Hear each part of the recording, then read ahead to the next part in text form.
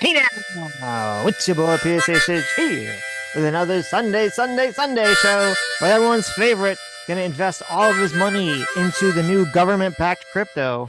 Adam Friended. What's up, everybody? It's Sunday. What are we talking about today, Sitch? Oh, I'm so looking forward to this show. Today we're talking about very, very happy things. Very Happy. positive. Oh my very God, you read my mind. Oh, Yes. That's exactly what I want.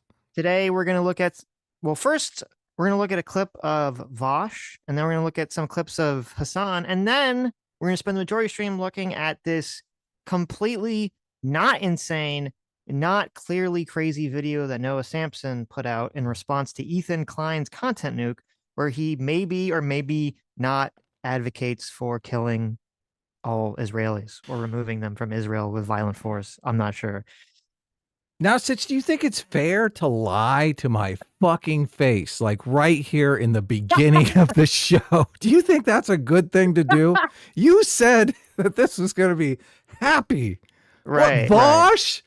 Vosch, Listen, really? Vosch? Listen, it's been a long time, okay, since we've seen some short stack goblin content. Why would you All right, do so this? you know, it's like slipping on an old shoe, right? That you haven't worn in a long time. You've like kind of run the tread off of it, but you're like, oh, I remember these pair. They got me through the long days and nights of yore. So Okay, well, if we must, I guess, if it's truly necessary. well, it's interesting. So in this clip here, Vosh seems to be talking about that all Trump voters, he seems to be saying that all Trump voters should not be allowed to vote anymore or something to that effect. Oh my God. You fucked up, guys. You can't vote any longer. No more. You messed up this time. Yeah, so we're gonna watch a couple minutes of this, but here, let's jump. Wasn't he accusing Trump of being a fascist? Like, how is it if you just take half the country's vote away? That's not fascism? Well, if the people whose vote you take away are fascists, then you're okay. on the side of freedom, right? Okay, yeah. The paradox of tolerance. Exactly. Way, like we talk about you know, the post-Civil War reconstruction didn't go far enough, or like denazification didn't go far enough. Both of these things are true. And I'm going to say it here as well, like de-MAGAification, like making this country truly great, there is not going to be reconciliation after this shit, man. Like, if you voted for Trump, if you were on board with any of this, like, you are a plague to this country. You're a disease. You're a criminal. Holy shit. So we've gone from disease and criminality. Okay, so we're invoking full on sort of, you know, what's it Jordan Peterson always say about the Nazis? He's like, Hitler talking points here. Yeah, all the way, right? Accusing other groups of being diseased, triggering that disgust mechanism is a surefire way to get people riled up for violence and all that stuff. Oh yeah. Yeah. Now, this is like a little bit in the stream, the thing I guess has got him very riled up because they're talking about tariffs. And also they're very, very riled up about the kid that they're trying to deport or remove his green card from Columbia University. Or I shouldn't say kid, he's 29. The 29-year-old. Oh, I thought he was 31. People said he was 31. Someone said he was 31. I looked up an article said he was 29. So okay. Whatever. Not a kid, young adult.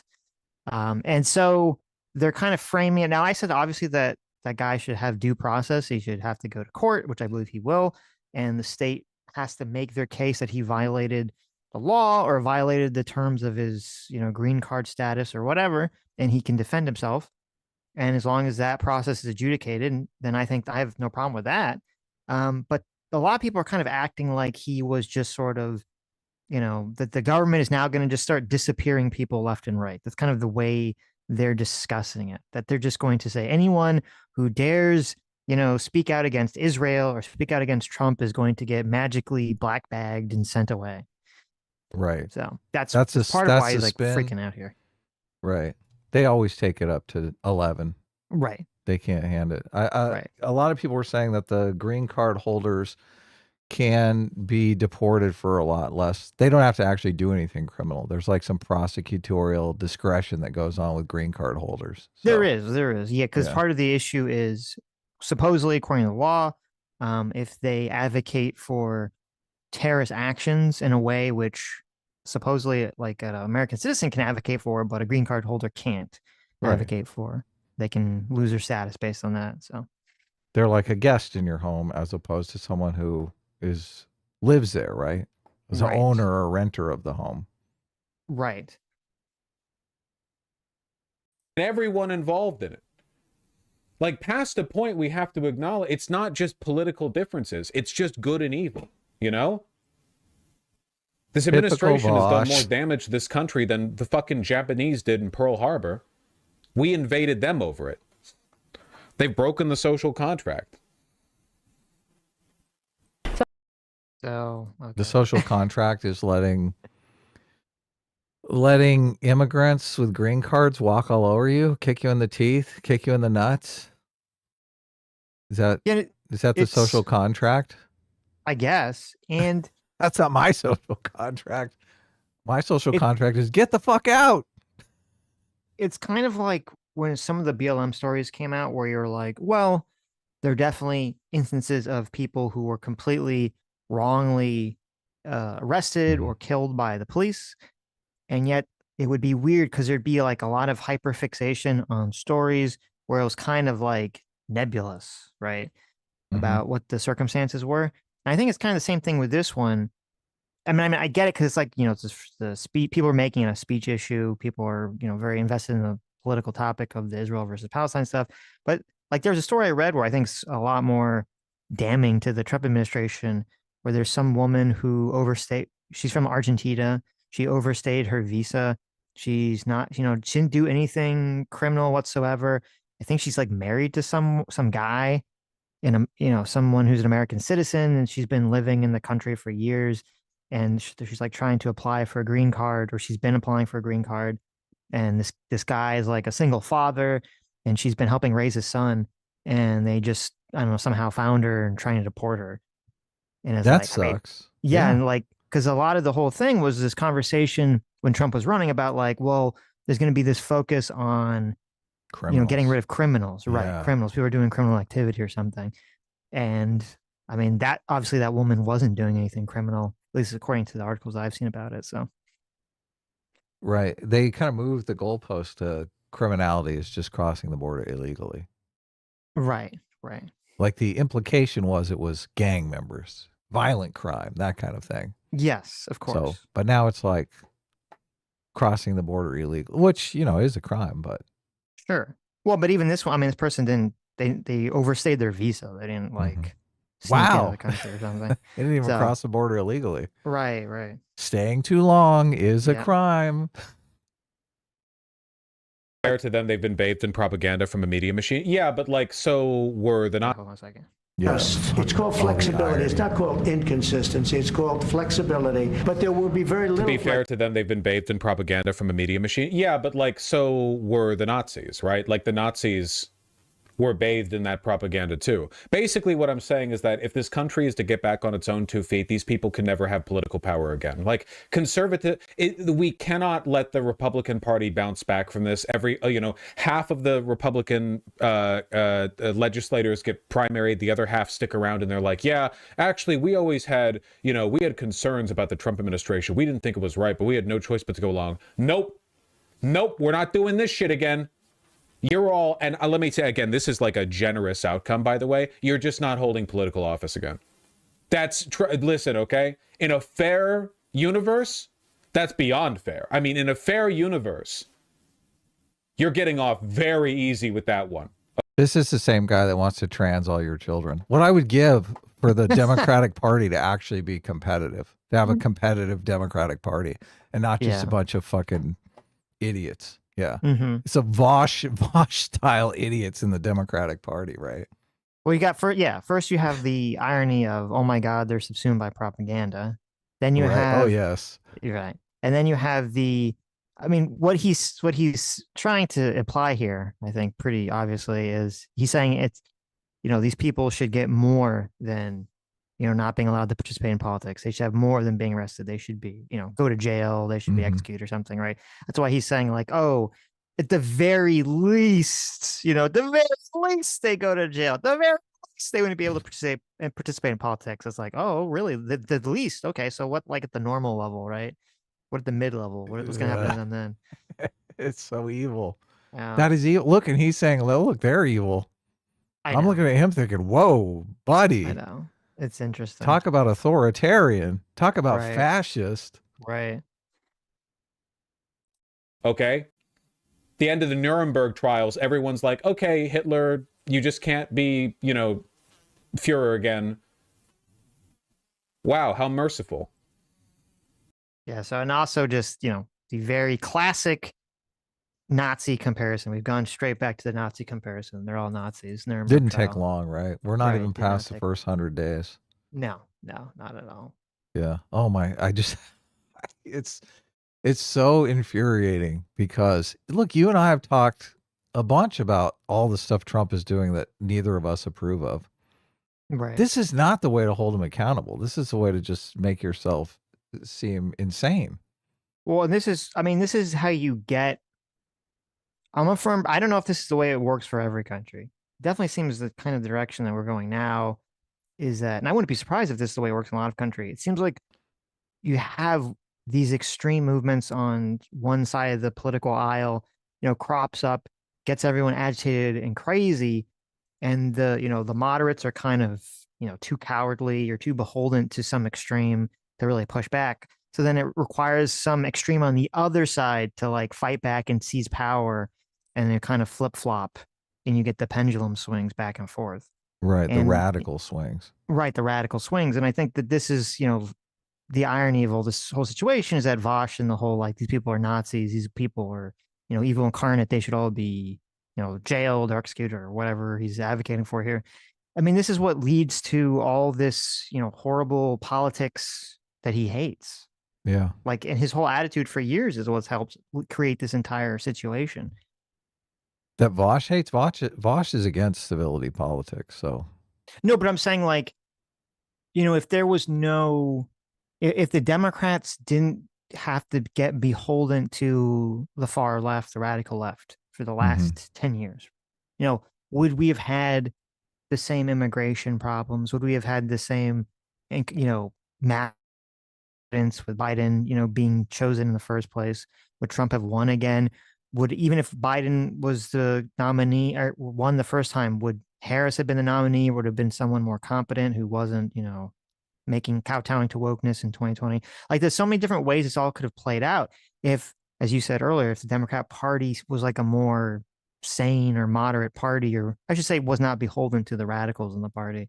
Yeah, that's a good way to put it. We're ripe for a third party that can capture, because it's really like 15 to 20% radicals on each side. So you've got at least 60%, if 60 to 70% there in the middle that a moderate party could take advantage of if they were willing to make policies that would cater to the center right and center left. So whether or not that's possible in our current climate is another thing. So, yeah, I mean, I don't think you're going to see a third party. I think we're going to see, well, the trajectory that things are on right now, obviously anything could change. But the trajectory we're on right now is the Democrats are going to try to pivot, or candidates who are pretty anti-far left, anti-radical, the Richie Torreses of the world. And you're going to have Shapiro and Newsom, try to pivot hard to the center, I think, in 2028. I think that's where the Democratic Party at least is signaling where they're trying to go. They're going to try to become competent. Yes. They're going to try to align their values with what the majority of Americans actually feel. Yeah. At least the majority of Americans that would be, potential Democrat voters. Then we can watch Vosch cry like a little baby. Oh my God. They all, it's going to be just epic tears of, non-stopitude. So.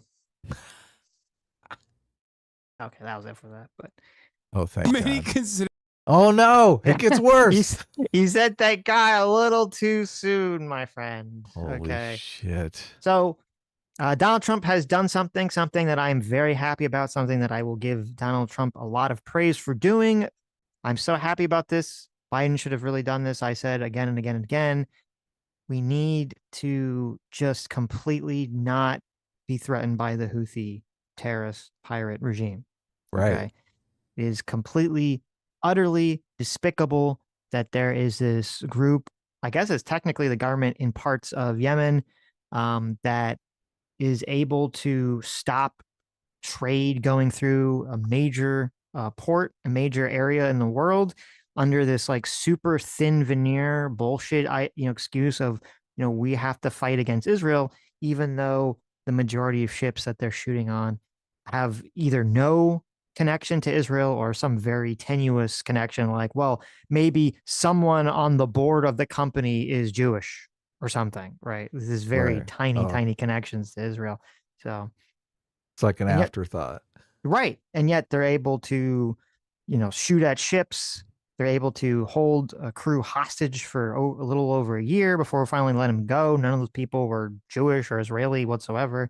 And it's just, I guess everyone just shrugs and say it's fine because, they're claiming that they're doing it to fight a genocide, right? So you can just do anything. You can do anything as long as you're saying you're fighting genocide, and I guess it's fine. Now, Yemen doesn't have nuclear weapons, right? Because No, we have nuclear weapons, don't we? we do. Yeah. We do. So, I mean, I sense a solution to this problem. Well, I don't know if that's, I don't think we want to break the seal, so to speak, on that one. the I'm not sure nuclear that's weapons. yeah. You I'm think not sure that's the nuclear correct- weapons are more defensive, more for a defensive posture? But look, I think no one would fuck with us anymore if we just like unloaded on the Houthis, right? I think there's a good reason that most countries, including the US, and I think even Russia and China, don't really want to break the moratorium on using nukes again. Right. I think that's for the best. What if So- it's just to make sure they work? Oh, so you just got to test it out. We Right, haven't used yeah. them for a long time, right? I'm gonna say no. I don't think. I think Okay. we can use normal ordinances. So. Okay. Conventional weapons. We have a lot of very destructive, high, impact, high yield ordinances that we could use. They're declaring the Houthis a terrorist organization, right? And they are planning on doing drone strikes or something like that. Correct? Yeah. Well, I believe Yeah. actually Biden had declared them a terrorist organization at some Right. point. Again, they were like taken off and then he put them back on again.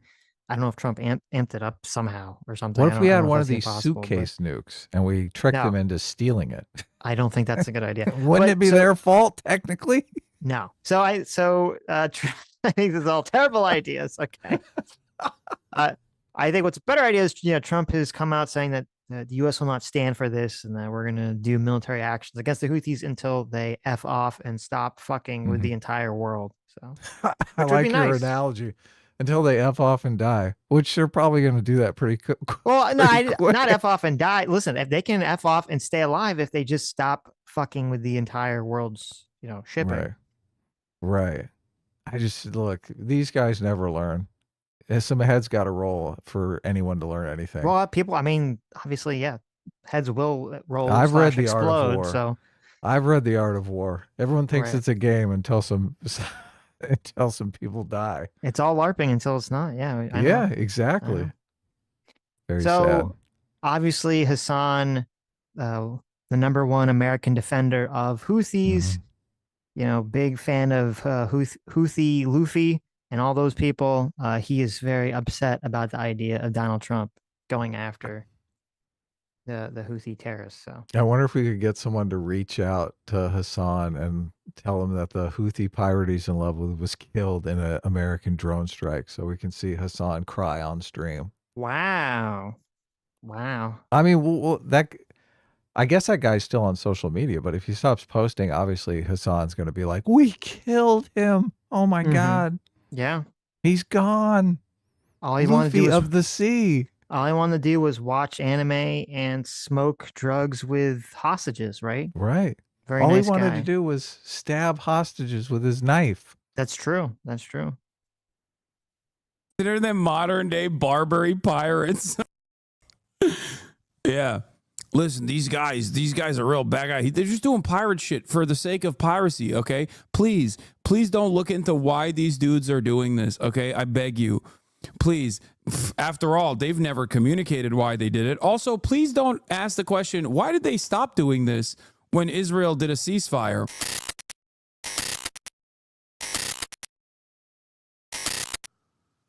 it is interesting, like based on the politics of the situation, what someone says is whether you trust them. So if, the police arrest someone or, have to basically arrest someone violently and they say, oh, the person was resisting, they're doing something wrong, right? Hassan will never believe that in a million years. Say, no, they're just horrible pigs that are abusing their power, scumbags.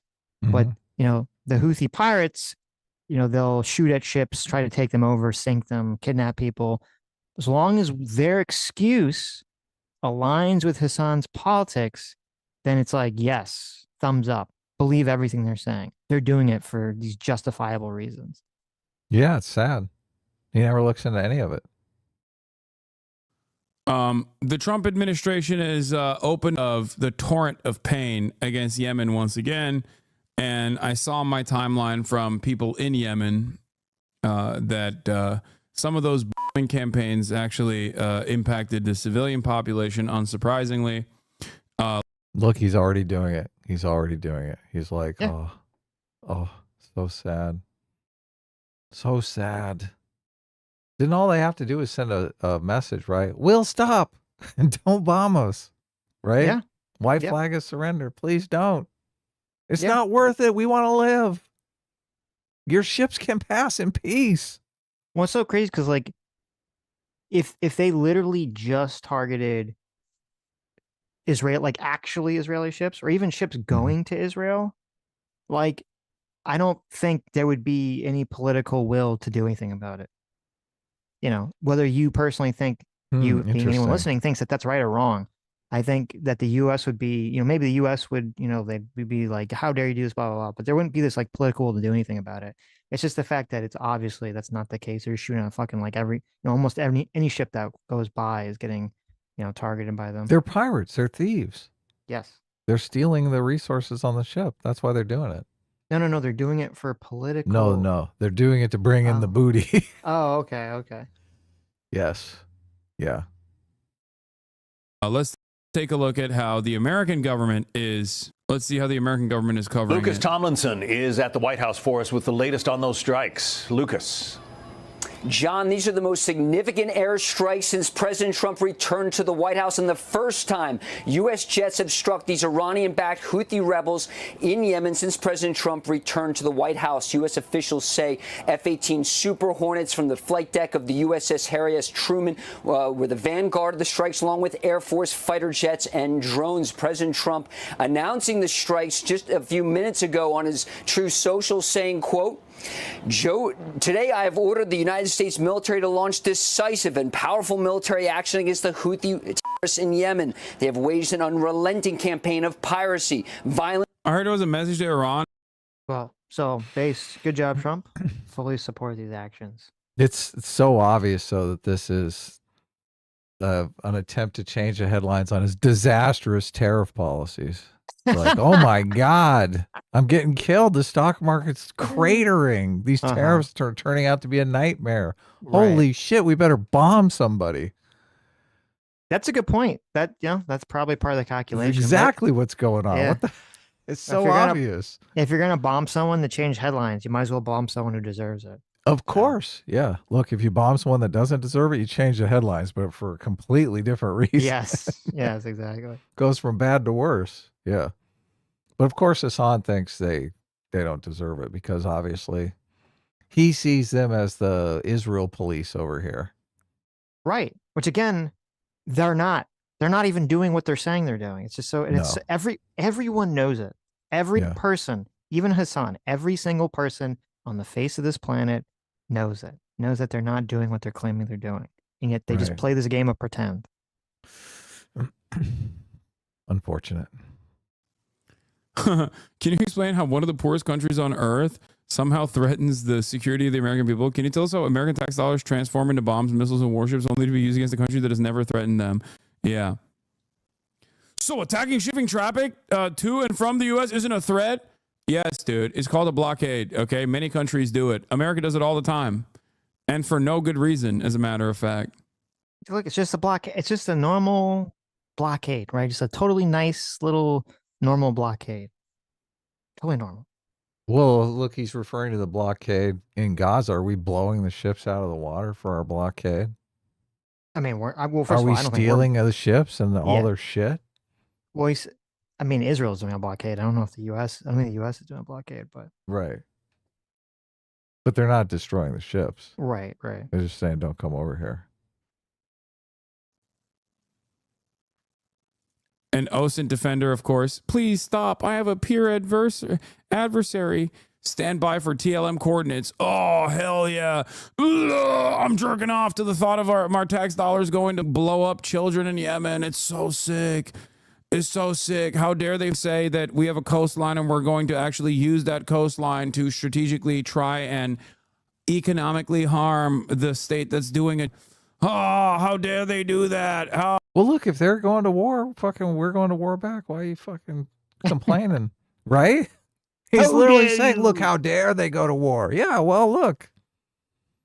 It is How what it dare is. America use its military assets to protect the fucking global shipping across the world? How dare you? Rah. See how it's like just a completely retarded argument anyone can make?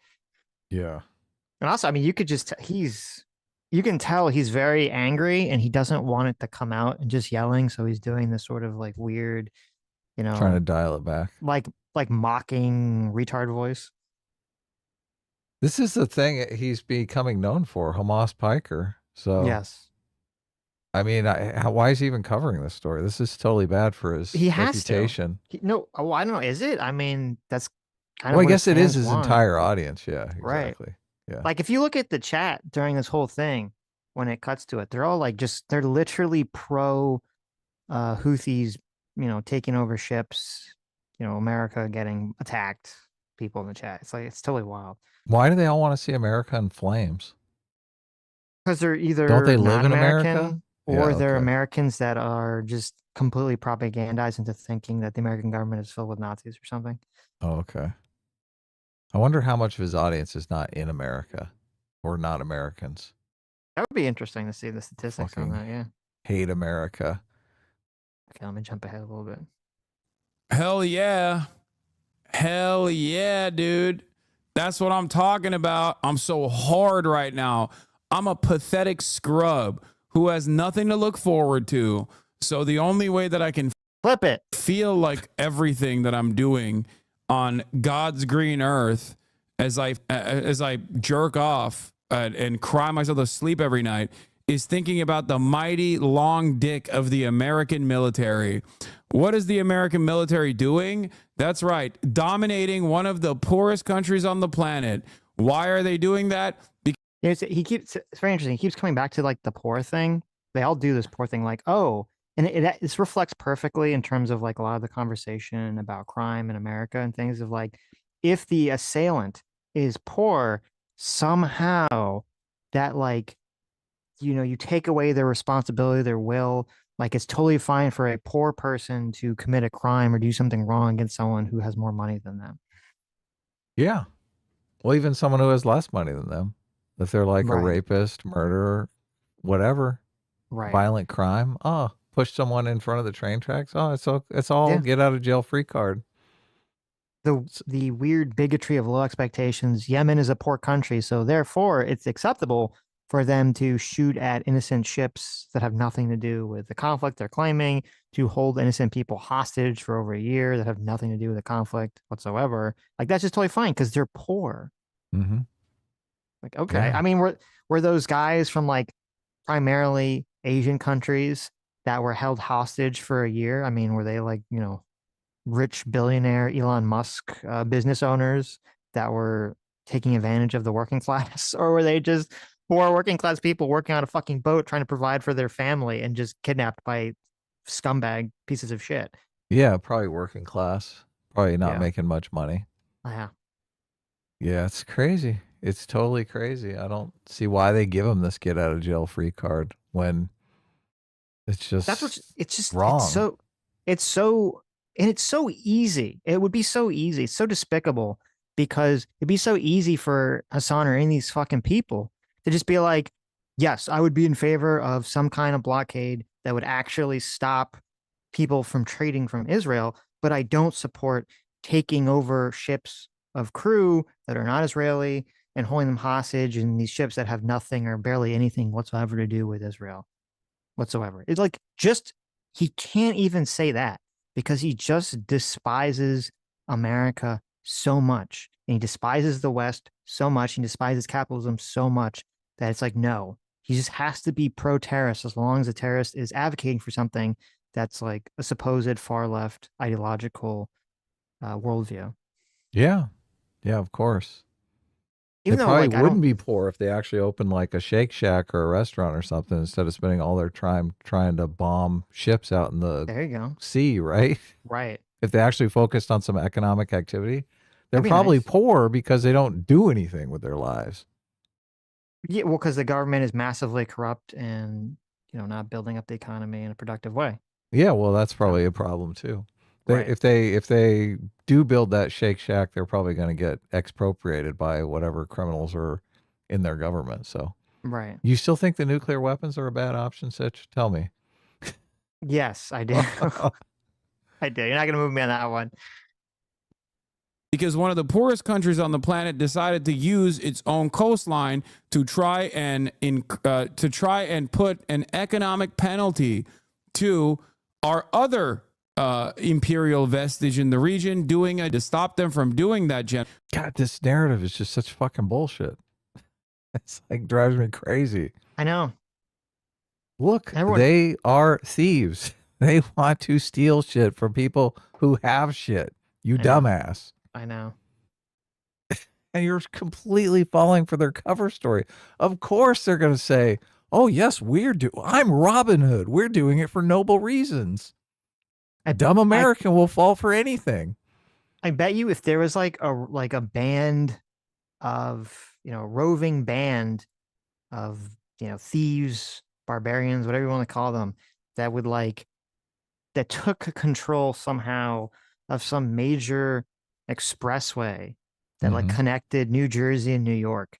And they said, we're going to, not allow anyone to enter the city of New York until we stop, the genocide in Gaza. Right. And they just started holding people hostage and taking all their shit.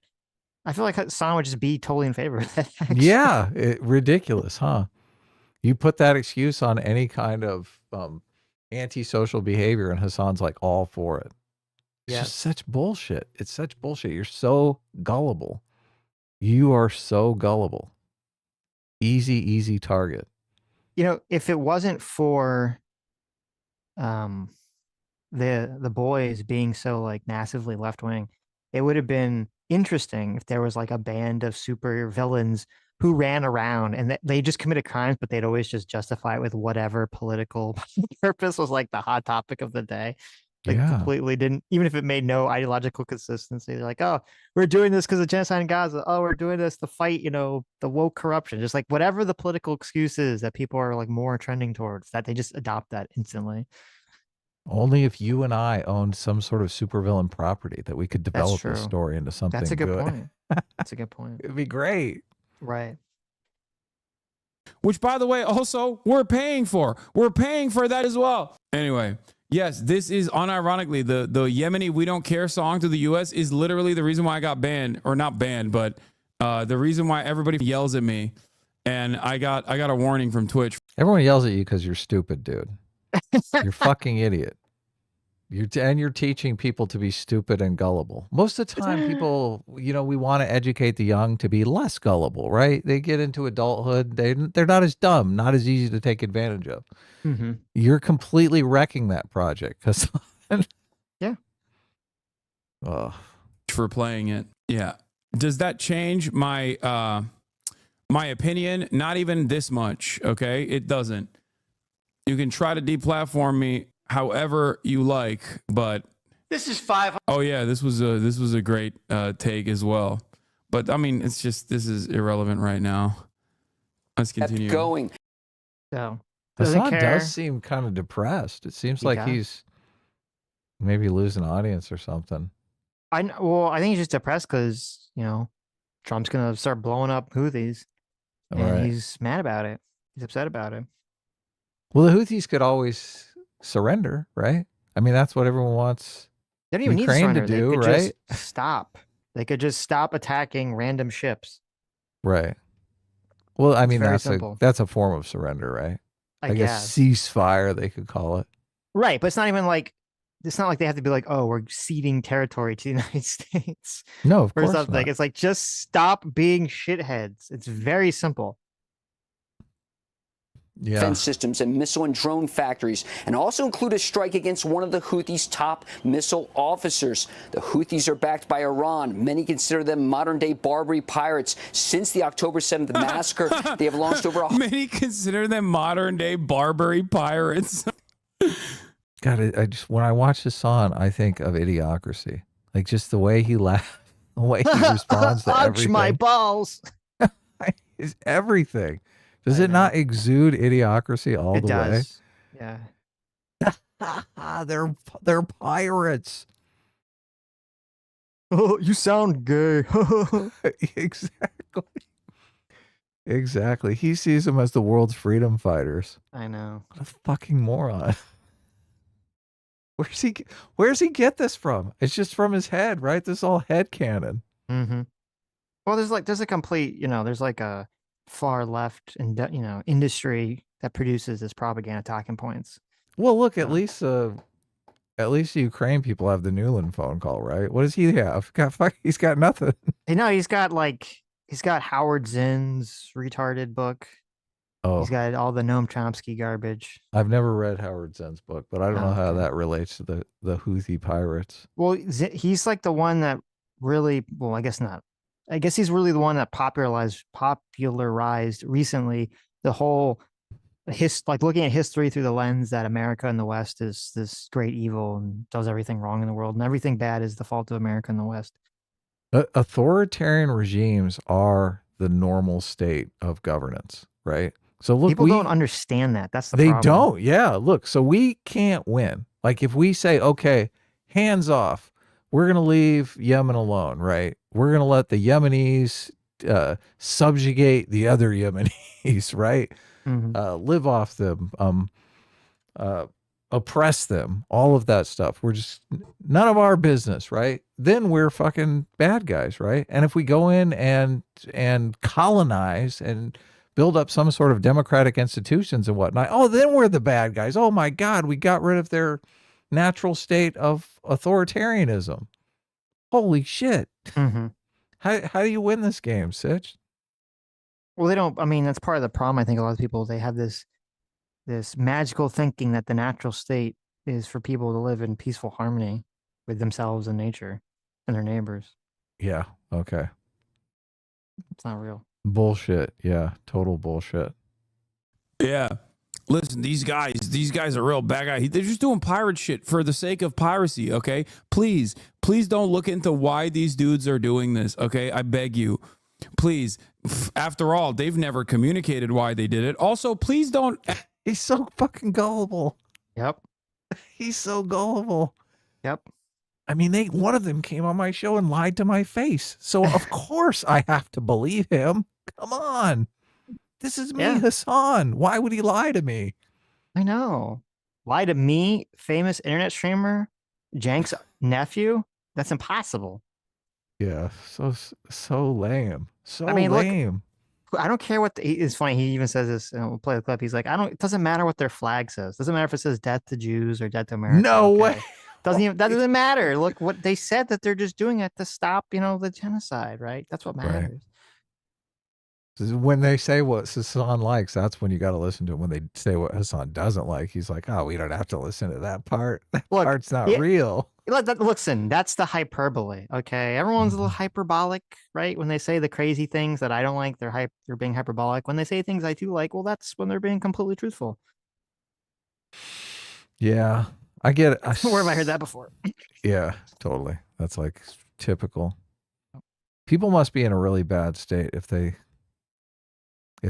think America is this bad. That makes me worry about the American economic situation. This is a complete misdirection, though. Yep. Ask the question, why did they stop doing this when Israel did a ceasefire?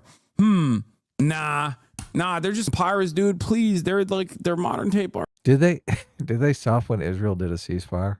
I find that highly suspicious. So they did stop for a few weeks.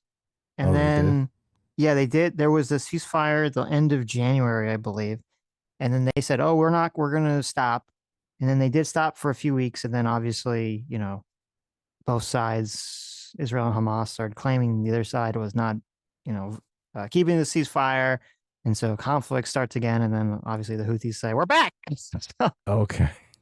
You know, to me, it's such an obvious, like, oh, you know, I don't think that the people in charge of the Houthi, you know, organization, government, I don't think they're stupid. I think they're very, very well aware that any ceasefire between Israel and Hamas is going to be a short-lived thing.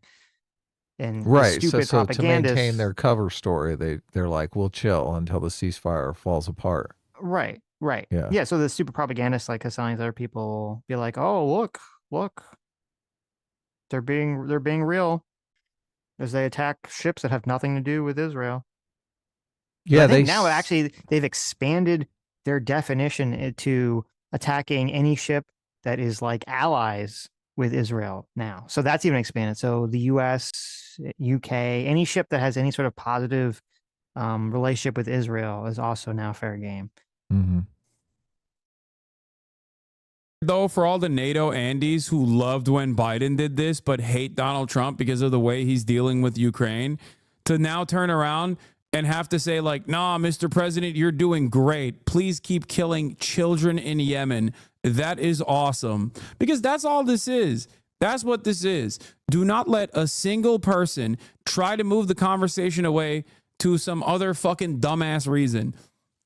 That's what that is. This is what's going on. They just want to, Trump and people just want to kill children in Yemen. We're like, we've specifically created missiles that they'll fire out. There'll be like one big missile and it shoots a bunch of little missiles. And the little missile has like a little camera on it and it seeks out small children to just blow them up. Yeah, just the children, right? They're like the missile will like see like a guy, like some, you know, Houthi pirate guy standing there. He's got like the gun and it'll go like right around him and try to like hit like a small child intentionally. Like that's the goal. Terrible. I don't condone that. Yeah, okay. That's because you're a coward. You want to nuke them, but you don't want to use the child missiles. Okay. Well, look, I had imagined that the nuclear bomb we could get the children out first. Okay. We'll have a child drive. We'll be like, look, get all the kids out. We're going to nuke you in 24 hours. It's very easy. Okay. You just there's a setting on the nuke that says like, it says like men over a specific age. It says bad guys. It says women and children. You just like do the little filters so that it won't affect women and children on like when you program the nuke. Yeah. So just like the nuke, when it goes off, it just no clips through, you know, the people you don't want to hit. Yeah. That would be great. Yeah. That would be good. Only bad guys. Right. Only people with evil in their hearts. There you go. I like that. The only evil in their hearts. But how come, listen, that's how you know. I think Hassan's right. That's how you know that the United States government and the military industrial complex is corrupt. Why are they not working on the only evil in their hearts bomb? Yeah, look, we could nuke those all over the world. It'd be great. We'll set some off in New York City. Shit, do Los Angeles. There's a bunch of assholes here. Well, there wouldn't be much of Los Angeles after that. Okay. Yeah, look, the housing prices would come down. There you go. There'd be a lot of free houses. Ansar Allah movement, okay, the de facto government of Yemen started a blockade openly after Israel did a genocide in Gaza, after Israel started a genocide in Gaza. They said, we will stop when Israel... It's ethnic cleansing, you dumbass. Israel stops its genocide. This is a moral position to take. Genocide just implies that they're trying to take out every Palestinian in the world, but that's not exactly right. Right, but they want to argue that that's what's going on, so... Not really. I mean, there's Palestinians all over the place, right? No, but I'm saying there's one arguing with Charlie Kirk at some university. He's like, I'm a Palestinian.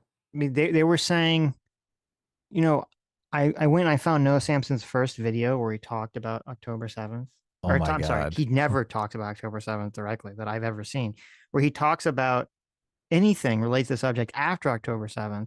Because I was curious to see, I don't know if he's ever, I don't know, and I couldn't find it. So if someone has it, let me know. I don't know if there exists a clip. And his Twitter account has been banned, so I couldn't actually do the October 7th test. I don't know if there exists a clip anywhere of Noah Samsen saying that October 7th was wrong. I don't know if it exists. It might exist, but I couldn't find Right. it. Okay. But I went and I looked at like his first video, that was like a few weeks or like a month after October 7th, once, Israel starts attacking Gaza. And like, even then it's like genocide, genocide, genocide, genocide, genocide, genocide, genocide. Like right immediately they're on that genocide train, like as soon as right after October 7th. Yeah, he does it in the video we're going to watch. It's Yes. just super fucking annoying. I think Israel, I mean, obviously, I understand the threat that they're facing. The Gaza people, Hamas started it. Obviously, we wouldn't be where we are today if it wasn't for that. So, Right. and when they trot out the intention, at this point, I think you can say the ethnic cleansing is intentional because it seems like they just want everyone moved. So, Yeah, I agree. is it ethnic cleansing if they move them to a different place? I think it technically is. That is, obviously, that's the definition of ethnic cleansing. yeah. So He's trying to clear someone out from an area. Trump is like, oh, it's going to be so beautiful. The ethnic cleansing is the place that they're moving to is so much better. They're going to love it. They're never going to want to leave. It's going to be amazing. That's basically what he's saying, right? I mean, it's just kind of ridiculous what he's saying.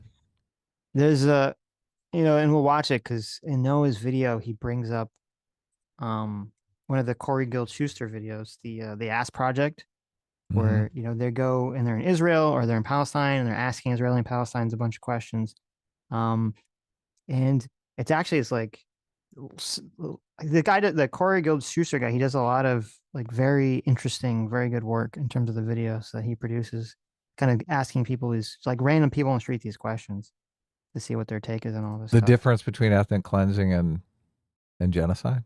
Is that what he asked? Well, like one of the videos that we can watch is, he's going around asking Israelis, do they want to ethnically cleanse the Palestinians? And what do they say? Oh, I guess we're going to we'll watch see. it. I'll watch it. Yeah. I can't wait. It sounds exciting. I know No what I would matter say. what people. You would say nuke them. Terrible. I would say, where's the evil in your heart nukes? Exactly. Let them rain down. Right. The pillars of smoke are elevators to God. The thing, like, I know that we're being very glib and dark and kind of dark humor. This about the whole is thing. I'm trying to lighten it up. This is pretty depressing. Oh yeah, no. Listen, when we watch some of those Corey Guild-Schuster videos, oh my God, it's so depressing. Because there's one that we should watch where he's asking people in Gaza who are like sitting in like rubble. There's just like rubble everywhere. He's asking them about like, do you support he's literally like, do you support Trump's plans for Gaza and shit? And it's like crazy. And it's like the depths of human suffering in the world is just so endless and dark and fucked up. And it's very, so like on one hand, like I completely understand people's empathy for, innocent Palestinians in Gaza who are just like a random person who's just, everyone's dying around them. They've lost their entire world. And it's just so fucking horrible. And then at the other hand, it's like, okay, the depth of human suffering of, there's another Corey Guild-Schuster interview. It was kind of interesting. He's asking Israelis about should Israel be providing food to Gazans who are like starving. And he's just asking like this random person this, and he goes into like it's like a convenience store and he asks the person behind the cashier, and she's like, turns out she was literally at the music festival when oh my God, she's like, fuck that. Yeah, yes, basically her and her boyfriend were literally at the music festival when the the Hamas terrorists came in and started like killing and raping and kidnapping everybody, and she and her boyfriend managed to escape. And it's just like, that's what I'm saying, like the depths of just human suffering and human depravity and the complexities of all these horrible situations, and trying to figure out some way that people can live without just committing atrocities to each other. It unfortunately seems like it can become rather complicated and difficult to deal with. And so it's so obnoxious to me that you have kind of like the retards like Hassan and Noah Samsen, who just want to simplify everything to like, duh, bad guy. And it's like, okay, that's not like, I don't think they actually believe in peace or anything, because obviously they're advocating for things that are just completely not feasible, completely impossible, completely retarded. But I mean, I don't think they care. Yeah, it's completely ridiculous. You know, if I'm at a music festival with you and I see you gunned down in front of me, like I'm for the ethnic cleansing, dude. Get them all the Right. fuck out of here. Yeah. Like the Well, gloves yeah. are off at that point. Fuck Right. you. Yeah. Right. Look, and I don't see how people can't understand that. They can't, they don't fucking get it. Like people have an amazing power for forgiveness that I'm often just mystified by, because the norm is fuck you, I'm getting even, right? You scratch my car and I'm going to take out your whole fucking family. That's the norm. Yeah. Yeah, I think the norm is, unfortunately, it's revenge, but it's also, it's the prisoner's dilemma. It's just this fear, which often can be very justified, of there's this other person, this other prisoner that's going to try to destroy me or screw me over. So I have to destroy them first. Right. And when you've seen that, like you're at the Yes. music festival and Yes. you've seen evidence of that, you're like, You've oh, we witnessed it, fucked yeah. up. We treated these people nice. Yeah. Holy shit. Yep. How stupid are we? Yeah. We're not going to be that stupid again, right? Exactly. So that's just so sad. So sad. And then all these people commenting on it who just are a world away in their comfy fucking West Hollywood mansion, right? Oh, so evil. And people who just want that dopamine rush from the internet, right? Going after somebody that they feel deserves it, right? So Of that course. they can be malicious to somebody. Right. So fucking The Huxley yeah. quote, yeah. The Huxley Moral quote trait. all the way, yeah. Yep. We should just put People that say, "Oh, Huxley they're quote in the description so we can say refer to the description of the video. You know, I'm going to do that. I'm adding the Huxley quote to the description of the video. Yes, right. It will be in the description of our video going forward. I have it Yes. on my desktop, so. Banner says curse the Jews or this or that. It doesn't. Oh, wait, here's the thing. Is genocide. This is a moral position to take. No matter what people say, oh, their banner says curse the Jews or this or that. It doesn't matter. Okay? They didn't do it because of anti-Semitism. They did it because Israel was doing a genocide. And guess what? Lo and behold, they literally stopped the blockade after the ceasefire was implemented. If they are doing this at the behest of anti-Semitism, they probably wouldn't have stopped. But they did. They stopped the blockade when the ceasefire started. And then a couple days prior, one of the spokespersons from the Ansar Allah movement came out and said, after Israel declared that they were stopping humanitarian aid from going into Gaza, which is, again, a human rights violation, a war crime, and totally a continuation of Israel's genocidal actions in Gaza, they said, we're going to put the blockade back on. We're going to put the blockade back on. We covered it here. You might not have heard about it in mainstream news because they don't give a shit about stuff like that. Okay. And that's why they said that they were going to implement a blockade. In that process, they shot down a drone, an American drone. What is this? Hey, I don't want people.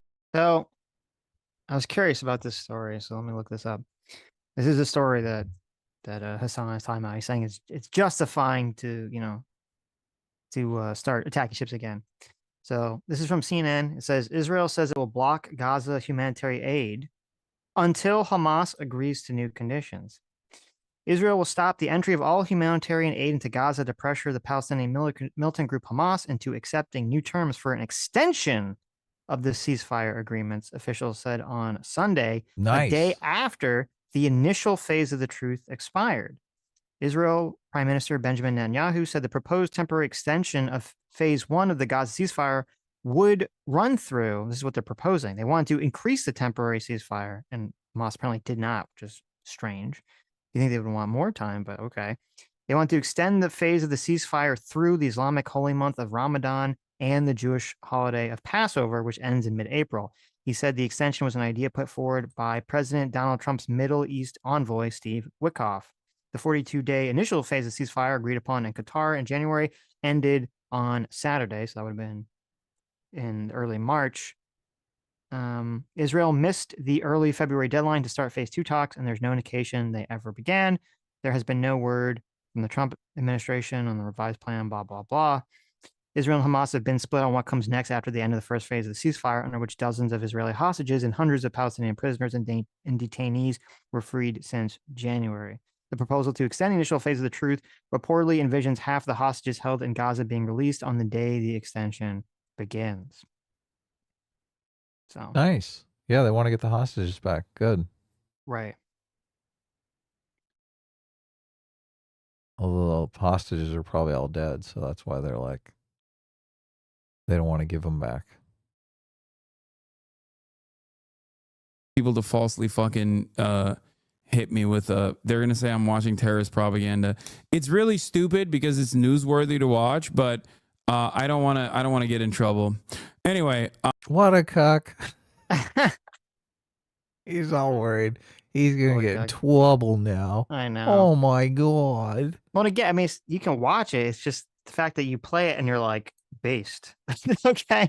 It's not like they always do this. They're like, oh, I mean, the news interviews all sorts of bad people. Yeah, they interview them and they don't just agree with them and suck them off. Right? It's so ridiculous.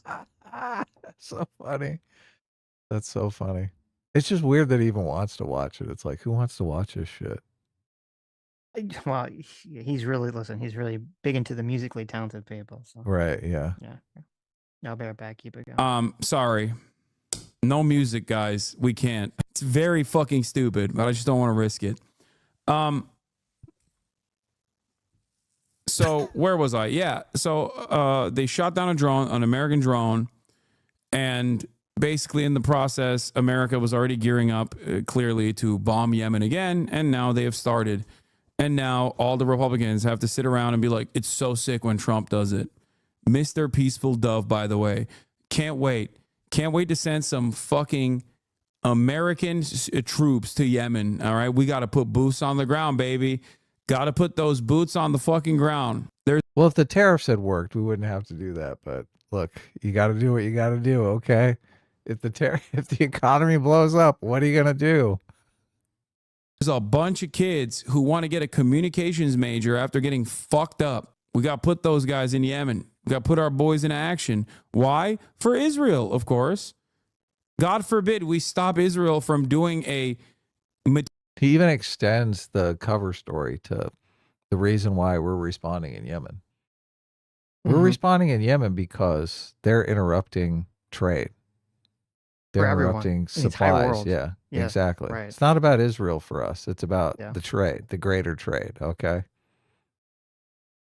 Materially and morally costly.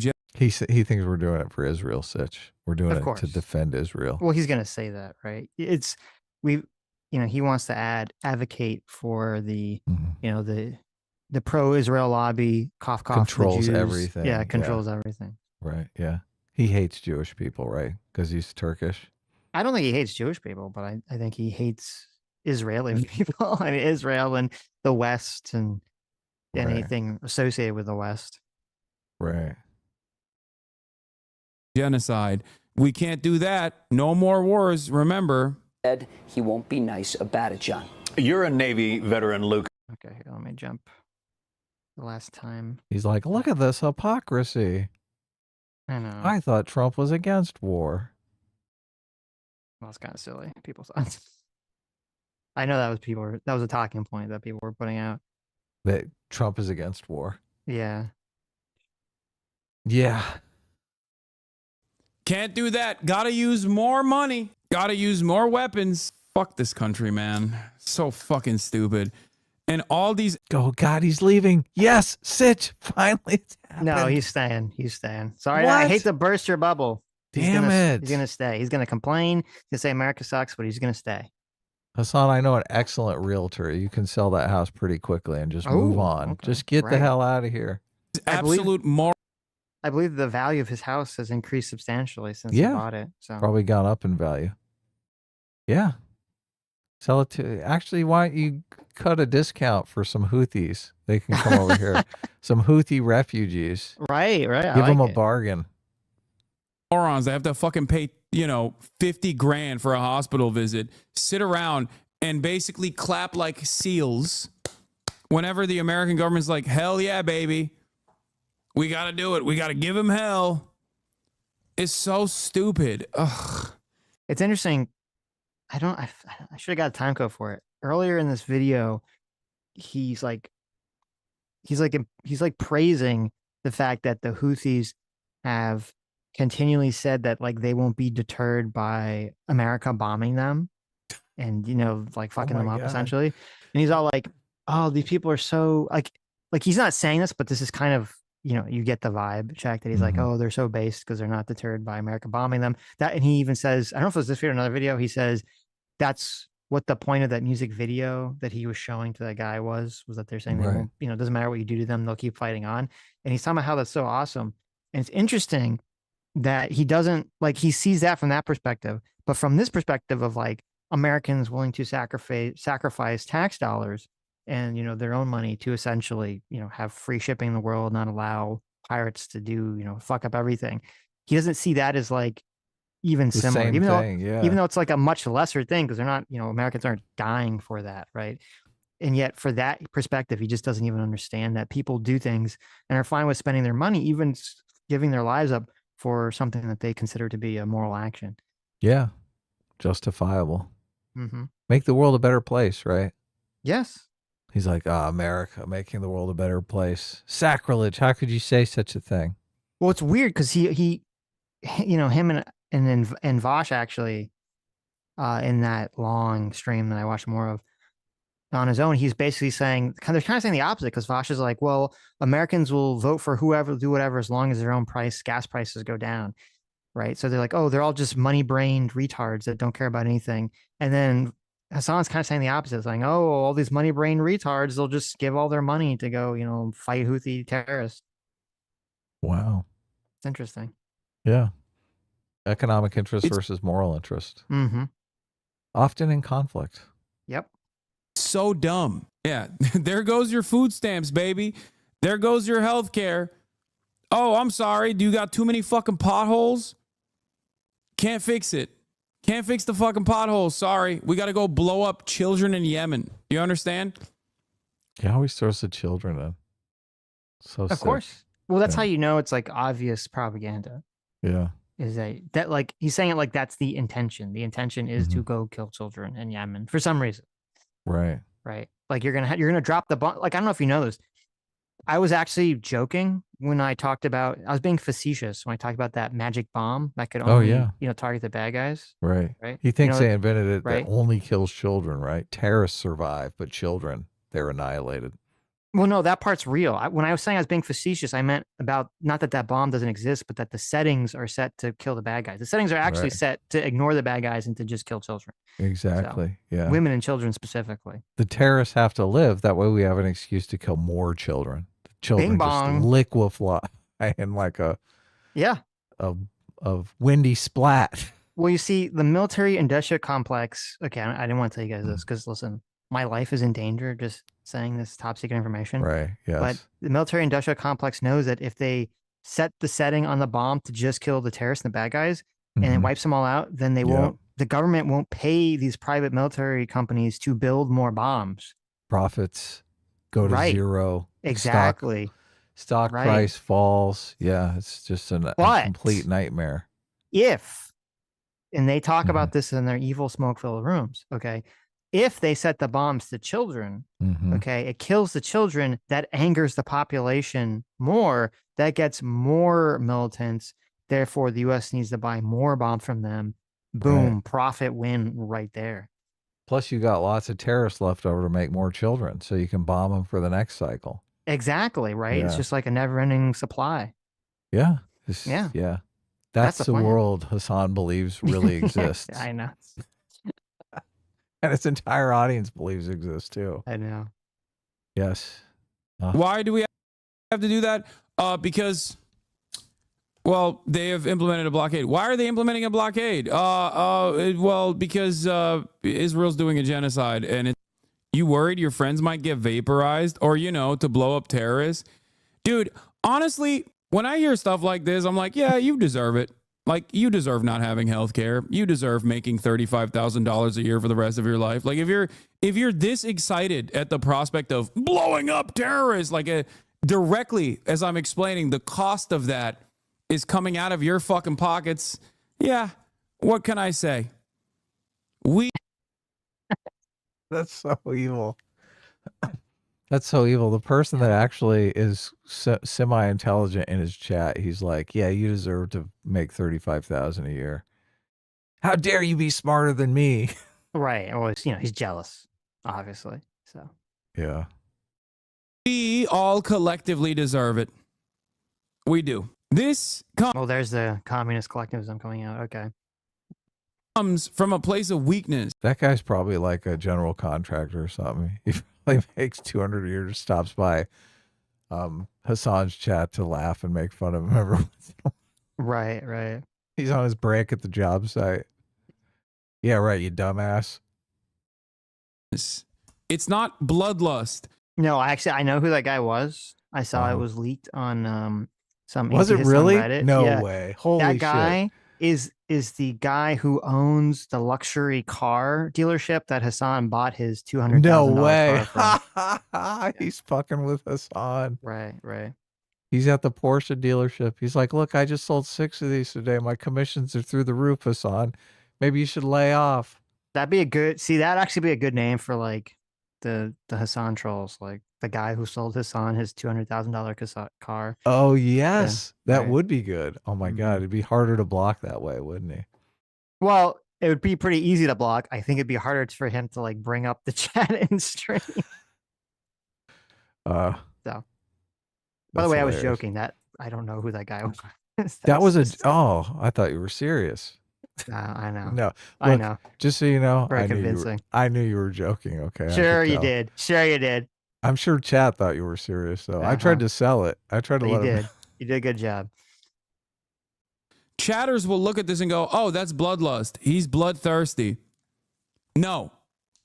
He's weak, and he recognizes that he's weak. He knows he is utterly powerless in the face of American empire. America will do whatever the fuck it wants to do.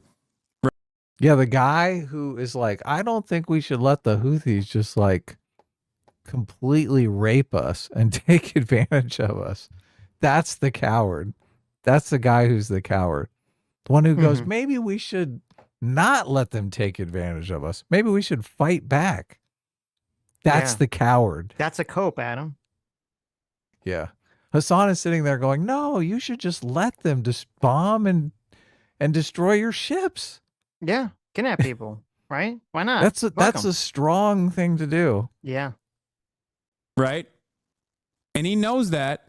So he's like, oh, please make this please make this be worth it for me. If he thinks that we're blowing up terrorists, if he thinks that like we're giving it to people that deserve it because they're evil people, they're bad people, then maybe that's, maybe then it's all right that the American government is deploying, 7 generations worth of wealth at one go to kill 9 children in Yemen overnight, which most likely will not even stop the blockade implemented by Yemen. Do you see? Where did the 9 children come from? Is that like that real reporting, or is he just throwing? It depends who the children are, right? Like if you went all biblical and you killed, the firstborn children of the Houthi leaders, like I don't know, it might stop then. You sent like a misty plague upon their lands. Well, they might be child soldiers. Who knows? They could have grenades. There you go. Right. We shouldn't kill the child soldiers. We should. That's true. Yeah. We should adopt them avoid killing the children. And we should turn them into good Western, Japanese, American, and also Japanese anime shonen protagonists. I mean, this is why a lot of these places employ child soldiers, is because they're like, this is an ethical dilemma for our enemies. Right. Right. Yeah. So sad. I take back what I said earlier in this clip. I don't think Hassan is smart enough to realize that what the Houthis are telling him are just obviously lies. I think. Oh yeah, he totally buys it. Yeah. Yeah, I think he's just that. He is. He probably paid $40,000 over market for that Porsche he bought because he's just that big a sucker. Mhm. They're like, oh, it's Hassan. He wants him to buy a car. Oh, that guy will believe anything. Mhm. Holy shit. Okay. Well, that's enough of us on here. Let's go on to. If you like my videos. Oh my God. Now we are going to Pulp Fiction this. Okay. I'm going to play the Good. intro. We're going to play the intro. Then we're going to go to the very end. We're going to hear the conclusion. Then we're going to work back to see how we get there. Nice. Okay. I love it. Right. I like that Pulp Fiction editing you do.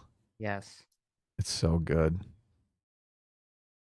This is there we go. Okay. But let me read some When super Sitch chats. does his face reveal, you guys will all see that he's actually John Travolta. They're going to say Quentin Tarantino. No. That's true. I don't have a foot fetish, so it can possibly be me. Stug, thank you so much, Stug, for $100. Wow. Holy shit, Stug. My God, your crypto must be exploding. Look at that. Thank Stug you. said, I know. He's the look one at- that got the extra 40 grand out of He that is. sucker. He is. Look, Stug got in and out very, very good on the Melania coin, on the Trump coin, Oh, sweet. on the Malay coin, right? He basically Yes. got in before the rug pull, so. I got diamond hands on Melania coin. I'm in for life. Oh, real? Okay. Greetings. I've been recently scammed by you two. Oh, look at that. What? Look at that. I just want to say that I thoroughly enjoyed reading the scam. I send you this, Benjamin, and hope that one day I may be scammed yet again. Well, that's very kind of you. Look at that. So he's talking about the comic. I still have comics. If you guys want to get one and you're in the United States, you can order one on PayPal. Link is in the description. But thank you so much, Stug. And David Puff did a great spoiler-free review of the comic too. He gave us a 9 out of 10. So I don't think we've had a bad review yet. So I'm glad you enjoyed it. Look, Sitch and I, we're legit. We know how to write a story, okay? We know how to give you an ending that's satisfying. So thank you. And yet still, Mm-hmm. Rat leaves room for another one. Yes, for another epic ending, right?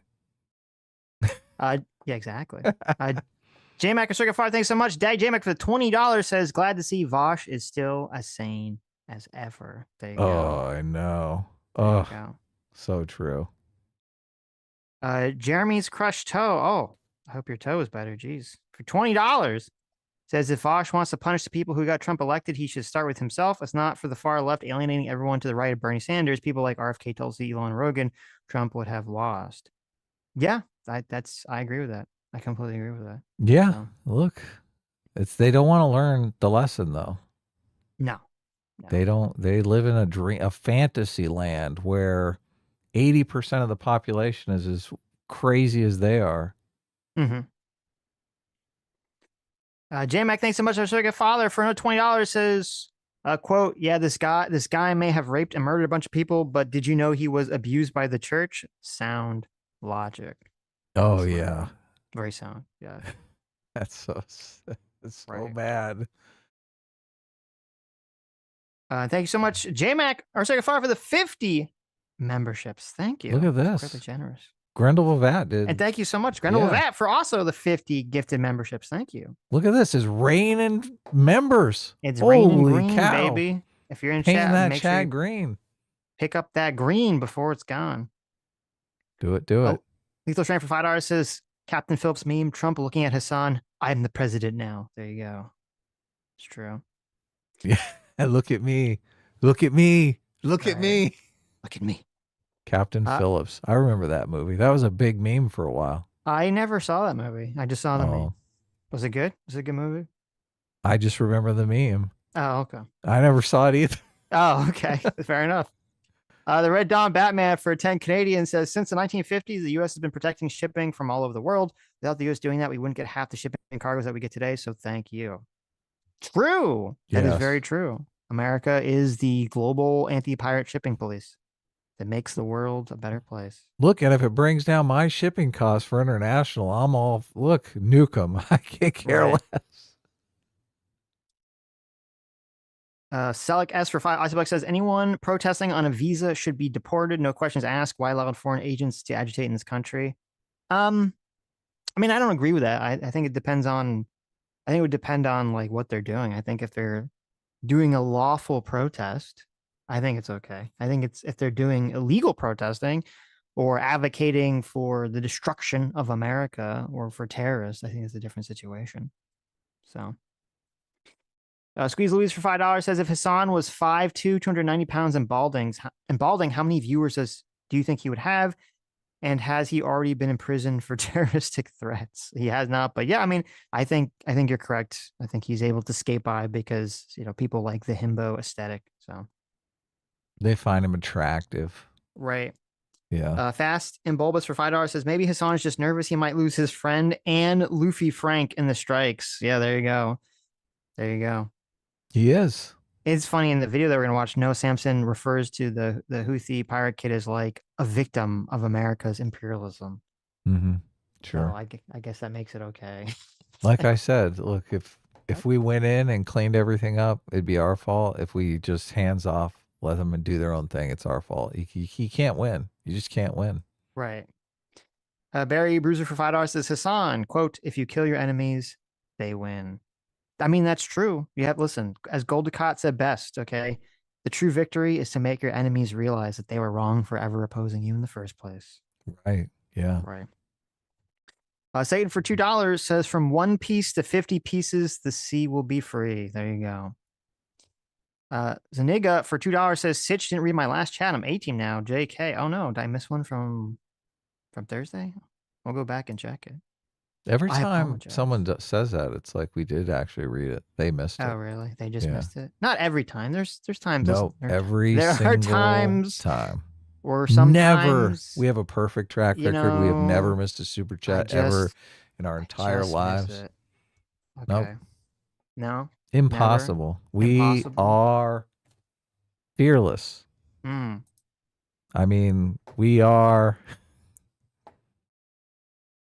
We're what? fearless. Fearless. I mean, I'm Control F on your name, Zuniga. I'm trying to say that name, I'm not getting in trouble. And I'm not seeing it. I'm not seeing it. Yeah. See, look, Oh, I okay. told you. I don't know. Always Well, correct. send it to me on X message or something. I'll read it. Okay. Here we go. Look at this. So we're going to do a Quentin Tarantino. We're going to watch the intro. We're going to go back to the end. Maybe we'll even jump to some parts of Ethan's video to see what his actual arguments were. And then we'll go through this. Noah Samson is like, I see an opportunity here to really. This video, Go ahead. I've seen video responses to Ethan's content nuke. Right. Usually there at least some semblance of trying to try to attack the points he made. This video is unique in terms of that it doesn't really actually try to attack the points that Ethan has made, and also seems to be mostly an hour-long video simply trying to justify using violence against Israelis and possibly even people that support or believe that Israel's right to exist. That seems like that's the entire point of this video, which is kind of psychotic to me. Zionist. Yes. Right. So it's all just excuses for violence. That's how it reads to me. So I'm curious as to what everyone else thinks. Oh, wow. If you like my videos and want to help me make more of them and faster, consider joining my Patreon. Thanks. About a month Yeah. You want to support violence against Israelis? Sign up to this Patreon. ago, the 6 million subscriber YouTube channel H3H3 Productions released a video called Content Nuke Hassan Piker. In this video, the host, YouTuber Ethan Klein, alleges that the political streamer Hassan Piker is an extremist that supports terrorism and terrorist groups. And over time, I started to learn that my co-host, he really likes terrorists. Promotes anti-Semitism and is radicalizing his viewers to do the same. He accuses Hassan of being a rape denialist and goes on to accuse him of prolonging what he calls the Israel-Palestine conflict with his radical views. This conflict will never end until people realize that Palestinian liberation and Israeli security are not mutually exclusive. You need both. And it can be done, but not while people like Hassan lie, propagandize, and incite hate. It's people like him, ironically, that prolong the conflict indefinitely. In this video, I can't believe Ethan said that. What a radical, psychotic, genocidal maniac. Did you hear that? Did But you he's hear right. that? He's Okay. 100% correct. So Hold on. I have to hear that. I'm just in disbelief about what he just said. Okay. This conflict will never end until people realize that Palestinian liberation and Israeli security are not mutually exclusive. Oh my God. Palestinian liberation and Israeli security are not mutually exclusive. Wow. That sounds like the words of a genocidal dictator. sounds wants more to like kill. a peacenik to me. I mean, God. geez. Despicable. Here, read what's on the screen there for us, Sitch. What does that say? It's a person who was taken hostage explaining about how they were sexually assaulted. Right, yeah. Yeah. That's what's going on the screen. Right. So. Indefinitely. In this Now, it's interesting that, Noah plays that clip. Well, I guess he doesn't mention anything about the sexual assault. Yeah. Well, not only does he not mention anything, throughout this video, Noah he lies directly, and I'll show you how. But he keeps saying that there's been no reports. He keeps making it sound like all the reports of sexual assault have been disproven or discredited. There's one in his video. I know. He's literally playing, the clip of the girl talking about being sexually assaulted. So. this video, Ethan also criticizes Twitch, the platform that Hassan streams on, accusing the company of having a systemic problem of anti-Semitism. He cites the company's open support of Hassan, its sponsorship of a live event that Ethan claims was anti-Semitic. I feel like this is indefensible, blatant, obvious anti-Semitism, and this was greenlit by Twitch to appear on their main stage. And its alleged discrimination against Jews through a recent ban on new account signups from Israel. So I'm going to tip my hand a bit here and say at the outset that this video is quite possibly the worst video I've ever seen. It's plagued with factual errors, misrepresentations, contradictions, and overt pro-Israel Bush-era U.S. State Department propaganda. For a more thorough... Well, okay, so before we get into Bush-era propaganda, so I wrote down, this is what Noah said. He said, Ethan says that Hassan supports terrorism, promotes anti-Semitism, is radicalizing viewers, is a rape denialist, is helping prolong the conflict through propaganda, and that Ethan is criticizing Twitch for supporting Hassan, for being anti-Semitic, and for IP blocking people from Israel. Okay. Which actually is a pretty good list of things that Hassan was talking about. I mean, that Ethan was talking about in his video.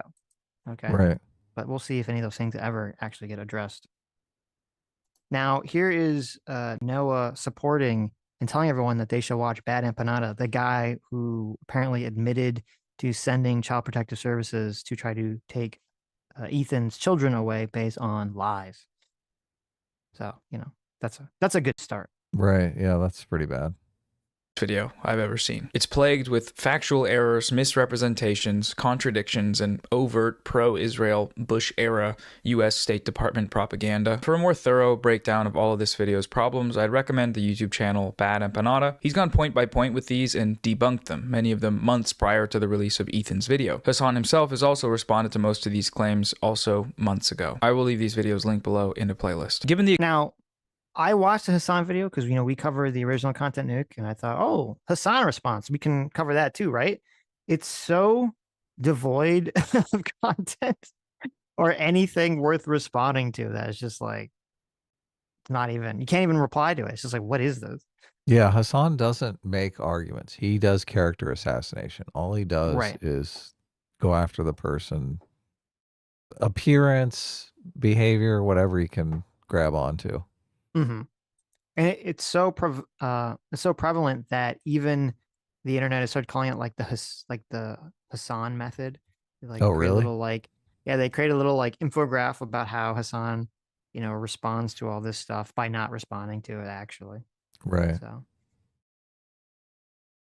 The existence of these dozens of other responses, I'm not here to repeat their arguments, you can just go watch them. No, the real reason I'm talking about Ethan's video today is less about what he says in it and more about what he doesn't say, the things he chooses to leave out. Save for a passing mention of an outdated, vastly underestimated death toll of Palestinians in Gaza, Ethan omits the Palestinian side of the story entirely. He doesn't talk about Gaza, he doesn't give any specifics about what Israel is doing there, and this is an issue for a few reasons, but mainly, all of the points he raises are directly tied to the Gaza genocide. The main targets of this video are some of the only groups in the world that have violently resisted Israel's genocide, and the few figures in independent media that are willing to tell the Palestinian side of the story. By leaving out the broader context.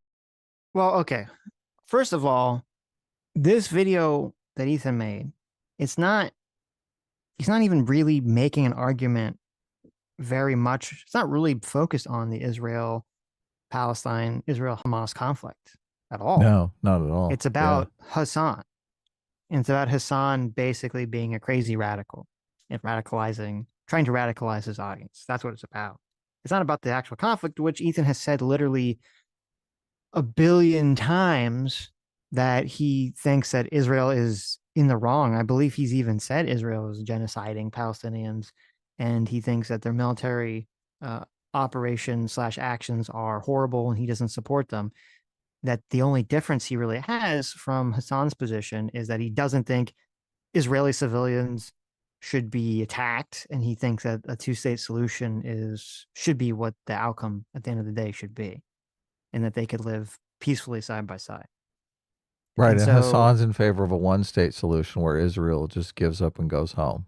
Yes. Yeah, right. Which is ridiculous and probably the same thing that Noah Samson's in favor of. So Hassan is a little bit more guarded, I think, a little bit more careful with what exactly he's in favor of regarding the one-state solution. Like, because he kind of says, I believe whenever he's asked directly, he'll say, oh, he's in favor of the magical one-state solution where it's like a magical democracy where all the people live together and they just vote and that's it. And they're going to vote on a democracy and they're all going to live in America, like an American-style country in the Middle East. But then when he was talking about the Houthis and the blockade to his streamer friend there, when he was showing him the Houthi propaganda, he was like, oh yeah, the point of the blockade is so that all the Israelis get mad that they can't get Amazon packages and move back to Europe or America.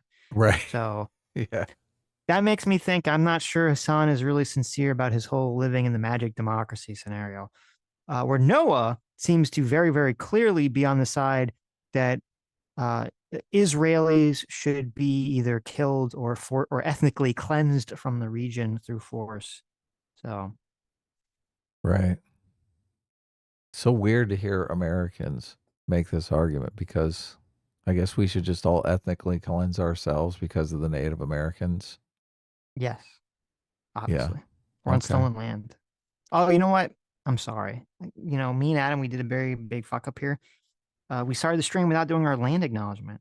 Oh yeah, we forgot the land acknowledgement. Yeah, my name is Sitch. I am a he/him shadow, and I must acknowledge that the land that I am sitting on today was probably owned by the BlackRock Corporation at some point in the past, and so I have taken it from them via force and financial transaction.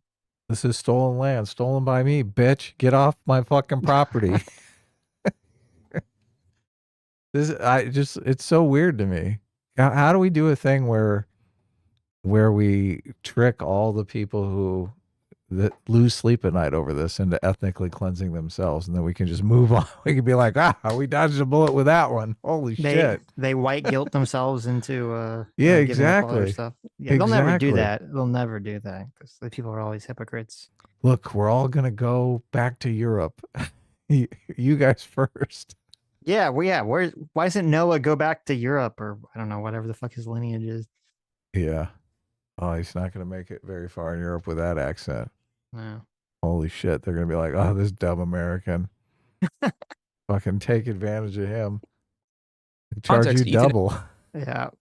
Is able to present a false perception to these millions of viewers about the motivations behind the people his video attacks. He's able to frame them as mindless, terrorist-supporting, America-hating anti-Semites, and not what they really are, which is mindless, terror-supporting, America-hating anti-Semites. I have a feeling he's going to say something like noble freedom fighters. Of course. Yeah. Genocide Activists. Stoppers, probably. Right. Yeah. is anti-genocide people that are against genocide. Western media. Wait, I'm against genocide. What the fuck? You're not really. You're pro-genocide, obviously. Look, a nuclear bomb has to go off once in a while, but I'm generally against genocide. No, I'm fully against genocide. Listen, I mean, Adam ethnic cleansing if it's done nicely. Adam is taking the Ozymandias approach. He's like, sometimes you got to blow up a giant squid in a populated city, killing millions to achieve peace. Okay. Right. Sometimes. I'm not going to feel guilty about genocides that had happened in the past that I did not participate in. So, wow. Yeah.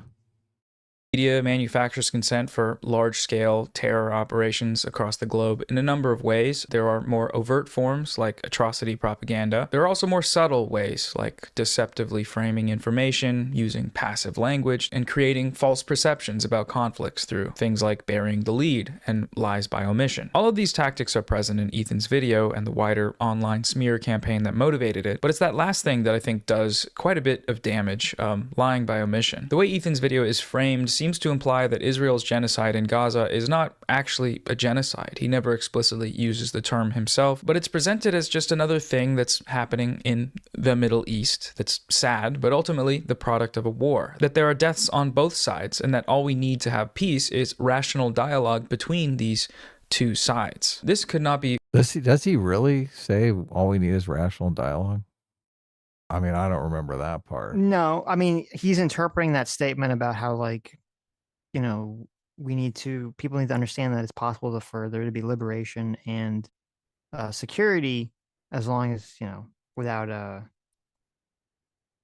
killing each other. I guess that he's turning that into rational dialogue. Rational dialogue is not going to solve any of this problem, but right. Further from the truth, and to better understand this, we need to talk about Gaza. Thus far, I've been using the term genocide. Okay, so that was the introduction. Mm-hmm. So, and actually, I'm curious. The genocide. I'm pretty sure I don't know. I could have sworn I have heard. I don't know if he says it in that video. I'm pretty sure Ethan has referred to. He's very against Gaza as a genocide. Yeah, I'm pretty sure he has referred to it as a genocide, or at least like a ethnic cleansing. Yeah, ethnic cleansing, a really bad situation. I mean, Ethan is like very against the action there. That's why this whole thing is just kind of ridiculous and silly. So. Right. Yeah. No, Ethan doesn't support this. No. Most people think that Israel is overstepping, but they acknowledge the security threat. So. Right. Whenever, I mean, he in this video a bunch of times he claims it's intentional, which obviously I have a problem with, because I do think if there was a diplomatic solution, obviously Israel would be all for it, right? I mean, I don't know about Benjamin Netanyahu, but I believe that the government of Israel overall, people of Israel overall, would try to figure out some diplomatic solution if one seemed to be available to them. Right. And it's weird because they all, like, the way it's all framed is as if Ethan Klein is one of these people who was all like, oh, they should just turn Gaza into a parking lot. I remember people were saying that after October 7th. They should turn into a parking lot. They should glass it. They should, blah, blah, blah, blah, blah. And it's so weird because that is not his position at all. Not Ethan's, yeah. No. But I mean, I've heard Destiny say, oh, we got to glass the place. Right. Yeah, exactly. That seems like a far more, extreme position on it than Ethan ever did. In fact, here it is. Here's, it's funny. The Twitter squirrel is oh no. I found a tweet from the Twitter squirrel. There's this whole big article about how the Twitter squirrel has like this massive Discord campaign of harassing other people and doing all this other misinformation stuff. Yeah, I saw that video. Right. I'm gonna laugh when they eventually find out that the Twitter squirrel is some like paid activist from fucking like Iran or something. Oh yeah. They said the Ethan Kleins of the world who lean into the comfortable genocide death cult ideologies their mommies and daddies spoon-fed them are pure scum. Do you think Ethan Klein leans into genocidal death cult ideologies by saying the very rational, pretty tepid idea that Israelis and Palestinians can live side by side without killing each other? Does that sound like genocide to you? Doesn't at all. No. Okay. Sounds a little naive, but I don't know. Right. Maybe we can achieve that. At this point, we're so far from that. And we are, yeah. The Twitter squirrel, Noah Samsen, all of these people, Hamas Piker, they're the ones that are making it impossible. They really are. Mm-hmm. So it's just so easy. It's so easy for people to be against the Palestinian cause because of these people. Right. Yeah. Okay, so let's go to the end here. This is the conclusion. Let's see. Now we're going to go back, but let's see what the conclusion is that Noah here is trying to draw us, the viewers, into concluding. Well, I hope it's sane and Nazi. rational. I have some spoilers for you. Okay. It is not. Out of context clips that everyone else used to call Hassan a terrorist or whatever. It's been a group effort. That's just what it is. So just a few final thoughts here. Zionism is Nazism. It's an ethnic supremacist, expansionist, colonial ideology. You can't have Zionism without genocide and ethnic cleansing. That's the end goal of the project. It's what it is. Palestinians are there, and for the Zionist project to be complete, they have to go. Starve them out, bomb them, destroy everything they need to live. Those are the methods. Those are what they're employing as we speak. And Okay, so point number one, if you support the idea that Israel can continue to exist, you are a Nazi, period. Okay? No two-state solution. If you support two-state solution, you are a Nazi, period. That is conclusion number one. Well, but a bunch of Palestinians are actually Israeli, though. I mean, they've become Israeli citizens. Yeah, but they're Nazis. If they support Israel's continued right to exist, then they're Doesn't Nazis. make a lot of sense. It seems like the problem is really the anti-Zionist Palestinian people. They're not. No, those are the freedom fighters. Well, according You're to very confused, Adam. Dog Whistler Supreme Noah Samsen. Oh, gotcha. Yeah. And like Nazism, Zionism cannot be defeated through reform or debate. It must be destroyed from the outside through efforts made by the Palestinian people, the Palestinian resistance, and coalitions of allies. As history has shown, the down... Okay, let's play that again. Because so when I said at the beginning of the stream that Noah Samsen is advocating to kill Israelis and people that support Israel's right to exist, you might have thought I was being hyperbolic. Okay. Yeah. You might have thought, Sitch, I don't think he says that. Well, you tell me. Okay. Through reform or to them out, bomb them, destroy everything they need to live. Those are the methods. Those are what they're employing as we speak. And like Nazism, Zionism cannot be defeated through reform or debate. It must be destroyed from the outside through efforts made by the Palestinian people, the Palestinian resistance, and coalitions of allies. As history has shown, the downfall of these kinds of racist ideologies is possible, but Zionists cannot be a part of this process. They're Zionists. They uphold Zionism by spreading Zionist propaganda and spending all their time and effort attacking anti-Zionists, even as those anti-Zionists are actively fighting against a genocide that Zionism is the ideological pretext for. In the case of... So, am I being hyperbolic here? Am I being hyperbolic when I'm saying he's advocating for using violence to stop Israelis, to wipe out Israelis and anyone that supports Israel's right to exist? I mean, I feel like we're listening to one of the 9/11 hijackers here. This guy is like off the charts. Right. Yeah, no, he's definitely in favor of terrorist attacks, whatever. Mm-hmm. Yeah. It's crazy because, I always knew Noah was kind of like an asshole, was kind of stupid. Yeah, idiot. Was a propagandist. He covered his videos before, his ridiculous videos where he's going after a thing before you sleep, which were like all trash. I didn't realize he was this. I mean, I knew he was like a socialist or a commie. I didn't realize he was this radical. I didn't realize that he would be advocating on his YouTube channel for violence and terrorist actions against Israelis, against anyone literally who's supporting Israel, because then you're part of the propaganda, campaign. So he's literally advocating for like an Israeli genocide himself.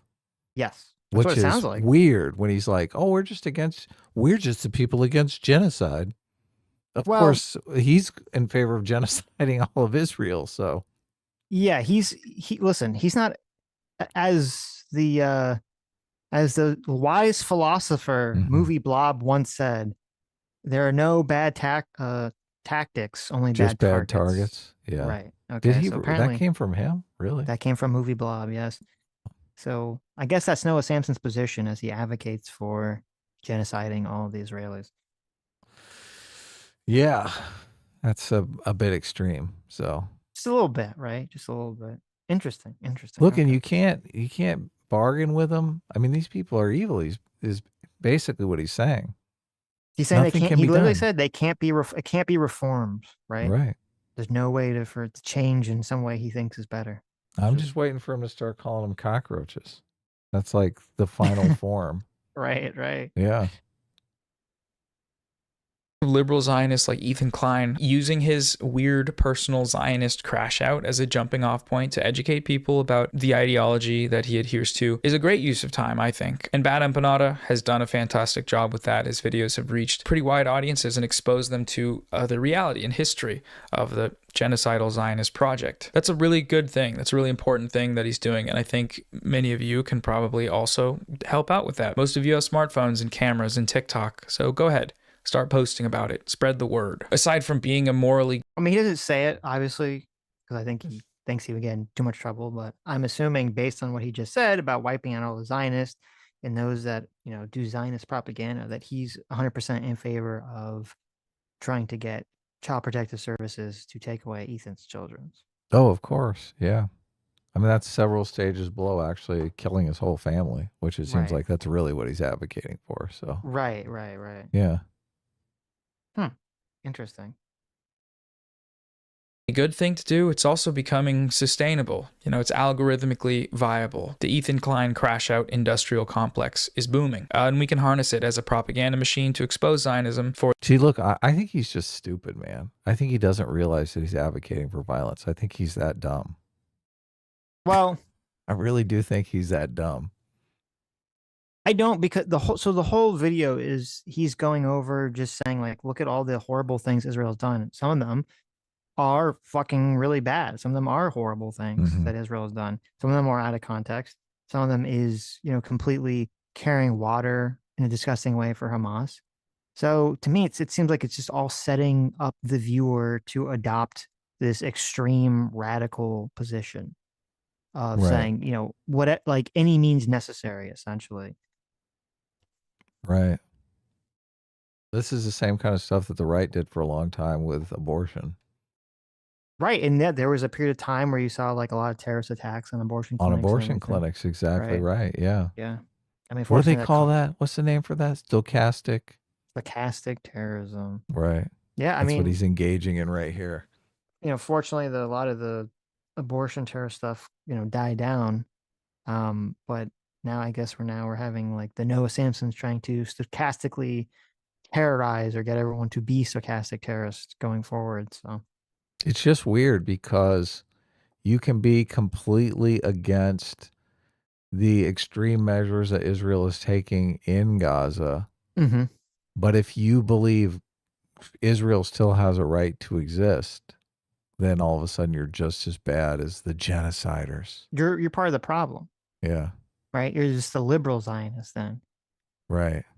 He's taking. So look, if you're not in favor of genociding all the Israelis, then you're the bad person. Yes. That doesn't make a lot of sense. That doesn't sound very intelligent. No. You have to be pro-genocide to be anti-genocide. Yeah. What was he talking about? Contradictions in the video? This seems like a pretty big contradiction in his video. As the wise philosopher who is one of Noah Samson's favorite, Anakin Skywalker once said, if you're not with me, then you're my enemy. Right, yeah. This is before or after he killed all the younglings. This might be after he killed the children. Okay. This is... And choked his pregnant wife. You can't make a video. You can't make a 1 hour video talking about how you're in favor of genocide or against genocide, right? You're just against genocide. And the conclusion is you need to genocide these other people. Like that doesn't... I mean... That's not a good conclusion. I think that you're not being creative enough, okay? You're allowing limitations of like consistency of thought to weigh you down, okay? Free yourself from the earthly bonds, the earthly tethers of consistency and adopt the far socialist ideology of power, of people as peoples are, okay? Whoever has the power is the bad guy, and you can do whatever You want to remove them from power and give yourself power. Sitch, look, this guy looks like the retard from A Mice and Men. Okay, he doesn't look like he's playing. He doesn't look like he's playing with a full deck here. Okay. Look, I'm going to go back to the stupid claim. I think he's just too stupid to realize what's going on. I mean, that's a giant contradiction. He's got a Lenny vibe too. Now that you say that, he does got a bit of a Lenny vibe to him. He does. Kind of see it, right? He definitely does. Yeah. I could see him accidentally crushing a small animal to death by hugging it. Yeah. That does make sense. Yeah. So. For the genocidal ideology that it is. You may have the feeling, as I often have, that the history books will look back upon these times and those who supported the Gaza genocide with shame and horror. The only problem with that is that these people feel no shame. They're here to make money and to convince themselves that they aren't evil. And the way they do that... Oh my God. What is the money thing that he drops in there all about? They're here to make money? He thinks they're just doing it for money, I guess. It's not some ideological principle or something. I mean, isn't Ethan Klein's wife Israeli? Like, she has family over there. So it might be just to money. Yeah, that's why the money thing is just weird. What do you mean money? Maybe they want to keep their fucking home. You fucking idiot. It's about the money. They just want to make money? They're in it for the money? Yes. Look, it's like if you're not in favor of your friends and family's survival over just making a quick buck, then there is something wrong with you. I think they're in it for a little bit more than the money. I don't know that they'd even... do they really even want to be talking about this? I'm sure if this wasn't being thrust upon them, they would not be making these videos. I think they would love it if Hassan just came out and said, look, you caught me. I went a little too far. America's great. Let me just dial it back a bit here. Well, they'd be like, fine, that's great. 2-state solution. It doesn't even make sense because from a pure money perspective, I'm assuming, it could be, maybe I'm wrong, but I think that Ethan would have made more money keeping the show together. With Hassan, keeping leftovers together and just either not talking about Israel or just adopting whatever the far left position is or whatever Hassan's position. Oh man, they could both let their TDS flag fly and be making $1 billion a week. Right. Yeah, exactly. Yeah. Exactly. Another Lenny style comment here. Is by lying, by spreading liberal Zionist propaganda. That's the funniest line to me. The liberal Zionist propaganda. It's profitable and it's easy and it's acceptable. All those rape victims telling their story. Oh my God. How dare you spread the truth? You're allowed to say that you think all Palestinians should die. I'm pro-genocide. And still... I told you. I told you. Yeah. Yep. I think Destiny regrets that. No, I mean, listen, I think on the list of things Destiny regrets, that's pretty low on the list. Well, it's definitely on the list, though. I mean, it might be number 50, but... Maybe. I was like, out of all the things, it could be in like, the mid hundreds. This thumbnail is probably in the top 5, though. What's going on with this thumbnail? Jesus. I mean... It looks like he belongs on the Flintstones. Yeah, that's a good point. Get invited to Jubilee as the resident liberal. You're allowed to do it and run your... God, I would love to see Noah Samsen on Jubilee. It would be the first time that the content creator gets destroyed by 20 people. Yes.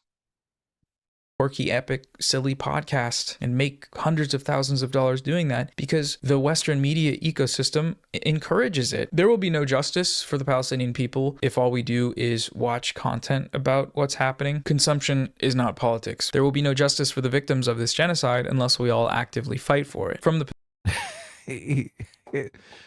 This is so bad. What kind of fight are you talking about, dude? What kind of fight?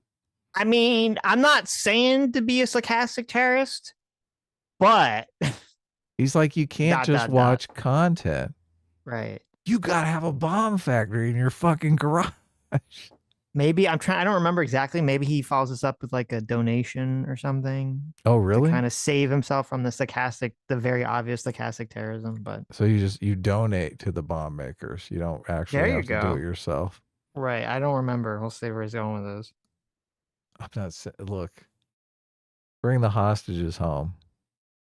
Position that most of the viewers of this video have, that's by using the resources and time to continue to speak out, preserve the record of what's actually happened in Gaza, name the perpetrators, and highlight and boost the voices that understand these facts more than anyone in the world, that is, the Palestinian people. Don't stop sharing their stories or contributing to direct aid. I'll leave a document below with some Palestinian voices and outlets that you should follow and campaigns to contribute to.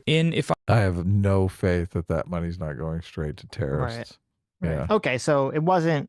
He's like, I'm not gonna. He's not saying for people to go do violence. He's just saying to just share the right information. Okay, don't just watch it. You have to click like and subscribe, and you have to hit the bell, and you have to copy this video, and you have to paste it in all the proper Reddits. Okay, and all the proper subreddits and all the proper Discords. Right. That's how you show those genocidal Israelis what's what. You got to share my video around and the video of other people. That's not just me. Okay. Gaza story. That's a great grift when you want people to share your video around. Be like, it's your moral imperative to share my video. I'm feeling the urge to go read more restaurant reviews in Gaza. Well, I bet they all are anymore. Well, no, there's still I'm sure they're still on Google, but Right. they probably all stopped after October 7th. Yep. If I Must Die, Rifat El-Arir tells the story of Yasser. You know he buys into the open air prison shit. Oh, he just fucking laps that shit right up. Of course. I wish he would do a response video to that video we always watch of the Gaza Strip before October 7th. Right. Where the guy goes to like the mall and stuff, goes to all the tourist his favorite 10 favorite tourist attractions in Gaza. Right. Ashur, a young Palestinian survivor of Operation Cast Lead, Israel's late 2008 onslaught in Gaza. During Cast Lead, Israel bombed a UN school, which was also designated a safe zone, killing 44 civilians. Ashur was 14 at the time of the attack, and Israel killed 5 of his classmates and friends. Ever since the massacre, Ashur has tried to honor the memories of his classmates by exposing Israeli crimes. I run a few Twitter accounts with tens of thousands of followers, he said. The battle for justice for Palestine over social media is crucial, and we have to win it. We don't have Israel's billions, but we have the power of the truth. And that's what we have. We have the truth. Do you know the missing context here? Of the school tag? Yeah. I mean, it's cool if you don't. I don't. I'm assuming he's talking about the Al Fakura school shelling? Right. Yeah. Well, the Noah Samson narrative is obviously Israel is going in there and like killing people unprovoked, right? There's no reason for. They're just like, hey, let's bomb a school today. What the fuck? Yeah. Usually, what happens is that there either was, or at least they believe that there was, someone who was firing rockets or shells from a location. Right. And then Israel attacks that location, and it either accidentally or hits the location, and there was a bunch of civilians there as well. Because so it's collateral damage. Right. Because the Hamas people. Right. Because the Hamas people are such gigantic pieces of shit. And, this is something that Sam Harris brings up, which doesn't really get talked about, which is interesting because this got talked about in the past, and for some reason it's completely been removed from the conversation, which is that, part of the reason that the Hamas people fire from in the middle of crowded civilian areas, like they always say, oh, it's because it's so compact, there's nowhere else for them to fire, blah, blah, blah, blah, blah, which for the normal person would make you think, well, maybe I shouldn't be doing this in the first place. But they always kind of, I don't know why this has fallen off the conversation, is that the Hamas people are, radical, ideological Islamic extremists who believe that if they die or civilians die by getting hit by an Israeli bomb or shell, that's actually a good thing, because then they're martyred and they go to heaven. Right, and it's also bad publicity for Israel as well. So there's a twofer. Right, exactly. So you have people who have an ideological religious view that it's okay for them to use civilians as meat shields because they'll actually go to heaven. And that definitely influences their behavior. Now, that doesn't justify, obviously, I don't think Israel should shoot on a school and, kill 40 people or whatever the number is in order to, kill, however many, terrorists are actually, or Hamas militants or terrorists are actually there. But this is why it's just so, and this is why it's so stupid and frustrating to hear these kind of retarded takes from Noah and all these other people, is you have this situation where you have a very densely crowded city that is run by literal terrorists who will keep using the population as meat shields and fire missiles and rockets forever, essentially, into their neighbor's country. And it's like, okay, how do we just stop? Like, could you just stop? Could you just stop doing this? Right? Yeah, How does anyone stop this? They get none of the blame from Noah either. He completely leaves it out. He makes it sound like Israel just woke up one day and they were like, let's bomb these people for fun. Well, that's why I don't trust any of these people, and I think these people are total scumbags, because if their position was they are like, yes, I don't believe what Israel is doing is right. I believe that the collateral damage is way too high, that they're killing way too many innocent civilians, either intentionally or just because they don't give a shit. But also Hamas are evil people who are basically making the situation, 1,000 times worse. Yeah, creating the situation in the first place, blah, blah, blah, blah.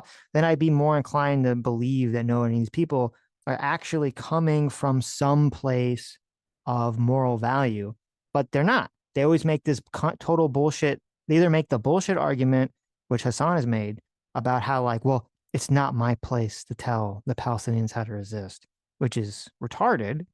Or you make the Noah Samson argument, which is, no, they should fight back. They should essentially bring death and destruction upon themselves, which is just an insane position to have. This is what, like, it doesn't make any sense to me at all. Yeah. This is why I default back to he's just dim. Because a lot of times when people are stupid, they have to only see things in these black and white terms. Right. It's like the only thing he can comprehend. Well, and it's like in his whole thing, like, as he said, I played that clip where he said that they should be fighting back and destroying Zionism, with physical violence, violent force, because not reform, blah, blah, blah, blah, blah. I mean, and maybe he is just so stupid. Maybe Noah Samson or Lenny Samson here is so stupid that he actually thinks that there's some future reality world where, like, the Palestinians are going to somehow defeat Israel with physical violence. Yeah. Right? Which you have to be so fucking stupid. Or you're just an evil grifter just grifting off an audience.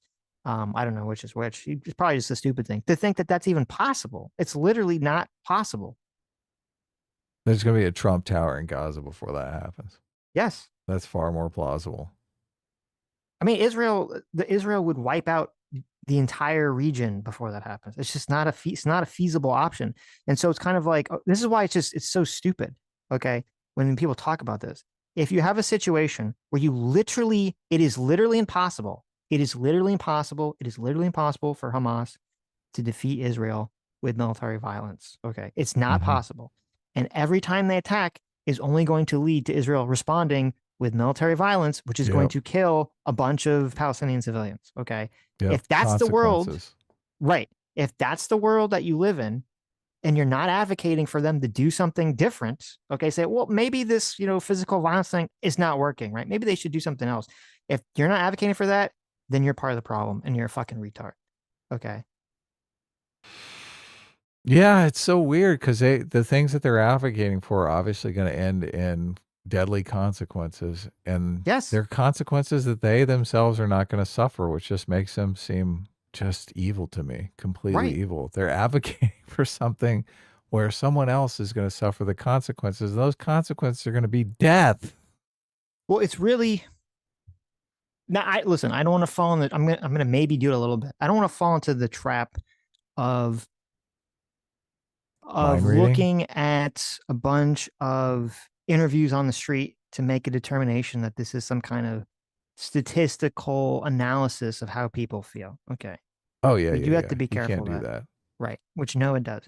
But in there's this very interesting thing I did notice in the Ask Project interviews where, you know, when he's asking, now this is after October 7th and the war and everything that's been going on. He's, you know, when he asks Palestinians who are not in Gaza, like, can you live next to Israel? Can there be a two-state solution? The overwhelming majority of them say no, right? They can't, that Israel has to go, right? It just has to go away, has to stop existing. Majority of them say that. And then there's these really like just like horrible because it's just the situation. And he's like interviewing people in Gaza who are like sitting in rubble about their situation. And a lot of them, they're just like so beaten and so like in dark place. They just want it to be better. They just want things to be better. That's all they want. Okay. Right. There's a lot of them are even saying that they don't even want, some of them were saying that they wanted the PLO to take over, but some of them were just saying they didn't even trust any Palestinians to rule the region. They literally wanted some, you know, international government from Europe to come in and just control the region. So they'll stop getting blown the fuck up. Look, they Like, know the Palestinians brought this on them. right. The Hamas did. Yeah. Right. Yeah. And it's just, it's to see people in that such a dire situation. That's what I'm saying. Like the depths of human despair is just, it's endless. And it's just so wicked and despicable, essentially. And that's why it just gets so stupid for this sort of like, just keep cheering on people that are going to lead to more violence. Like, you know, Noah or Lenny here is doing. Yeah, Noah Samsen is the kid who's in Gaza who wants to shoot rockets and doesn't care that they're going to come back tenfold and destroy every business that's been grown in Gaza over the last 10 years. He doesn't give a fuck. Yeah. Yeah. He's like, look, I have the moral high ground.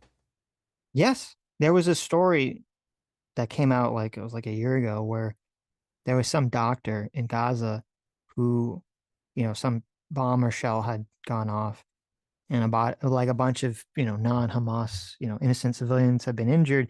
And he was like trying to treat to their wounds. You know, kids have been wounded. And some Hamas guy comes in with a gun demanding treatment. He had like a much more minor injury compared to, you know, everyone else. And everyone else is just like, looks like horrible and miserable and in pain. And the Hamas guy is like elated. And he's just like, oh, they're all martyrs. Like, this is all for like the greater religious good. Like, people are just caught in this like death cult ideology. That's Noah Samsen sitting in front of his computer making another video. Yeah. He's that guy. Like, oh my God, all this suffering, the ad revenue. It's just so sad. It is fucking horrible. It's so fucked up. Yeah. It's totally horrible. Right. Give peace a chance. Well, and also to be even clear too, all the stuff that he's doing is basically throwing the dead bodies of Palestinians up as a shield to defend Hassan.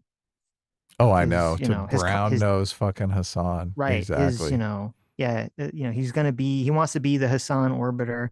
He wants to be the bread tube leftist orbiter. So he's like, okay, you know, this attack on Hassan, which really doesn't address, is not even about the specifics of the war, which him and Ethan aren't really that far on in terms of difference of opinion. He's just going to pick up these dead bodies and children and use them as defense. Say, how dare you attack Hassan?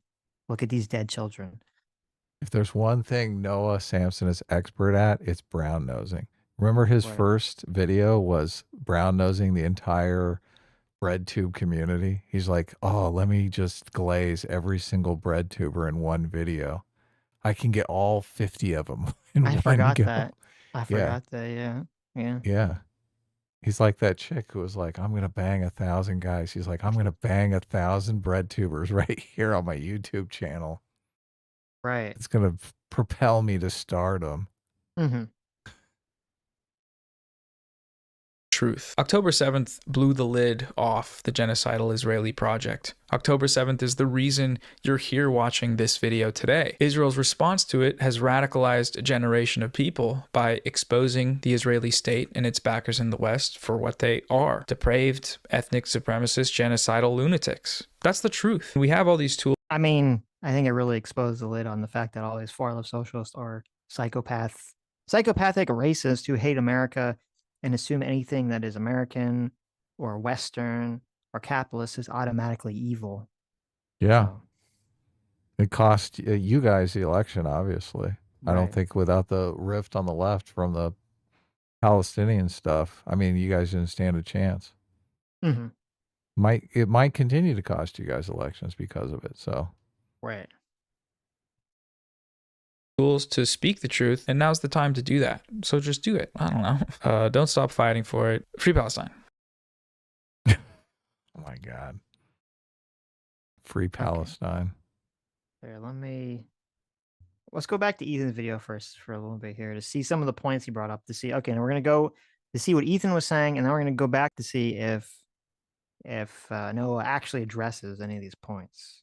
Okay. So, here, let me jump ahead here. I have some time codes because obviously we're not going to watch we watched this whole video already. We're not going to watch the whole thing again. So. Let's do it. Just cue it up. No. Okay. Philip Cogans for $20. Thank you so much. Says the more you dig into the Israel-Palestine conflict, the more it boils down to how cool a genocide are you. Both sides are content with committing one. That, I mean, it just, the whole situation, I feel like it's one of those things where like the more you dig into it, the more you're just like, Jesus, it seems like there's no solution that you feel morally comfortable with because everything is just essentially fucked. Yeah. And it's interesting because I remember whenever I would talk to someone who was Israeli about this, like years ago, it's like 10 years ago or something, that was always the sense that you would get from them too. They'd just be like, oh, there's just like this, there's no solution to this, or there's no solution that would be morally fulfilling to really anybody. So Sun Tzu in The Art of War says that there's really no middle ground. You have to treat your enemies excellently or annihilate them completely. There's really nothing you can do. So, and I do feel we are like bearing down on the just annihilate them completely solution. Mm-hmm. So, yeah. Well, the problem isn't annihilating your enemies completely. The problem is you're getting all these people in the crosshair who are not your enemies, or not necessarily your enemies. So yeah, you're making more enemies, right? Right, and that too. So well, this is why Sun Tzu says what he says, right? Right. Because he's like, they're going to come back and become a problem later. Well, that's the horrors of this situation and the horrors of kind of the old world mentality to war was the whole, destroy the entire city, every last person, so that no one comes back for revenge, right? Yeah. So You got to wipe out revenge what completely. I support. Yeah, no, I don't support it either. I don't see it. I see Israel going down that path, though. Right. Yeah. Well, they're definitely going down the ethnic cleansing path. So, Squeeze Louise for $20 says Nazi, racist, fascist, all the words that should be used carefully that have lost their meaning entirely. Genocide is next on the chopping block. There's a story called The Boy Who Cried Wolf that these people need to read. Well, I think we're way past that point, but yes, that's definitely the way it works. So, Boy Who Cried Wolf is all around us now. Michael for $20 says Noah is one of a kind. You have to be a special kind of stupid to make the Jews into Nazis rather than the victims thereof. Well, that's why they do it, right? So yeah, Strain for $2 says Trump Heights already exists in Israel. Oh God. He sent me a link here. Trump Heights is a planned Israeli settlement in the Israeli-occupied Golan Heights. So apparently there's some little area in Golan Heights that's like a settlement, one of these like illegal settlements, and it's literally called Trump Heights. And that's in the West Bank? It's in the Golan Heights. So it's like to the north. Okay. Well, that's pretty crazy. Okay, so here's Ethan here. Why am I making this, right? Now, do you think he's going to say he's making this because he's like, I want to ethnically cleanse the Palestinians, I want to genocide the Palestinians? Do you think that's what he's going to say? Of course not. Oh, no okay. way. Not in a million years. Right. Oh, hi there. It's me, your old friend, Ethan Klein. It's been a while since we've last spoken.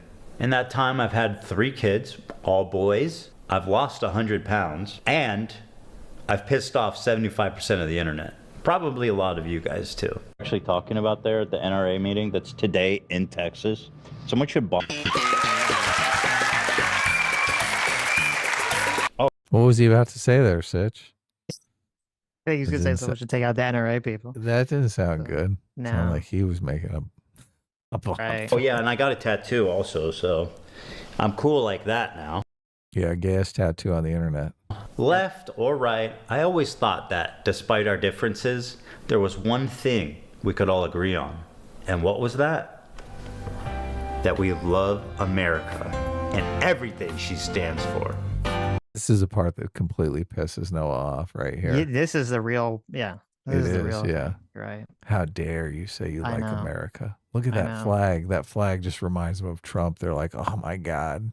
Statue of Liberty? How dare you? Western imperialist, racist, baddest person. Right. Yeah. You know who really believes in liberty? Palestinians. I'm not going to say Hitler. The Nazis. No.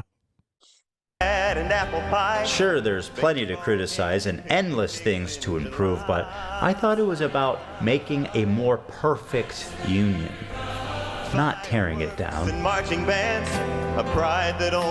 thing is, there's something kind of scary brewing in America. Communism. That's America. So that's one of the big things. We thought we all loved America. Communism hates America. Obviously, that doesn't. I mean, Noah's video actually just agrees essentially with a lot of Hassan's critiques. The only difference is he's saying they're not critiques, they're good things. Yeah, Noah loves communism. Yeah. And hates America. Yeah. So, okay, that's interesting. So he just agrees with this criticism. He just thinks it's a good thing. Okay, so let's jump ahead here. A capitalist pig. Deal with it. And then this happened. This comment from Hassan really started to sound some alarms in my head. If you're in a socialist country with multiple parties, and one of the parties is a capitalist party, which would surely exist, what would you do if that party started gaining momentum? The solution to that would always be education and offering more re-education? Re-education, certainly, yeah. There should be an enforcement mechanism, and in that enforcement mechanism, I think like rehabilitation, which would include re-education as well. If putting capitalists in re-education... It's crazy that he doesn't know the connotation to re-education. Oh, he knows. He doesn't know. No, He he knows. doesn't. I mean, this is in this conversation, they talk about the Uyghurs being put into, quote, re-education camps. Okay. I don't think at this point he knows re-education means like brainwashing. I think Hassan classifies them as like, oh, they're just giving the Uyghurs in China like job training skills. It's just like a job Yeah, training no, that's camp. what he thinks it is. Yeah. They're just going to educate the capitalism right now. When Hassan's or when Ethan says re-education, he means brainwashing. Yes. Well, yeah. And he's like, yes, workers programs. Right. I mean, obviously, does Noah seem like he's in favor or against this re-education of capitalists? He just wants to kill everyone. He wants to kill all the people who disagree with him. Noah's pretty clear about it. Right. It's like, bring these people to their knees. Well, to be clear, he only wants to kill the Zionist. Okay. I don't know if he wants to kill capitalists. Maybe Well, they he's could talking about be the reformed. Zionist ideology, which Right. is, I shudder to think what he means by that. It means that you're an evil person who just wants to run around genociding everyone. Is there drinking blood going on in the Yeah, you in the kidnap the Zionist babies, ideology? and you drink their blood for wine, and you crush up their bones to make your matzah. Yeah, Yeah. of course. What's that crazy book about the Jewish people that all the Nazi people read? I think Noah Samsen might have been reading that book or something. Oh, On the Jewish question or something. yeah, on the like Jewish that. question. Yeah. Yeah. Noah Samsen doesn't know what he's talking about. Education camps isn't disturbing enough. I started to notice that Hassan was carrying a lot of water for communist states' war crimes and genocides. What do you call Crimea? I call it a part of Russian territory, bitch. That's what I call Crimea. I call it Crimea River, a Russian river. Why would you say something like this? Why would you say something like this? This is so ridiculous.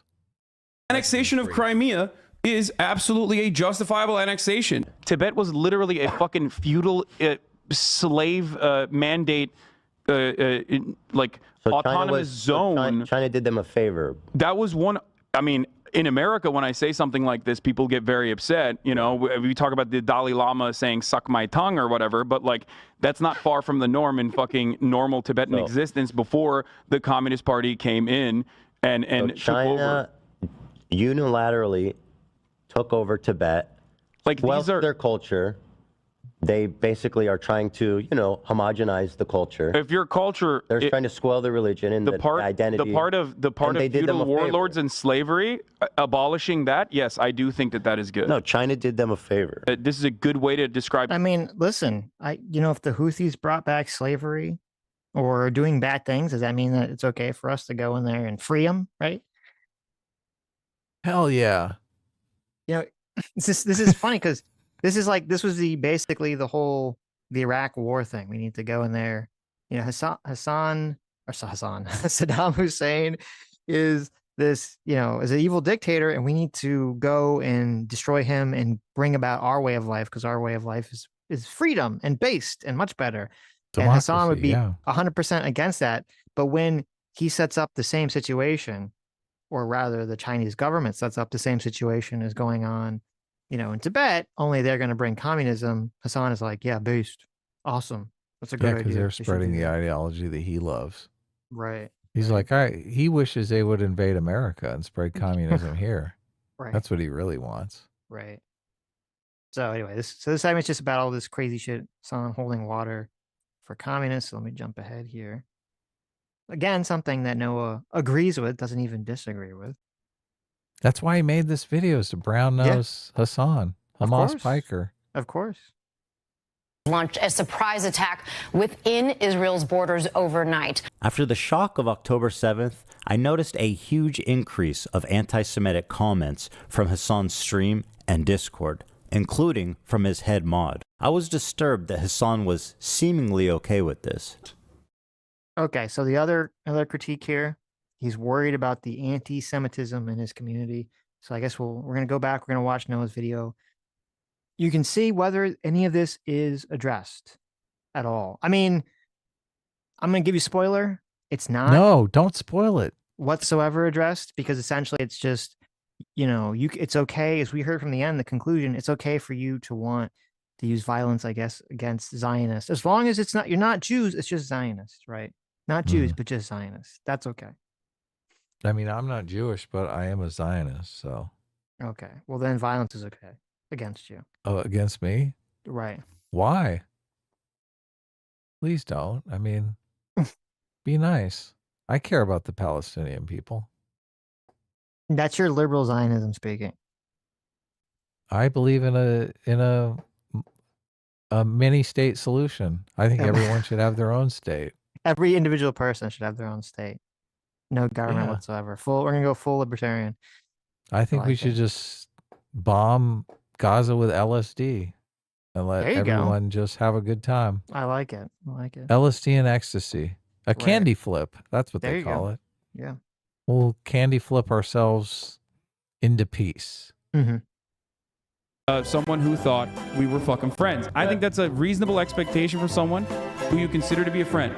The problem wasn't that he was pro-Palestinian, because I share a lot of those views, and I've been a stalwart supporter of the Palestinian cause for many years. The problem with Hassan's coverage, and a lot of people like him, was their complete lack of empathy for the Jewish people who were frankly slaughtered by Hamas. He refused to show even a crumb of empathy for the Jewish victims. But listen to what... So his other complaint, he doesn't have any empathy for Israelis. Does Noah Samsen care about that? Obviously not, because he said that the Israelis should, you know, it's okay to use violence against Israelis, is what Noah Samsen said. So another time where he just agrees. He completely agrees with Ethan's critique against Hassan. Sad. He just says it's good. That's the only difference. what this guy has to say. And as you might have seen, there was some sort of rave or desert party where they were having a great time until the resistance came in electrified hang gliders and took at least several dozen hipsters. But I'm sure they're doing very fine despite what the New York Post says. But nobody had seen this coming. I mean, that's insane, right? Look at all these people fucking cheering. I know, isn't that psychotic? Yeah. For psychopathic murder. The guy was cheering on Hamas terrorists killing, raping, and kidnapping Kids people at a that were music at festival. a music Yeah. festival. Yeah. Right. Yeah. He was cheering that and trying to get, and he got applause from it. Okay. Yeah. And, you know, let's see, what is Hassan's reaction to that? Right. I don't even. Yeah. Okay. Like. Oh my God, that's so bad. Okay. I'm just criticizing people. You don't have to comment if you're not comfortable about it. I honestly felt at times that he and Remember the guy who ran through the parade route, the Christmas parade route? Yes. Imagine people came out and were like, yeah, base, that was great. Ran over all those fucking people celebrating Christmas. They probably listen. I wouldn't be surprised if a lot of people feel that fucking way. They know that they get in too much trouble if they said that. It's sick. It's fucking It is sick. sick. It is. Why do they feel they have they can do it with the Palestinian thing with I guess because they just assume everyone hates Jewish people. They won't do it for some Midwesterners in a Christmas parade, but they'll do it for people in Israel. Well, because they construct this mind prison that, you know, because they agree with the narrative that Israel immorally, incorrectly took over the country, you know, in 1940s. So, you know, So it's 80 years revenge. ago, almost 80 years ago, right? That makes it okay, right? It's retribution. Anything that goes on is retribution. Well, that's why it's so wild to me. Of even if here's my thought process. Okay, even if you're going to think about this logically, okay, you just remove your emotion from this. Just think about it logically. Even if you believe on a logical level that Israel should never existed, that everything is Israel's fault, that they're completely wrong with every part of every war they've done for the last 70 plus years. They're wrong to, you know, do the blockades and all this stuff, blah, blah, blah, blah, blah, right? Even if you believe all that, if you're thinking completely logically, if you're the big 10D chess logical mastermind, would you ever be like, oh yeah, it's a good idea to just indiscriminately shoot shells and missiles from Gaza into Israel, or it's a good idea to just send a bunch of people over there to slaughter civilians and kidnap a bunch of people, right? Is that a sound strategy that's going to bring you anything good in the future for your people? No, of course. It's going to bring pain and suffering. Yeah. It's literally the most obvious thing on the planet. It's the most obvious thing on the planet. Completely. But that's what the people that did it wanted. They were like, this is great. We're going to start a full-scale war. Yeah, I guess. We're going to watch it. There's an interesting person who did a poll, like literally was doing polling like right before October 7th in Gaza.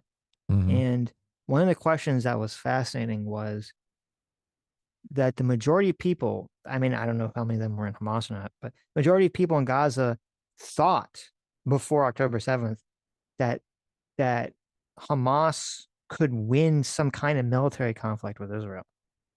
And it's like, I guess maybe the problem is these people are just so propagandized and indoctrinated. They have no clue like what's actually going on. Well, it helps us, Hamas to gaslight them like that, because then they stay in charge, right? They're like, oh, these are the big badass defenders that will save us from any sort of Israeli incursion. And I'm sure they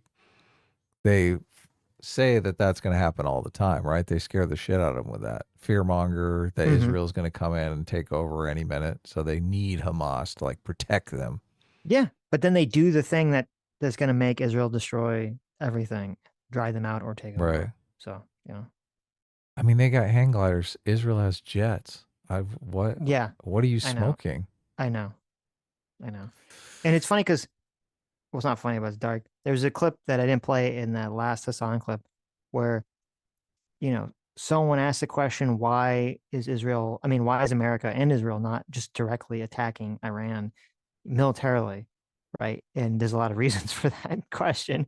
And Hassan's retarded answer is, well, America and Israel only fights countries that are are significantly weaker than them, and Iran could somehow is not that weak, so they could fight back.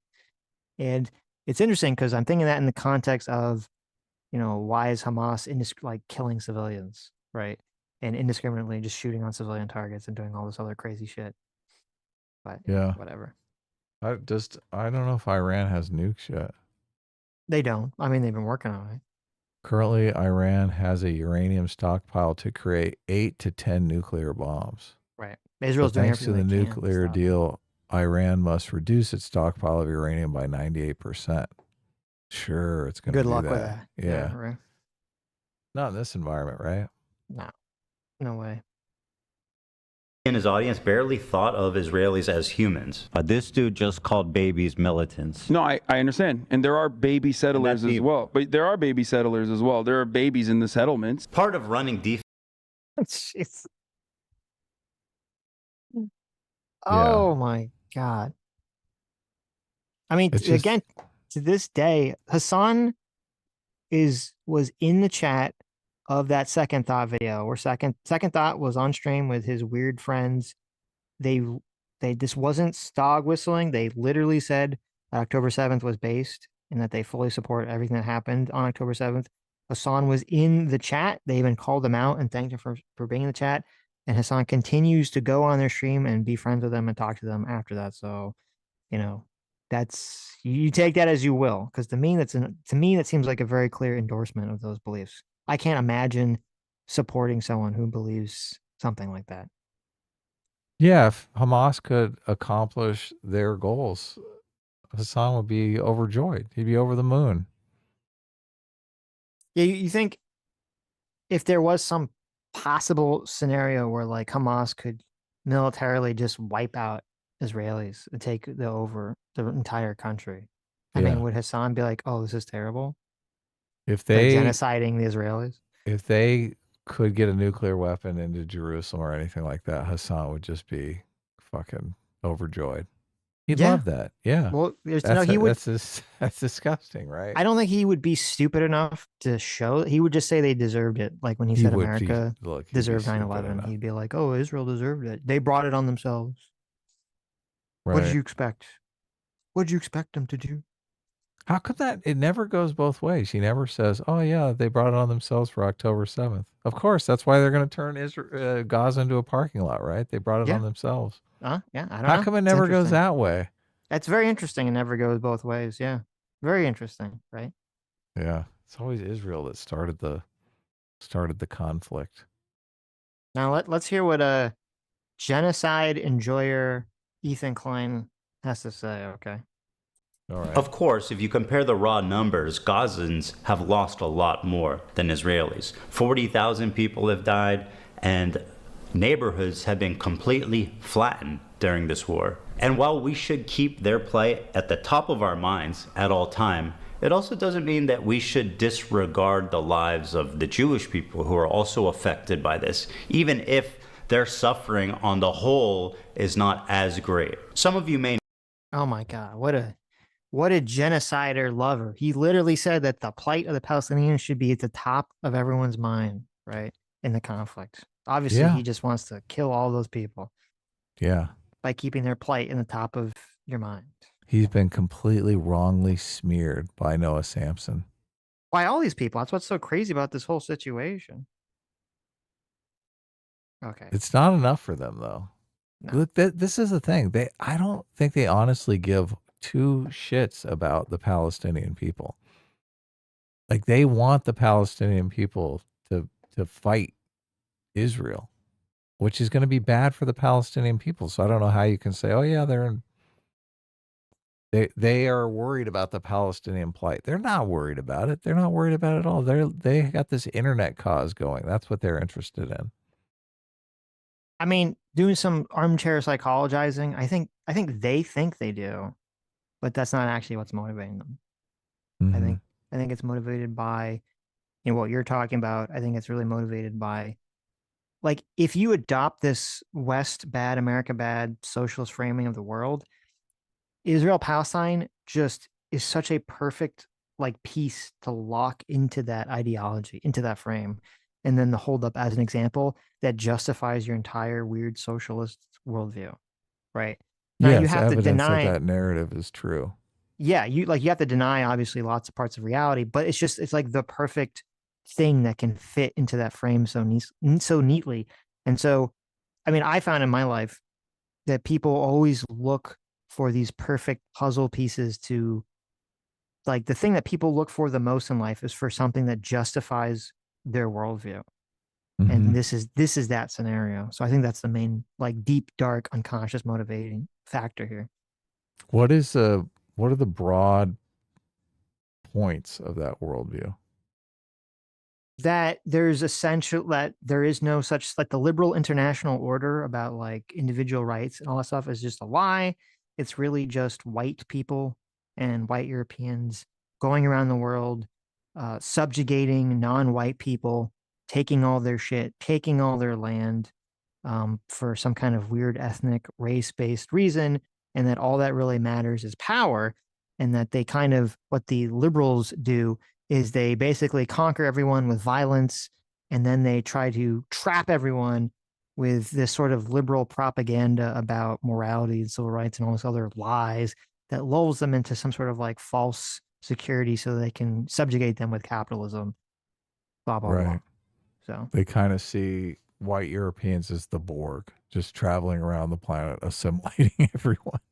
Right, they're the Borg who cry. You know, they Mhm. basically take over, and then once they take over, they say, "Oh, we're really sad about bad things that are happening, so we're gonna help you."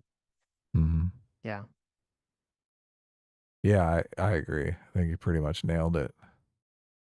And I grew a closeness with the country and its people. One of the biggest issues between me, Hassan, and his community was that I am in favor of a two-state solution while they are in favor of a one-state solution. Their theory is that after the October 7th attack, Israel should just dissolve its borders and let Hamas enter Israel unrestrained. Borders. What do you think Israel should have done in response to October 7th? Instead of indiscriminately bombing Gaza, I think the first thing to do in that situation would be to dismantle the government in the way that it existed, like get Netanyahu out of power. Okay. So you're saying Israel in 85%. response. Hold on, dude.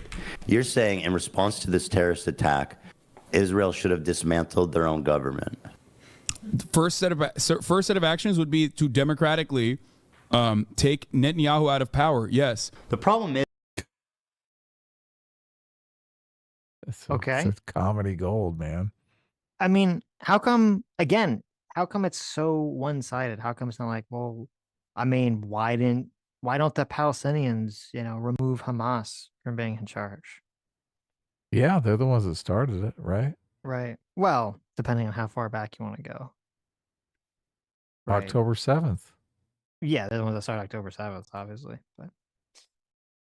But not feel safe as an ethnic minority, even a little bit. And that's pretty much the entirety of our disagreement. Despite what you've read on TikTok and Twitter, I've donated $6,500 to a Palestinian charity after the war started. Hey, Ethan Klein, thank you for the dono. Ethan Klein gave $6,500. My goat. Thank you, Ethan. Condemned Netanyahu as a war criminal. They're led by Netanyahu, who should resign in disgrace and go to prison for being a war criminal. Called the West Bank settlements an abomination. Settlers in the West Bank are religious zealots. They're monsters. They're genocidal. I've even said the West Bank settlers are valid military targets. When you talk about like colonial settlers and stuff, like that's what's actually happening in the West Bank right now. And these people are more or less valid military targets, in my opinion. My only crime is wanting a two-state solution instead of one, and thinking it's not okay to kill Israeli civilians. That's it. That's why they're calling me a Nazi Zionist. And because of Hassan and others spread.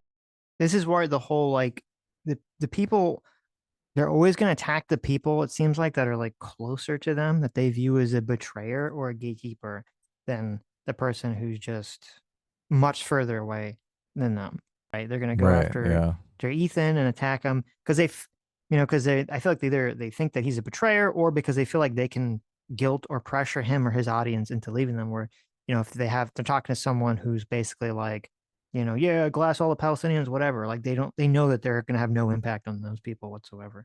Right. They see him as potentially persuadable. Well, or I would say persuadable, but like pressurable, right? Right. Him or his audience can basically be bullied into manipulatable. Right. Manipulatable. Yeah, exactly. Okay. It's a funny thing about me. I don't like terrorism, and I don't like terrorists. If they're Jews, Christians, Muslims, they're all bad. What is terrorism? It's intentionally targeting civilian population for political goals. I don't like it. None of it. And over time, I started to learn that my co-host, he really likes terrorists. They do musicals. They're very musical people. Are you being serious? Dog, what do you look? You think I made this? This isn't music. I know they're singing, but I'm seeing this gun. You know, it is interesting that when you have the Noah Samsons of the world, I mean, they're not against terrorism at all. They're actually, you know, because they'll say like, oh, it's so bad that Israel is, you know, killing all these innocent children and all these innocent civilians, and they'll say that that's terrorism. But then if Hamas, you know, does October 7th or targets, you know, innocent people in Israel or civilians in Israel, they're like, that's fine. That's totally fine with them completely. So they're not against terrorism. They're just against terrorist targets that they support. Like they're in favor of one-sided terrorism, essentially. How noble of them. Yes. And by the way, I mean, to be clear, there are definitely lots of people there are people in the camp that are like, Israel, I think, sucks and is bad and is doing all these wrong things. But I also think Hamas sucks and is bad and all those things, right? There are people that have that position.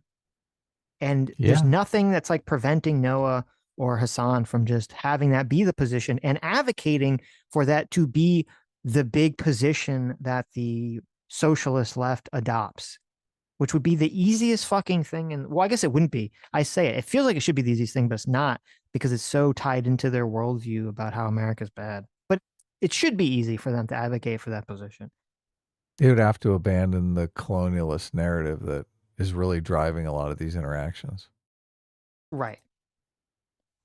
Because then you'd be accepting of the colonialist narrative. You'd be like, oh, Israel's fine for being there.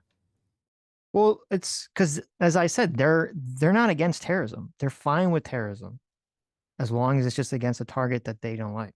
Right, yeah. This isn't a music video, Hassan. Taking over these ships, they started targeting the ships. People on this helicopter right now? Yes. They're streaming this? Yeah. They're flexing. What? And they're coming in hot with guns. Yeah, but you have to understand, this is a deterrence. We think the Houthis, Ansar Allah, is doing what Luffy would do. You should tell him that. Hezbollah is a paramilitary organization. Do we like them or no? I don't have an issue with them, let's just say. But they are a terrorist organization. Like they're designated. They are designated by the American state as a terrorist organization. I do not like them then. Well, he is. I like how the guy's like, oh, how do you feel about them? And he's like, I feel how you feel about them. And he's like, oh, I like them. I mean, they are terrorists. And he's like, what? He literally has a double take because he can't even process that Hassan just said on stream that he likes some officially designated terrorist organization. Yeah, he's like, that's stupid. Let me correct the record. I am not in favor of them. Right. And it's totally crazy that Hassan's going to these streamers, these non-political streamers, and trying to radicalize them in their audience with this shit too. Yeah, why? Why even bring this in? I know. Is there some law that everyone has to be involved in politics? Yes. No, it's not. Regarded as a pretty brilliant person in terms of like everything that he's done. Then I saw clips like this where Hassan is... He's so angry that like anyone would attack the intelligence of the leader of Hezbollah. It's so weird. It's so fucking weird. Explaining how he's defending Hezbollah. Yeah. I mean, when they killed some big Hezbollah guy or some big Hamas. No, I think it was Hezbollah. They killed some big Hezbollah guy like a few months ago or last year or something. And he seemed pretty triggered by it. He seemed pretty upset by the whole thing. Hassan finds out about it. He's like, oh my God, Yes. I can't wait to stream today about this travesty. Yep. His hero got killed. Yep.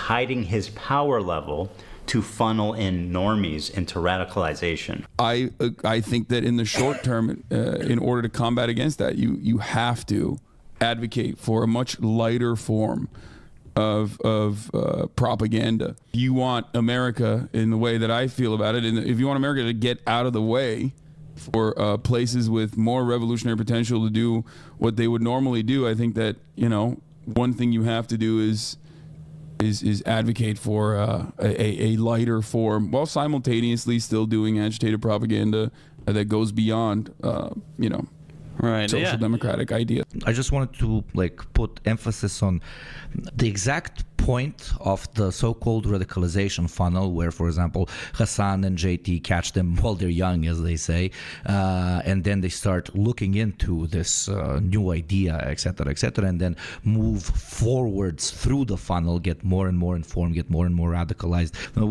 You do your part in the funnel for the cause, or whatever the fuck you want to call it. You're doing, in my modest opinion, a great thing for the cause. Now listen to Hassan during our very first. So go ahead.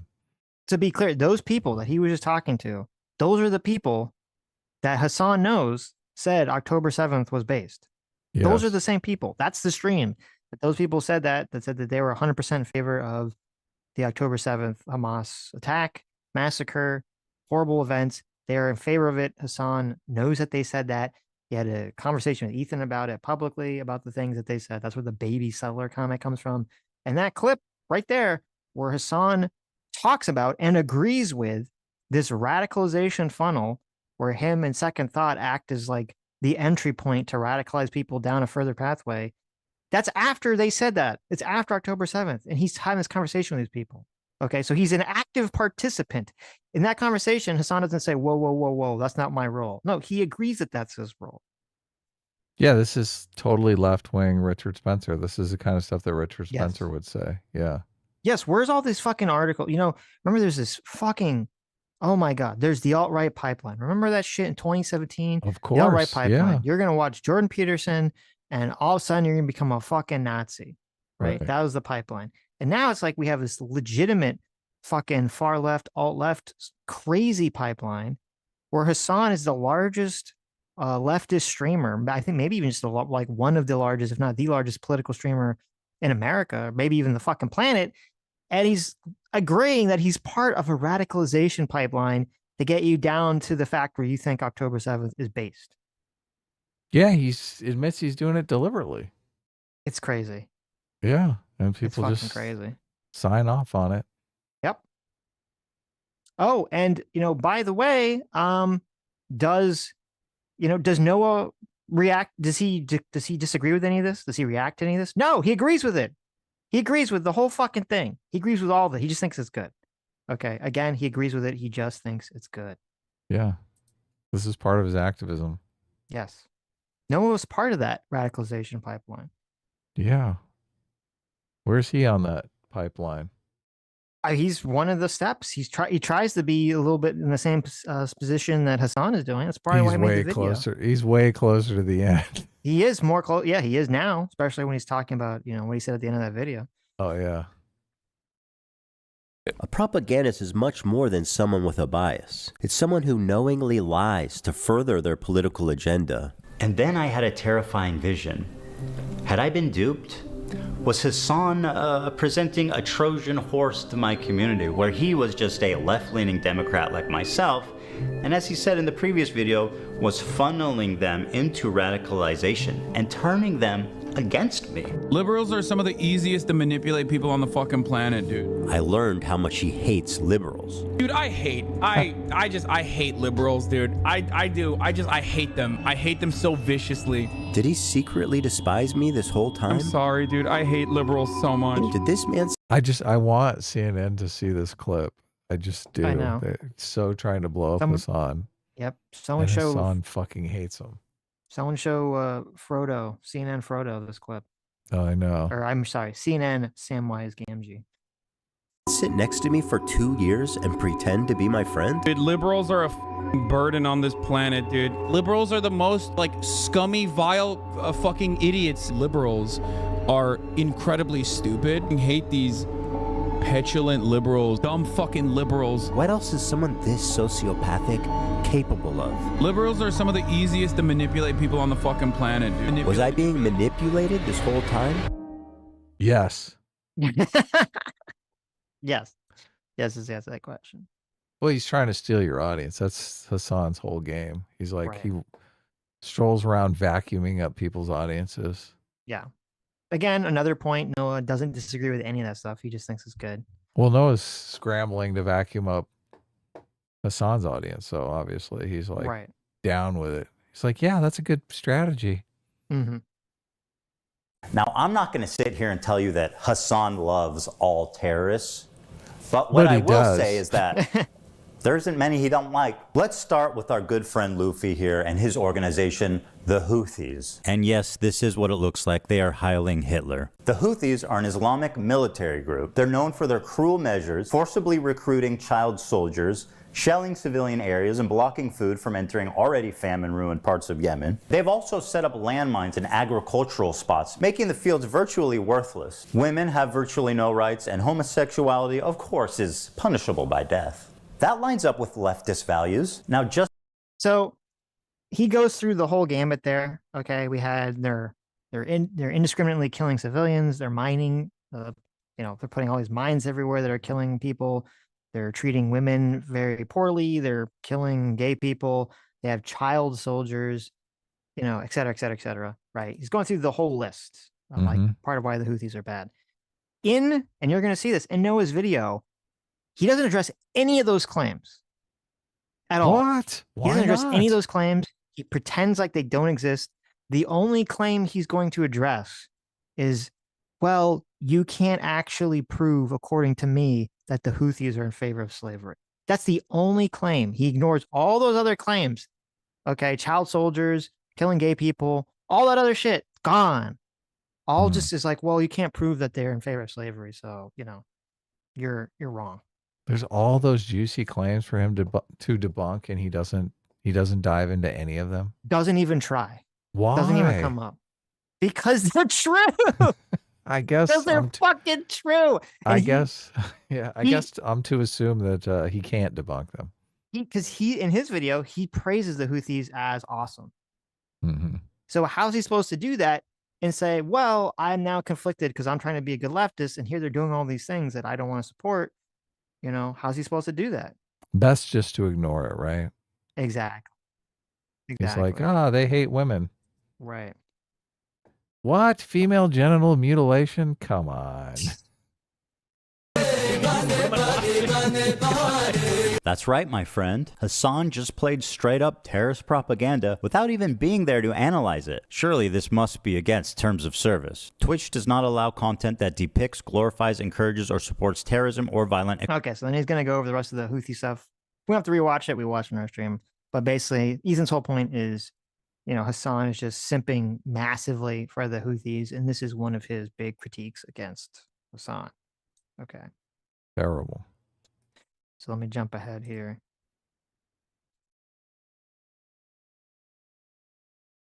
Criticize him, no matter what the reason. Any criticism is to deflect to the ongoing genocide in Gaza. I've seen him do this so many times. He frames it like you are selfish for trying to criticize him, no matter what the reason is, because there's a genocide happening, man. How can you criticize me at a time like this? Claiming that I am, too pro-Houthi. When someone is like focusing on that while there's an active fucking ethnic cleansing campaign happening. He also apparently thinks Twitch is liable for me interviewing a Yemeni teenager who's only known genocide his entire life. In the middle of fucking talking about fucking genocide in Gaza, and this dumb fuck. Blow your nose, brother. Love you. Not trying to be mean. Just keep some tissue nearby and clear it out occasionally when needed. Much love. Fuck you, dude. My argument sucks? You think it... He's literally using the genocide deflection when someone is like, you need to blow your nose because you sound too congested. That's the best time to use it, right? Oh my God. Justifies genocide? What are you... stupid.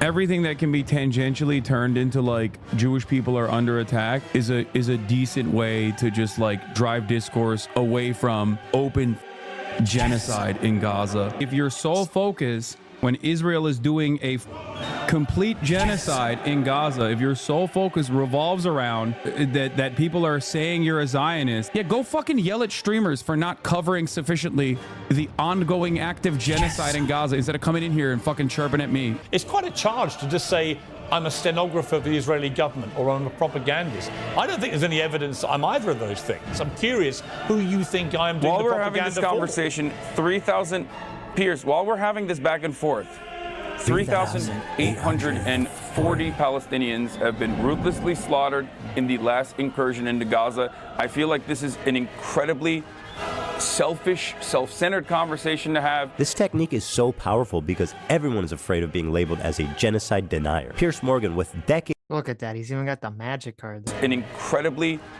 selfish, self-centered conversation to have. This technique... So let's see. One white, genocide. Your opponent can't cast spells this turn. There you go. Oh, he didn't change the quote, though. That's unfortunate. Take a quiet moment to reflect on your sins. That was probably the original quote of whatever that card was. Right. But there you go. The genocider. Yep. I do like that. That's a good magic card. Technique is so powerful because everyone is afraid of being labeled as a genocide denier. Piers Morgan, with decades of experience, immediately surrenders when the genocide... Hey, when we play Vanilla WoW, am I going to be able to genocide in there? Is that like a thing I can do? Just curious. Yes. I mean, do you can indiscriminately kill many different types of like bears and like rat people. Oh, yeah. And centaurs. I mean, rat people are kind of asking for a genocide, are they not? Yeah, aren't they? They're in your mines. They're stealing your ores and your candles and stuff. Yeah. Yeah, and look, they're literally vermin, so. Yeah, exactly. There's a lot of centaur people you can murder. Sweet. There's all sorts of groups of people in WoW that are just asking for genocide. I'm setting aside time on my calendar now. I'm putting I'm like marking a whole week off for a genocide. I mean, listen, if you're really into I didn't know this was like a thing. Maybe maybe instead of being an undead warlock, you should be a human. You should be a white human hunter. White. So you can have a gun. Definitely. Yeah, you want to be like a white human with a big gun, and you can just go blasting away at the lesser races. Can I be a colonialist in the? You can. You totally in the WoW can. world. That'd be you great. can be the colonialist. Okay. Perfect. So sign me up. So it's funny because this whole this technique of just using genocide to deflect from criticism, this is like 90% of Noah Samson's video is just using this technique. Oh, yeah. Doesn't just agrees with like most of the criticisms, just thinks they're good, and then uses genocide to deflect and say, well, no, this is why they're good. Okay, because genocide's happening. Yeah, he's using the word genocide 3 or 4 times per sentence. I'm like, Jesus, dude. Right. Okay, now he's gonna talk about Hezbollah. So we moved on to Hezbollah. Where do I even begin? Thousands of civilians have been killed globally from their terrorist acts, car bombs, and suicide attacks. They even assassinated the Lebanese prime minister. They've hijacked civilian airplanes. They've shot 15,000 rockets into civilian centers. And if you can imagine, that's not even the worst things they've done. They participated in the slaughter of over 500,000 Syrian civilians to help a dictator, Bashar Assad, stay in power. They indiscriminately bombed over civilian centers, and they killed hundreds of thousands of civilians in what can only be described as a genocide. They are a designated terrorist group by the US, by the EU, and, oh yeah, the entire Arab League, which gave them that status after their participation in the Syrian genocide. In short, nobody likes them. Well, there is one person. Hezbollah is a paramilitary organization. Do we like them or no? They are a terrorist organization. Like they're designated. They are designated by the American state as a terrorist organization. I do not like them then. Well, like I like what you like. I don't have an issue with them. Let's just say this is Hezbollah. So in Noah's video, he does defend Hezbollah. He does not address any of these claims. at all. Doesn't even try to address them. Like, again, like the Houthi claims, just doesn't even try to address them. It just goes right over them. Doesn't matter, right? They're fighting. As long as you can say there's a magic spell. I don't know if you know this.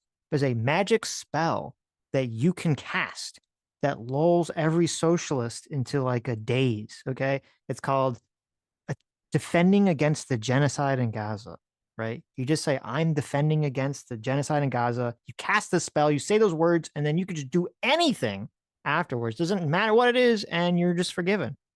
You just ignore everything in the video. Yes. Didn't he say at the beginning of his video that this was the worst video he's ever seen? Maybe was ever created? That's what he said, yes. Yeah. That is what he said. Yeah. He said it was full of inaccuracies. Which he doesn't address. Right. Right. I thought he was going to break down all of those inaccuracies, but it seems like he just ignored them all. Yeah. No, he just he said... ignored them because they weren't inaccuracies. He just said, LOL, go look at Bad Empanada, the guy who calls child services on you. He supposedly has some factual breakdown, like anyone would trust anything this guy says. So Right. I'm not going to even respond to them. That's what Noah says. Yeah. The catalyst for this entire thing. They're the ones that So now I'm talking about Hamas, okay? Committed this horrible act of terrorism, one of the worst the world has ever seen, on October 7th. They are without a doubt the most extreme of all of these terrorist organizations. Baby Elon. They are Islamic jihadists. Did you see that? That was Baby X. Well, I mean, look there. That's not X? That was not X. I don't think. That was Baby X. Take your kid to work day, I know. Oh. They got a weird take your kid to work day here, don't they? Yeah, that was not. I think it's much worse than much worse. Yeah. Mm-hmm.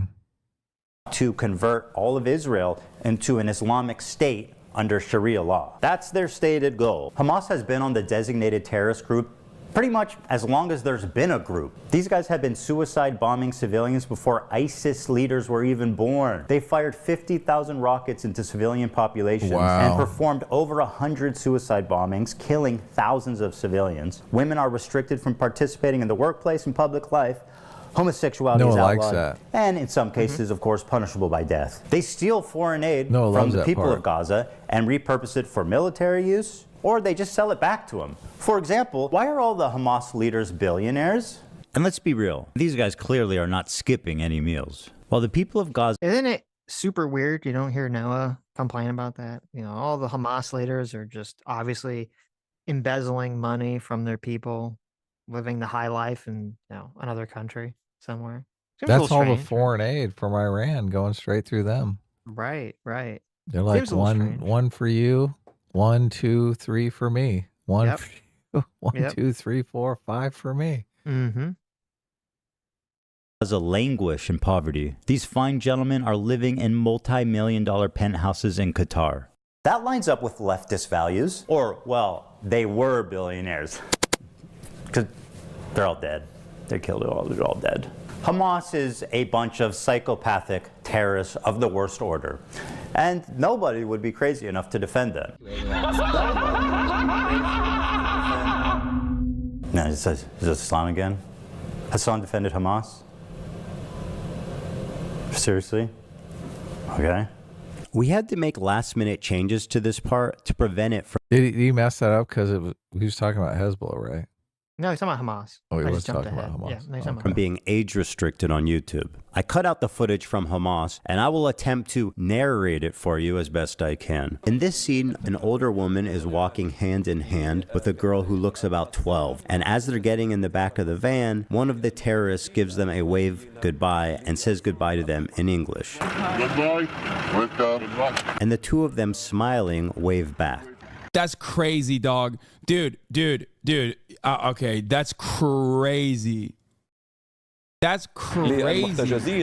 That actually, okay, that's too much. That's more than I expect. Bro, every time they're releasing hostages, the next wave, they're going to be like, actually, I'm good. Like, I'm staying. These hostages are being released at gunpoint by the people who likely murdered their family in front of them before kidnapping them. Hassan peddling this narrative that they're sad to leave their captors is beyond disgusting. The next wave, they're going to be like, actually, I'm good. It's plainly obvious these are traumatized victims who are scared for their life and doing what the terrorists are telling them to do in order to avoid any conflict on the way out. Oh, look at the sweet masked terrorist with his AK-47. He's so nice. Did you guys see how he waves goodbye? Okay, I'm going to be honest. This is some crazy PR. They look traumatized as fuck. Wait, what? Bro, they look like they're chilling. This girl who had her foot blasted off on October 7th and then operated on without anesthesia or painkillers is so sorry to say goodbye to her captors. She's gonna miss their hospitality, like being raped and being watched showering and changing. The next wave, they're gonna be like, actually, I'm good. Like, I'm staying. It's so obvious the terrorists are telling them what to do. Ethan, how can you say that? They look so happy. Keep waving. These morons forgot to cut out this part. Yes, that's a terrorist giving them an order to keep waving. And she does. See how fast she reacts? Totally not a fearful victim of terroristic kidnapping. Anyone peddling this nonsense should be embarrassed and ashamed. How pathetic can you get? The next wave, they're gonna be like, actually, I'm good. Bro, they look like they're chilling. All right, the Houthis is one thing, but he's not going to turn on Hamas propaganda videos and watch it on stream. There's no way.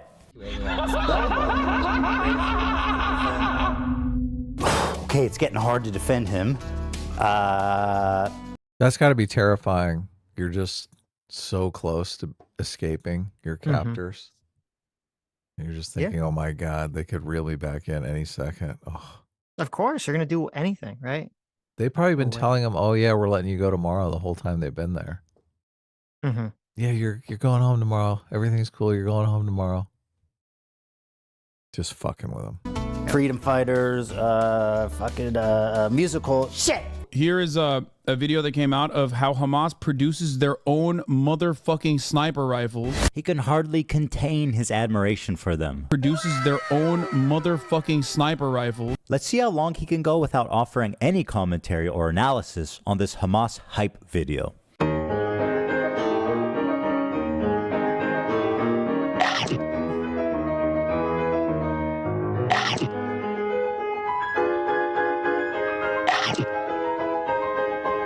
Is that COD?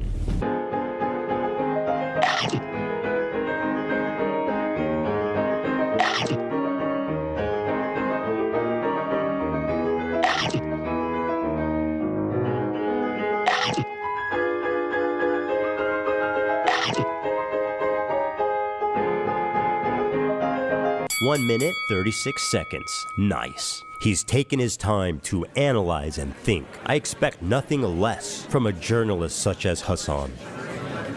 Quiet, everybody. He's about to speak. He's gonna talk. That's crazy. He's done it again. We love you.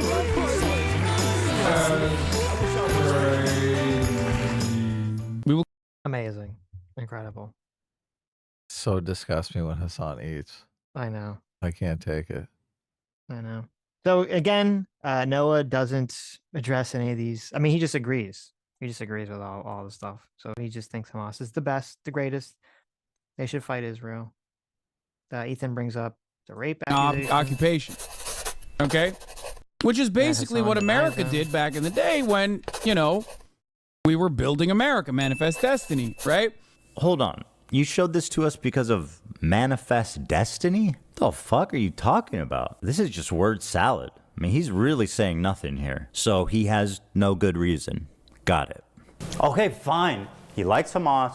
He watches their propaganda. But he's not going to deny the violent rapes that took place. That is way beyond the pale. There is one instance in captivity that we have actually gotten verifiable evidence on. Beyond that, the systematized mass rapes that Hamas dealt on October 7, not a single bit of that has been verified. And people still run with it over and over and over again. Many young people who were simply attending a music festival, women were horribly raped. As I said then, I say today, Israel has a right to defend itself. What rapes did Hezbollah do? Bro, what rapes did Hamas do? What are you talking about? The Stop Anti-Semitism account that considered me to be anti-Semite of the week has also been hallucinating rapes once again, doing rape fantasies once again, because they're fucking mentally ill. Hamas has committed horrific acts of sexual violence and took women and girls, men and boys slaughtered after enduring sexual violence. The deadliest day for the Jewish people. Doesn't matter if fucking rapes happen on October 7th. Like, that doesn't change the dynamic for me even this much. So that's the other part of this problem that many people that can't contend with. Like, I can't believe how quickly leftists go from believe all women to pics or it didn't happen. The vast majority of people, if not all, who were raped were murdered on the spot, obviously. Gam Goldstein Almog was kidnapped from her home on October 7th by Hamas terrorists and was held captive for 51 days. Though only 17 years old, she witnessed the murder of her father and sister on that day and is now speaking out about what she witnessed in Gaza as well in a new documentary by Sheryl Sandberg, Screams Before Silence. In new footage, Agam reveals that sexual assault and rape was a regular component of the life as a hostage in Gaza. Doesn't matter if fucking rapes happen on October 7th. Hassan, maybe you would like to call her a liar. Please, go right ahead. Doesn't matter if fucking rapes happen on October 7th. There are dozens of testimonies from witnesses, most of who were in hiding and heard or saw it happen. And each week there's more stories coming out. There's a UN report that concludes it happened. Doesn't matter. But Hassan needs a rape kit from a mutilated body. It's so vile to deny the suffering and trauma of the victims just because you need your heroes at Hamas to be perfect. This conflict will never end until people realize that Palestinian liberation and Israeli security are not mutually exclusive. You need both. And it can be done, but not while people like Hassan lie, propagandize, and incite hate. It's people like him, ironically, that prolong the conflict indefinitely. There's no space for conversation. There's no space for rational thought. There's no space for nuance. My position on Palestine is like 5 degrees off from where Hassan is. And to him and his community, I'm the devil. I'm a Nazi. It's delusional thinking, and it's destructive to their own cause. Doesn't matter. And to Noah Samson, I guess it justifies you being violently attacked or killed because your position is 5 degrees different. So, you know. In the video, she's describing a woman that was sexually assaulted for 30 minutes at gunpoint, which is just fucking horrifying. Mm-hmm. Yeah. Okay, so the next part, which we can skip, he kind of talks about Frogan and the Hassan orbiters and the fact that Twitch isn't doing anything. And obviously Noah's not going to address any of those claims either. So I'll just jump to the end here where Ethan kind of summarizes why he made this video in the first place. He should be getting a knock on his door from the FBI. I made this video for 2 reasons. First, to stop Hassan infiltrating mainstream media. Hassan has been welcomed by many mainstream outlets. They view him as a friendly social democrat, as someone who's just trying to spread progressive politics online to an important demographic. But we know that's not true. He is not their friend or their ally. If you ever see Hassan rubbing shoulders with anyone from mainstream media, let them know politely, with all the civility in the world, what kind of person he is when he thinks mainstream media isn't watching. Help them understand that his name should be associated with people like Nick Fuentes and Alex Jones, other fringe, radical, political commentators. Number 2, Twitch must be held accountable. Twitch has proven that it will not change by choice, and so it is our moral imperative to enact that change through any reasonable means that we can. Samsung, Chevron, and Capcom. Twitch has given them a lasting association with a racial tier list with Arabs at the top and Jews at the bottom. These brands have every right to know, and they should. We all recall YouTube's adpocalypse. It happened when ads were running over ISIS recruitment videos and it caused a brand exodus. The same thing is happening now on Twitch, but instead of ISIS, it's the Houthis, Hamas, and Hezbollah.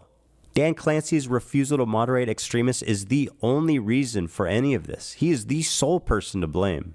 He had so many opportunities to stop this.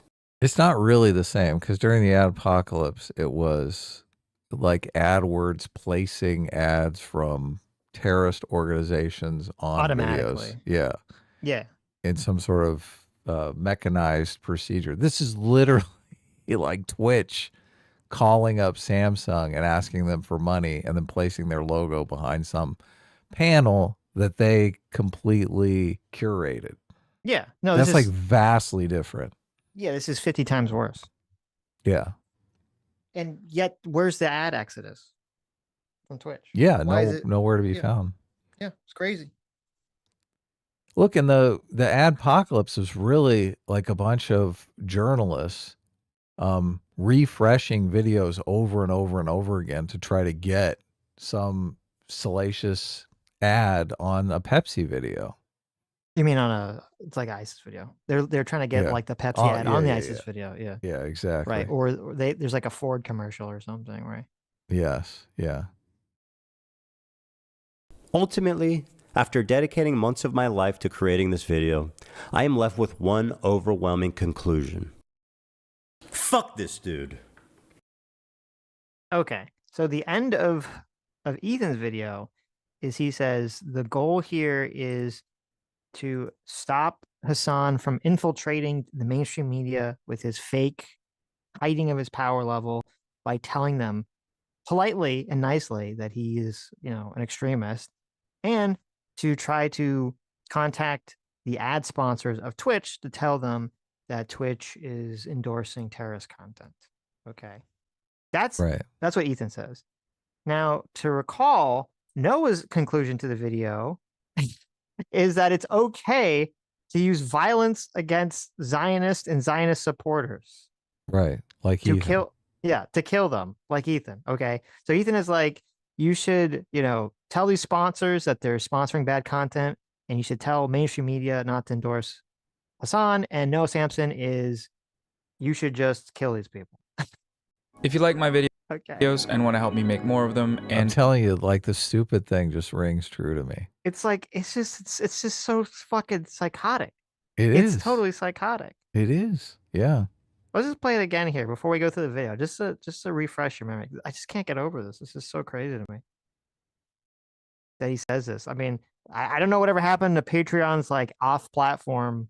Remember, they're like, oh, you can't say the N-word. Observable behavior. Yeah, you can't say the N-word to a bunch of actual white nationalists. Yeah. Right, but I guess you can advocate for violence and murder. I guess that's okay.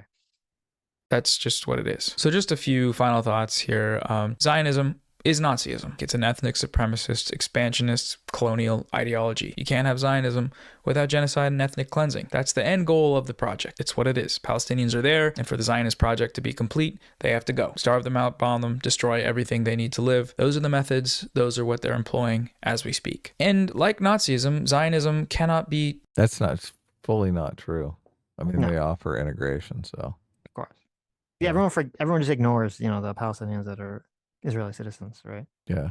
They offered integration to many of them, and they offered peaceful cohabitation. They offered a two-state solution many, many times. So, yep. The fuck? The fuck? Defeated through reform or debate. It must be destroyed from the outside through efforts made by the Palestinian people, the Palestinian resistance, and coalitions of allies. As history has shown, the downfall... And internet suck-ups like Noah Samsen. He's just saying, kill them. Yeah. He's saying kill them. They cannot be reformed. They had to be defeated by Palestinians and Palestinian allies, okay? He's just advocating for stochastic terrorism on YouTube. And it's totally fine, I guess. No one cares. This video, has 500,000 views. Yeah. This video has 500,000 views. I don't know if it has ads because I have YouTube Premium. I'm assuming it has ads. I'm assuming it's, it's fully fine. monetized. You're all ready to rock. Yeah, fully monetized. He's shilling his fucking Patreon in the beginning of it. So, which he probably makes 10,000 a month off his Patreon. Of course. Oh, he has a sponsorship in this ad too. I forgot. Oh yeah, who's that? Ground News. Oh, Ground News. He's got a Ground News sponsorship in his video where he's advocating for violence against people that are Zionists. Right, but it's probably mentioned in the Ground News profile of this video, right? They're like, this is crazy, whacked out, far left nonsense.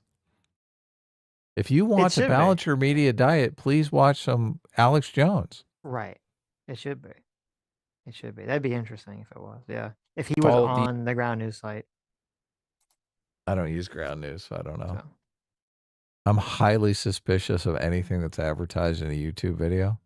Right. Because 99% of them all turn out to be scams. Remember the Honey browser? Oh God, yeah. The Honey browser. What was the lordship one where you become a lord or you get property and I mean, those are everyone knows those are just for fun. I mean, it's not like anyone. right. It's like That's being not, tricked. Yeah, by that. That's not too. It's not as bad as the Honey one. Obviously, the Honey one was but like people legitimately didn't realize they were like, yeah, fucking over nuking their ad revenue. Yeah,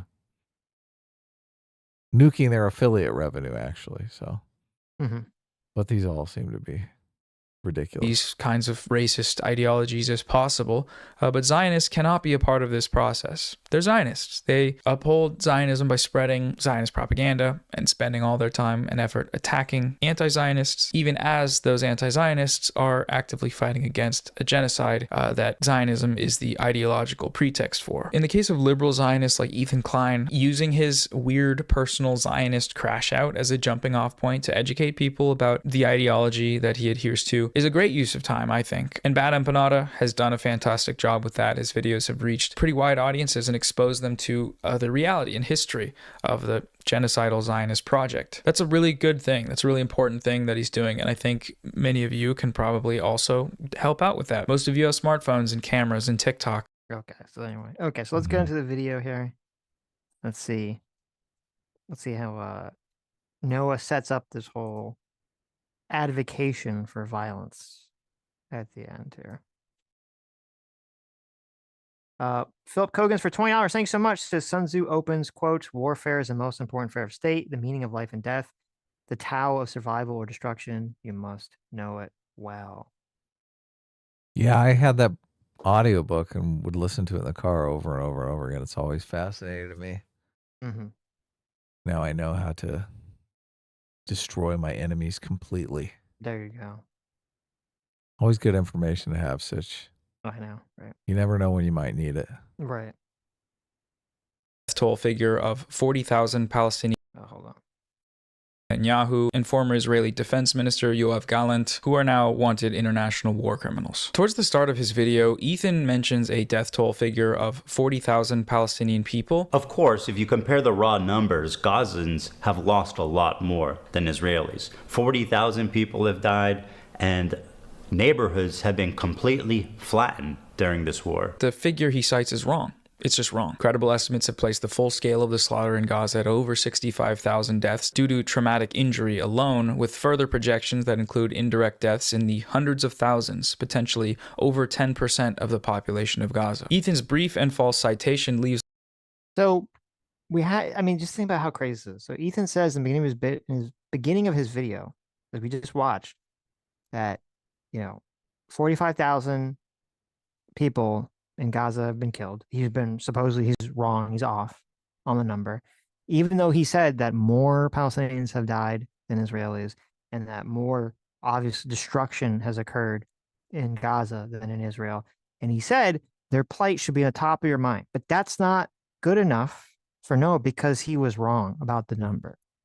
Right. So that means that you have to just, I guess, use violence against Ethan because he was off on the number. Even though he said it's worse and you should keep them at the top of your mind, he was wrong about the number. So, yeah. Do they even get into where the source came from, or no? The contradicting source. How is Noah so sure of his source? He said it's credible because he found a source that says something that would justify his worldview. So right. This guy's a fucking retard, Sitch. I know. Look at that face. That's the face of a dummy. Well, he's very good at propagandizing because his whole video is set up in such a way where it's like, Ethan bad. I'm going to show you all these like horrible things that have happened and then end it with, you should use violence against Zionists. So, I mean, it's good propaganda. You don't have to be smart for propaganda, obviously. You can't think too deeply because what he's doing is completely sinister. Like if he actually had the brain to think about what he's doing, he might actually have some regret. He's like, holy shit.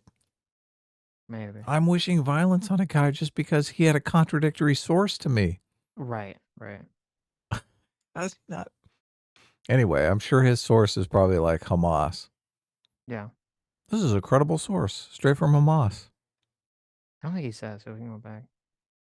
Children Does he just say? months into the I don't think he says. I mean, I don't know how it would, I presume it would have to be Hamas source, but unmentioned, like how the vast majority of these deaths have been Palestinian civilians, including over 15,000 children. The United Nations described Gaza as a graveyard for children just months into the genocide, and after that, Israel only ramped up its child killing. Ethan does not mention that over 1,200 families have been completely erased from the Gaza civil registry, meaning that every single member. you know, he says, he starts us off by saying to him, the most horrible things are these lies of omission. And yet this entire video is lies of omission. He's lying by omission, or I get maybe he doesn't believe it, but he's lying by omission that Israel is intentionally trying to target Hamas people and that there's just a lot of collateral damage. That they're not saying, like, as we were very glibly, darkly mocking earlier in the stream, that they're like, oh, set their weapons to kill children, to intentionally just try to kill as many children as possible. That was not the goal, and that's not the goal. He's lying. Right. That's why when he was saying intentional all the time, it's completely triggers me because it's fucking such a bold-faced lie. Right. You have Hamas who intentionally, with 100% full intention, came into Israel, killed as many civilians as they could, kidnapped as many civilians as they could, gave completely zero difference in their mind between civilian targets and non-civilian targets. Never brings that up once. Never brings it up at all. Right. Yeah. But then accuses Israel of intentionally killing as many civilians as possible, which, if that was the case, I think the death toll would look very different, Noah, if that was the goal, to just kill as many civilians as possible.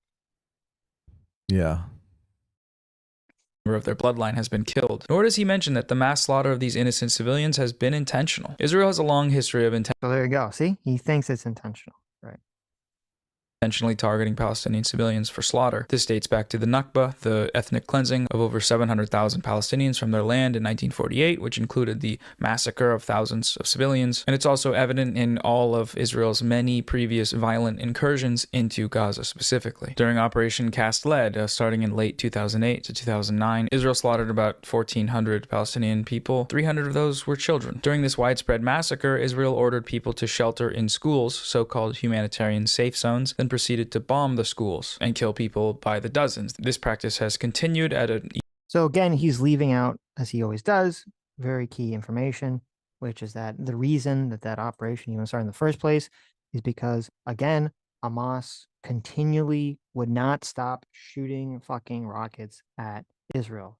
They keep shooting fucking rockets at Israel. They do not say, hey, let's spend our time and money and resources trying to build up our country to make it better for our people. They say, no, let's shoot rockets at Israel, which we know isn't going to win us a military conflict, but all it will do was make Israel fire back on us and kill people.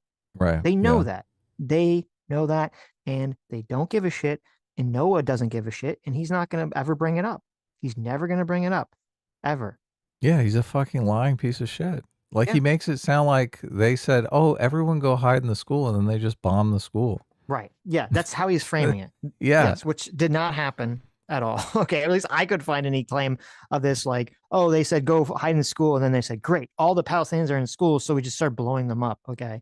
If this would, like, if Israel was as psychotically evil genociders as they thought, they would have completely killed every Palestinian. Like, oh, it would be decades over in ago. 2 weeks. Yes, Dude, before I was it would have been done. They would have killed everyone. Like, it's just so ridiculous. It is completely It makes ridiculous. no yeah. sense. Okay. Yeah. He leaves out the part where, oh, yeah, there's a bunch of Hamas in the school shooting rockets from the school. Like, he completely ignores that part. Right. even larger scale in the latest escalation in Gaza. See, this is why I think he's stupid, dude. Because he's like, this is all Hamas propaganda that he just eats right up. Like he doesn't think about it critically at all. He doesn't really examine it. He doesn't think, oh, this is insane. He just believes it. Right. So how is that not any stupider than when people on the right convince dum-dums that like Jewish people sacrifice babies and drink blood and stuff like that? How is it any different? It's not different at all. It's the Yeah. same thing. Right. It's the same thing. Yeah. Yeah, he's a fucking gullible idiot. No, he is. I mean, and like I get it. Like, he's gonna go through, these really horrible videos, which are horrible. Really horrible fucking videos of people who have died, their families have died, their homes are being destroyed. It is like completely fucking tragic. You have kids covered in blood. Like, it's this super fucked up, horrible situation. And so, but he's just gonna be like, okay, well, obviously, Israel doesn't have to deal with any of that stuff, which is not even true, right? He completely ignores the suicide bombs. Yeah, you could show the videos of constant like shellings, right? Yeah, the October 7th, all these things. Just completely ignores all that stuff and just says, no, it's all just one-sided. Israel is just uniquely evil in this situation. Yeah. So He and, doesn't show October 7th videos. No, yeah, which no, he's there gonna are go plenty through. of October 7th Yeah. videos he could show. Yeah. He's gonna go through all this stuff, one by one. You're not gonna show, Yeah, don't show that stuff. There's no way this video is monetized if he's got that shit in there. No. Holy crap. Nope. I'm gonna go ahead a little bit. He's like, oh my God, I've been completely gaslit by BreadTube, and now Right. here I am to gaslight you. Yeah. He's just a believer, man. Yep. This guy would have been one of the Nazis during the Holocaust easily. He would have fallen right in line. He would have been like, oh my God, these Jews are terrible people. Obviously, they want to destroy our society. That's different decade, same storyline. Yeah, he would have been a Nazi killing Jews. He would have been some Soviet, commie killing Ukrainian farmers.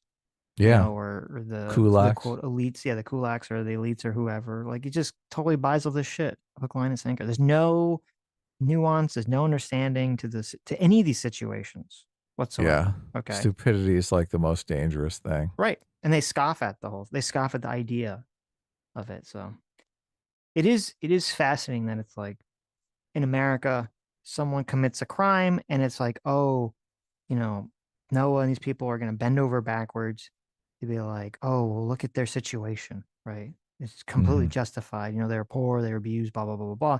But in this situation, they're like, no, it's all completely one-sided. Israel is just the evil genocidal monster. I mean, Israel must be the worst genocidal monster on the face of the planet because they've done a pretty bad job for the last, 80 years. So, but whatever. Yeah.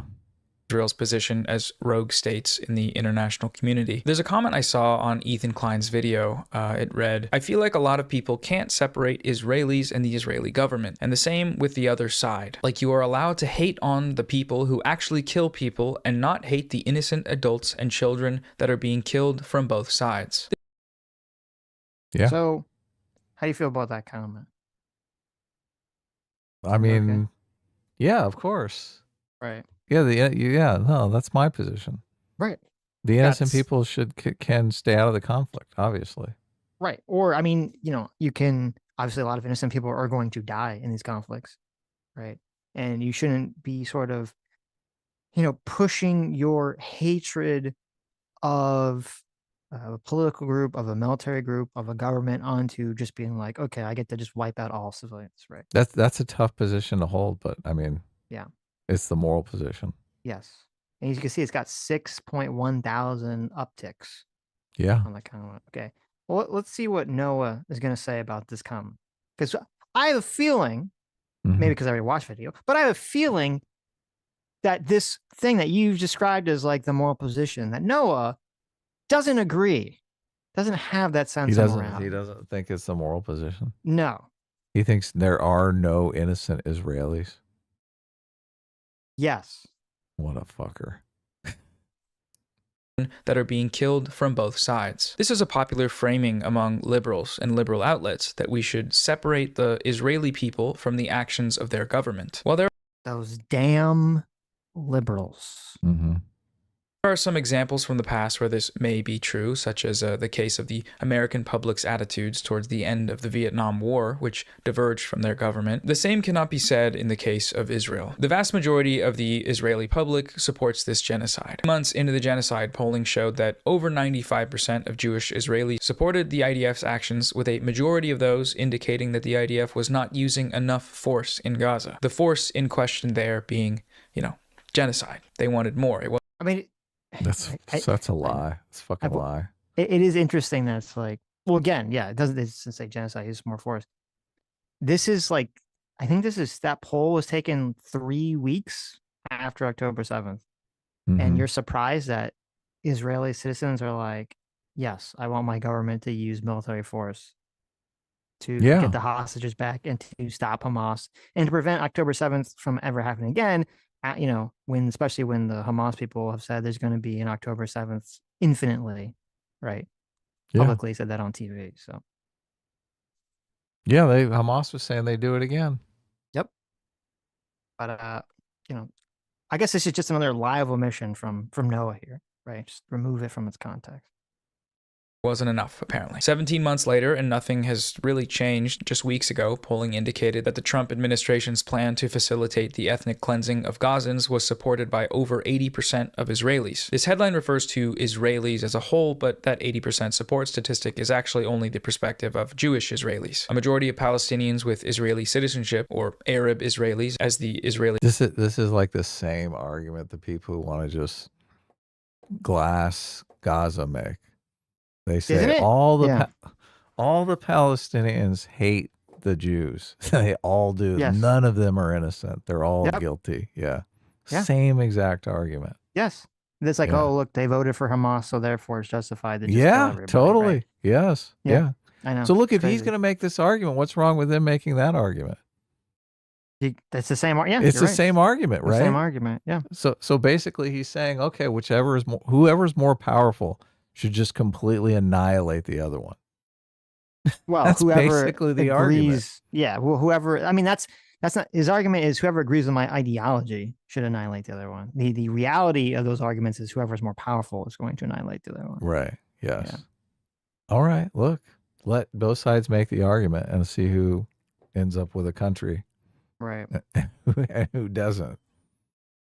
God, it's just the short-sightedness of this philosophy. God, it is so like internet tough guy. Yeah. No, it's retarded. It's totally despicable. The government tries to call them, considers this ethnic cleansing plan to be immoral. When it comes to Jewish Israelis, however, that number drops to just 3%. This should come as no surprise, given Israel's history. A country that exists on the logic of ethnic supremacy and colonization requires a certain level of dehumanization to keep its inhabitants from collapsing under the weight of the reality of their rotten society. Another way to get a handle on the seemingly... Well, first of all, I mean, obviously it's crazy. I'd say it's like wildly anti-Semitic to say that Israel was founded on ethnic supremacy. Yeah. Like all the Jews in Israel are like, yes, we are ethnically supreme. That's why we should. I mean, it was people, running away from anti-Semitism and then eventually the Holocaust in Europe. And then also other Arab countries that were driving all the Jews out. It doesn't, you could say to me, ethnic it doesn't solidarity, sound like, but not supremacy. Yes, right, exactly. But that sounds like a very big difference than supremacy. It's a huge difference. Yeah. The Jews weren't like, oh, we're so amazing, we're so based that we need our own country because we don't want to be around like the filth of the lowers, The Jews were pretty fine. Most Jews, the overwhelming majority of Jews were totally fine living in Europe and living in, the Arab countries they were living in before they got driven out by the people. So does he make the argument that all the Palestinians support Hamas? No, he doesn't. He doesn't bring up the Palestinian support of Hamas ever. Mm-hmm. Or he believes Hamas is good. He doesn't bring up. I don't even know why he doesn't bring it up, because he thinks Hamas is fine. Yeah, he doesn't criticize he supports Hamas. Yeah, I've never heard him criticize. He doesn't in this video, and I've never heard him in the past criticize Hamas or any actions for October 7th. I don't know if he does. God, I mean, judging by the end of this, it doesn't sound like he does. I'd love to see this guy's SATs. I bet he got like 400. Mm-hmm. I mean, he's got a toe head, so I think that's like making you think he's got like a low IQ. I've never seen him say anything intelligent. I think all his videos are probably written by ChatGPT. That's probably true. You know what? We should do that. We should take the transcript of this. They have those programs that like the schools use to check to see if you use AI, right? Put it through the AI and be like, is this, what's the score on this one? I think he's just a dumb meathead. He's like, I'm just trying to make I'm trying to make it on YouTube. Okay. Mm-hmm. Kids like this shit. I'm making videos about it. Right. Yeah. The ubiquitous genocidal fervor among Israelis is by just talking to them. I mean, he used the word ubiquitous. He can't be that stupid. Okay. ChatGPT used the word ubiquitous. Ubiquitous genocidal fervor. Okay. Mm-hmm. That's a pretty, those are some pretty good words there. Okay. Right. Yeah. He was talking about Hamas? No. Oh, okay. It's not about Israel. Who has ubiquitous genocidal fever? It is Hamas. The Israelis. No, it's Hamas. Oh, okay. It's Hamas. Talking to them. How many civilians have been killed in Gaza, from what you know? Okay, but hold on. Before we get to this, I want to watch. So, The because you're talking about context? surveys. Well, no, because we're going to come back to this because these are interesting. But so this was an interesting. This was a survey that was done on Palestinians literally right before October 7th happened. Mm-hmm. And so this person kind of goes through the different questions. Ooh, unfortunately, I forgot the watch together. And it degrades the quality here. Let me see if That's I can, okay. I can see. Here, I'm going to open it in my own window because I can't really see it. And I'll read it to you. Oh, okay. I'll read it to chat. Okay. So the question is, it says normalization of relations between Arab states and Israel. Okay. That was the question. Do you think there should be a normalization relationship between Arab states and Israel? Only one, this is of Palestinians, both in Gaza and the West Bank. Mm-hmm. So the left is the total, and then the right, they separate the Gaza and the West Bank. The Gaza is, I don't know what color you'd call that. The light tan color, and the West Bank is the kind of more orange color. Gold. Okay. Orange gold. I guess, yeah. Okay, the more orange colors. But anyway, so only 1% of respondents said they were strongly in favor of normalizing relations between Arab states and Israel. Only 6% were in favor. 25% oppose, and 68 strongly oppose. Okay. Mm-hmm. Any sort of normalization between That's Arab it. That's in states and Israel. You're on the left side? Yeah, that's on the left side. Yeah. Okay. No, that's the total. Normalization of relations between Arab states and Israel. Yeah, that's in all percentage. Palestinians said that. Yes. Oh, these are asking Palestinians. These are Okay. only asking Palestinians. Yeah. Okay. The left is the total Palestinians, and the right is differentiating between Gaza and the West. Splitting down between Gaza and West Bank. Right. Who's more radical, right? Right. Right. Looks like West Bank is more radical. Oh, wait. Maybe not, because oppose is like way bigger on Gaza, but strongly oppose is a little smaller. Yeah. Yeah. Which is interesting, those little differences. I don't know what causes that. Okay, so let me jump to the next question here. Preferred solution to Palestinian-Israeli conflict. Right. So you can see 51% say that they want, this is before October 7th, 57, Two-state. 51 say two-state, which is interesting, and we're going to come back to that because now it seems like that has changed. 10% want one-state solution, 7% want a confederation, and 25% want other. Okay. Now, a full quarter wants. Yeah, just give me something else. well, so let's see what is other here. Let's find out because she tells us what other is. You'll see that 25% of Palestinians indicated other and were able to write in their response. Those 25% wrote in armed resistance. So we have in the general Palestinian survey, 1 in 4 Palestinians saying they believe in armed resistance. Among the Gaza population, it's 1 in 5, 20%. Okay. Oh, interesting. Okay. Yeah. So they're like, let's just keep this war a simmering. Right. So that's not good. Mm-hmm. Okay. Obviously, Noah's not going to bring anything like that up. Okay. It says current economic situation in the country, only 1% say it's very good. Only 18% say it's good.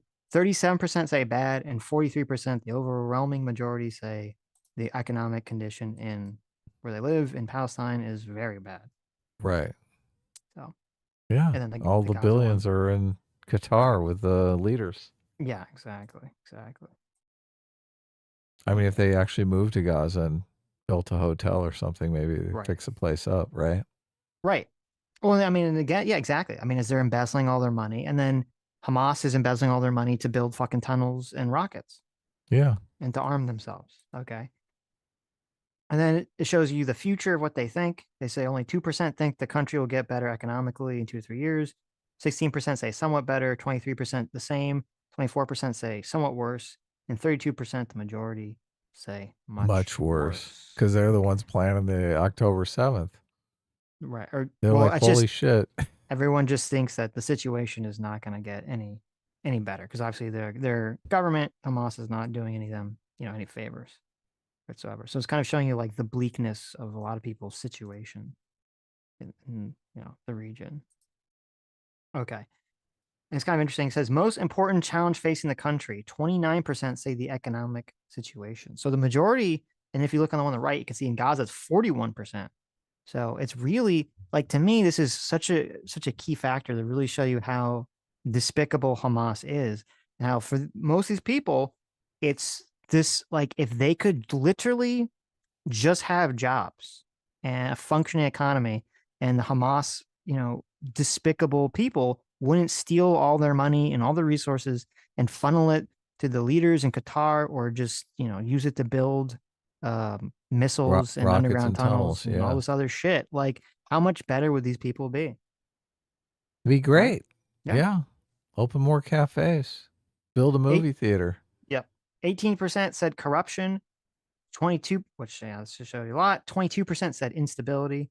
And then the only other big one was 13%, though it's really 20% because it's just in the West Bank, said settler terrorism. So look at 4% as foreign interference. Right. Huh. Well, I'm assuming people mean like America and stuff. Well, maybe they mean Israel. Well, or I guess you would mean, I guess you mean Israel. It's just funny. It's tiny. Right. Only 4%, huh? Okay. And then they asked, and this is interesting, they asked what corruption in state institutions and national agencies. Okay. How prevalent is it? 54% overall say a large extent. Yeah, that's the problem. Right. 31. So the majority say it's a large extent. 31% say to a medium extent. Only 10% of respondents say to a small extent. It's fucking crazy. Those are the people taking the bribes. Yeah. They're like, it's not so bad. That's Hamas itself. It's like, it's not a big deal. Okay. It's fine. Everything's fine. Okay? It's fine. Give me half your paycheck. Yeah, exactly. This is a normal state of affairs, I'm telling you. Yeah. Sucks. Okay, so this next question, trust in government in the West Bank. Okay. Oh, no. Only 2% of people said they have a great deal of trust in their government. 2%. Only 16% say they have a lot of trust in their government. 19% said not a lot of trust. And the overwhelming majority of West Bank citizens, 57%, said they have no trust at all in their government, which is Hamas. Okay. That's West Bank MAGA right there. Right there, yeah. That's crazy. They're 57%, no trust. We want to bring in Elon Musk and gut the entire government. Well, I don't know if that's going to help anything. But,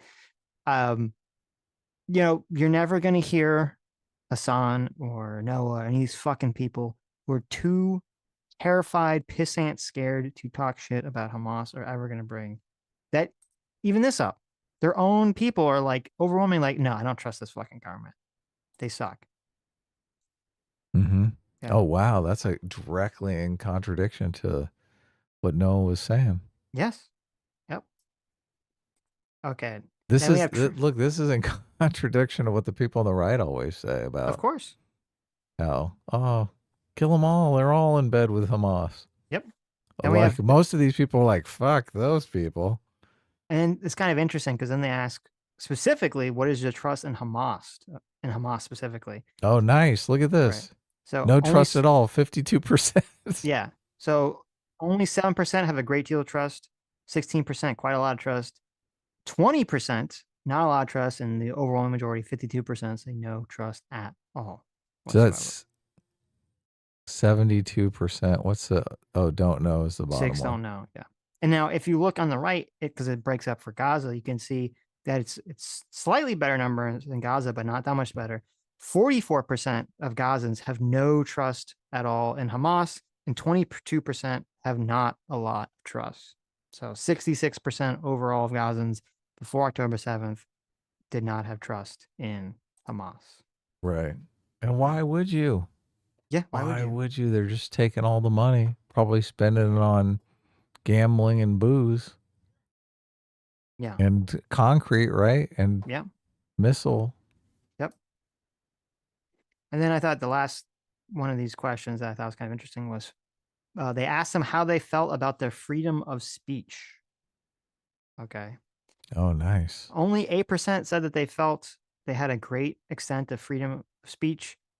24% said a medium extent.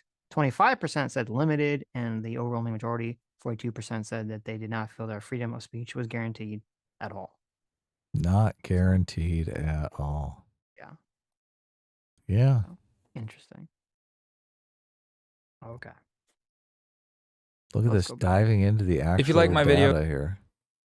Noah Samson does not have the intelligence to look up this data. Well, I mean, it would hurt his positions. So, I mean, he's not going to. He doesn't want to. He could always change his position when he encounters information that That's contradicts impossible, Adam. Okay. Why? Impossible. Because he made this video already?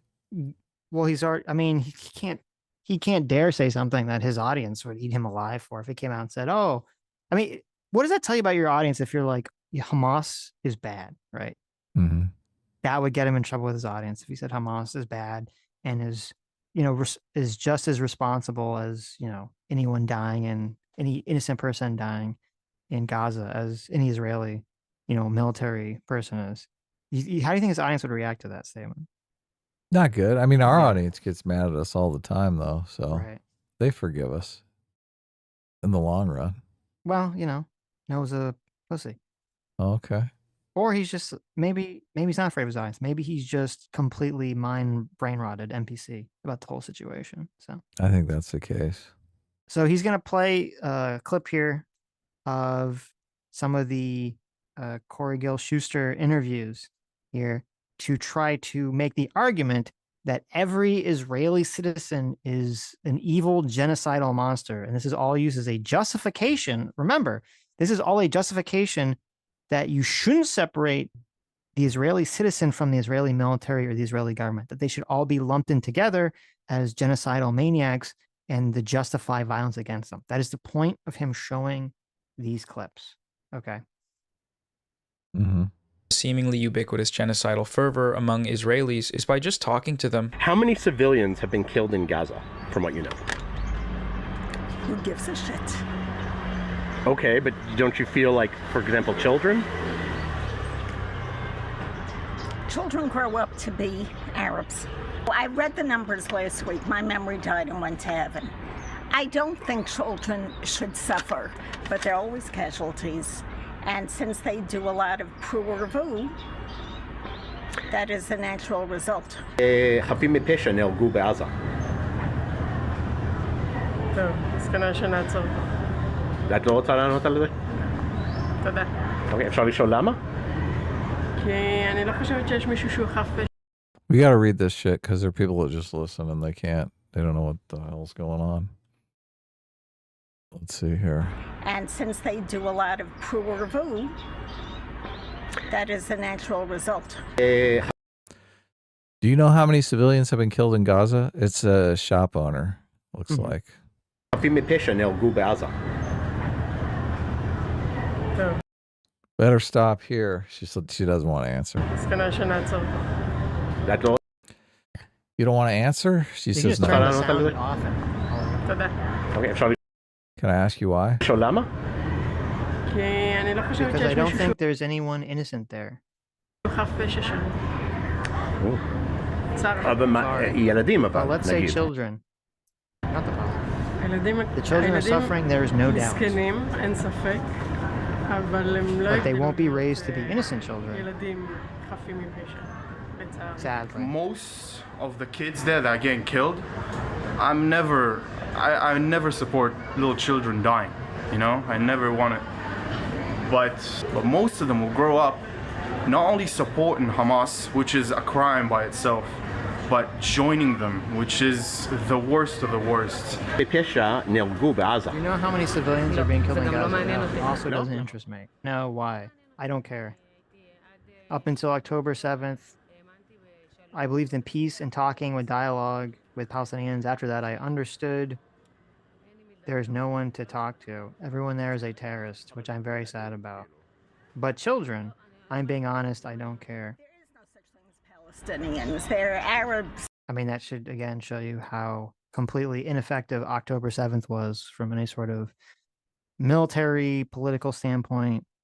All standpoints of how just horribly ineffective and self-defeating October 7th was. Gandhi had the right idea. Nonviolent resistance. Yep. Got to make them feel sorry for you. All these people would have a completely different outlook if that was the case. Yep. If they were being brutally killed by Israeli soldiers and were not resisting, everyone would have a completely different outlook. Yeah.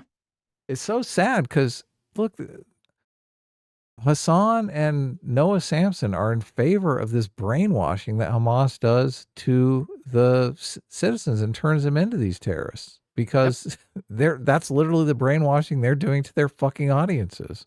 Yep. Who have many countries to flee to and nobody wants them to. But if we do call them Palestinians, their parents use them as human shields to gain sympathy. The natural instinct of a Jewish mother is to protect her child. Palestinian women do not have that. These people know that they're on camera and that these remarks will be posted on the internet or shared on the mainstream news. This is normal to them. This is normal in their society, which is a testament to the fact that their society is not normal. It's typically bad form to cite street interviews as being some meaningful indicator of widespread attitudes. But again, with Israel, it's just different. Not just because these attitudes align perfectly with the wider Israeli polling data, but also because it's almost impossible to find anyone in Israel saying anything else. The amount of truly... Now, let's do the man on the street for the Palestinians, right? Yeah, well, we're going to do that. But so he just said, and this is important, it's impossible to find anyone on the street in Israel who says anything else. Okay. Well, I mean, Noah could have opened up that channel and looked at any of their other videos because it's literally all they do is ask people on the street of Israel or Palestine what the fuck they feel about these things. Right. Okay. Yeah, I'm sure there are other people on the other side of this. Right. So here's a video. But look, I'm talking about the one asking Palestinians on the street. Are we going to go through that? Okay, yeah, good. We'll go through that. You're not going to see a lot of great answers. Okay. So this video is Israelis, are you happy that Gazans are suffering? Okay, this is from a few months ago.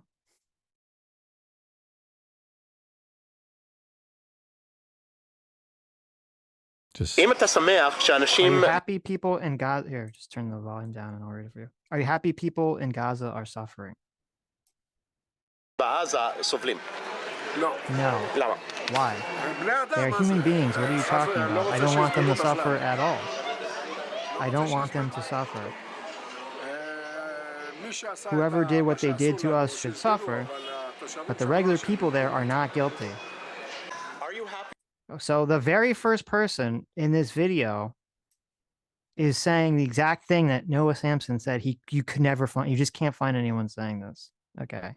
Oh yeah. He could have spent 2 seconds looking on this channel to find this. It didn't take us long to find it. No. That people in Gaza are suffering. Am I happy? No. What do you want for people in Gaza? I don't know, to be happy, I guess. I mean, to be okay, to be healthy, to have finance, to have work. Okay, I'll read it. It says, are you happy people in Gaza are suffering?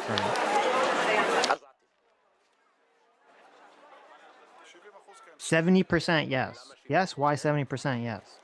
There are those who deserve to suffer. Like why? Because they supported Hamas. They voted for them. And the 30%? Not all of them voted for them. I don't know the percentage, but I think less than 30% voted for them. Less than 30% voted for them.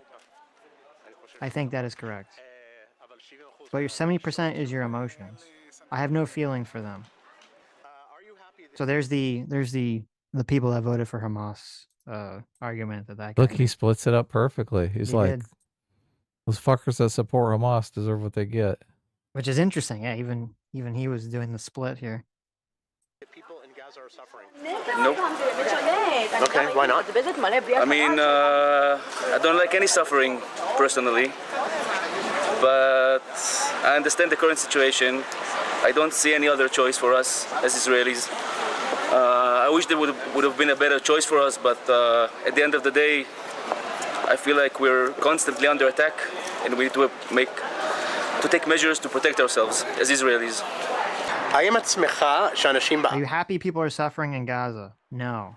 Why? Because they're people. What are you talking about? I see their suffering. It's terrible. I see our suffering. As in, I know that they're responsible to some extent for their suffering. Because of October 7th? She nods. I'm just explaining what they're watching. Are you happy that there are people in Gaza suffering? No, no. Not at all. Not at all. The people don't deserve to suffer. The people don't deserve to suffer because of politics. Because of misunderstandings from people high up. They don't deserve it. But they choose Hamas. That causes them all their suffering. What can you do? But now we are destroying a lot. We have to eliminate Hamas because they want to eliminate us. What can we do? The fact that it hurts others is not okay. So you can see those people had a difference of opinion there. Yeah.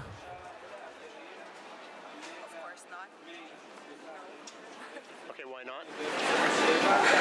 Because they're people are like us. I think that like 90% of the population probably would want to live in peace. Doesn't this sound like the words of an unrepentant Nazi ideology that can't be reformed? That the only solution is to wipe them out with violence? Yeah, she seems like a Zionist to me. Right. Doesn't this just scream that you should just wipe these people out? Oh my God. No Samson over here being a total genocidal maniac. Noah's a bad person. Noah's a bad person. He doesn't give a fuck. No. He parades around as if he has empathy, but he really has none. Right. Live their lives. Okay, like us. You think they would want to live in peace with Israelis? The population that are not Hamas, that are not terrorists. Yeah, sure. את, מה יש לך להגיד? תשאל עוד פעם. השאלה זה אם את שמחה שאנשים בעזה סובלים? Not at all. Do you think they want to live with you? With the Jews in peace? I think it's a very complicated subject, but big picture, no one deserves to suffer on either side. But I wish that the people there really would want to live in peace. Are you happy that people in Gaza suffer? God forbid. Why would we be happy? We aren't happy that they suffer, but we also, oh my God, I was thinking you meant the hostages. I answered about the hostages. She was talking about the hostages. You're talking about the Gazans. We are not happy that the Gazans are suffering, but whoever deserves it should suffer, but not everyone. Who deserves it? Those among them that took part, they're soldiers. They are sort of soldiers because I can't call them. They're not exactly an army. They're like terrorists. Those that were happy. Those that were happy about it. Those that gloated about October 7th. If we could find them. I don't really feel sorry for them. And those that took part of it. Those that took part, may their names be erased. Who came into Israel and stole things. Those also weren't soldiers or terrorists. They were regular people who took advantage of the situation. They stole from people. Oh yes, that's also not okay. But the innocent civilians, let me put it this way. We can't generalize about everyone. We can't generalize. Those that did not gloat and did not participate. For them, yes, there is compassion. Are you happy that people in Gaza are suffering during the war? They're so fucking conflicted. I know, because it's like a normal fucking thing for any person to feel these things and to believe. Like, this is why it's just Noah's like sort of crazy, one-sided, genocidal position about the whole thing is just so detached from reality. Yeah, and it's like the whole people are responsible. He just sees it as completely black and white. Yes. where these people see the nuance. They're like, well, there's some good people over there, but there are some piece of shits too. So, Right. yeah. Yeah, it's crazy. You think the population of people who were attacked on October 7th, if they can say this, what Yeah. excuse does someone like Noah have? Yeah, you'd think they would have less nuanced positions. Right. Yeah. Right. Now, listen, I'm sure there are plenty of people in Israel that are just like glass them all. I'm pretty sure there was a guy in Israeli government that is his position. So, Right. Yeah. But all these people are Nazis in Noah's eyes. It should all yes, be eliminated. eradicated. Yeah. Fuck, that guy's such a fucker, man. He's a menace to society. Yep. It's a tricky question because you must remember why they are suffering. Explain. Before they start in 7th of October, something, and in war it's war, and people are killing in war, and that's the situation. They start, and that's what they got. And I'm not happy about. Generally, I'm not happy that good people are dying. Okay. Do you want the war to end at some point? Of course. The settlement will come. I don't know when, but in the end of the way... Settlement meaning a resolution, סוף למלחמה. No, settlement... התנחלויות? No, I mean the government will talk. Oh, yeah. Will talk a few times, I don't know, maybe days, months, I don't know. And in the end, this is the situation. This is how it goes.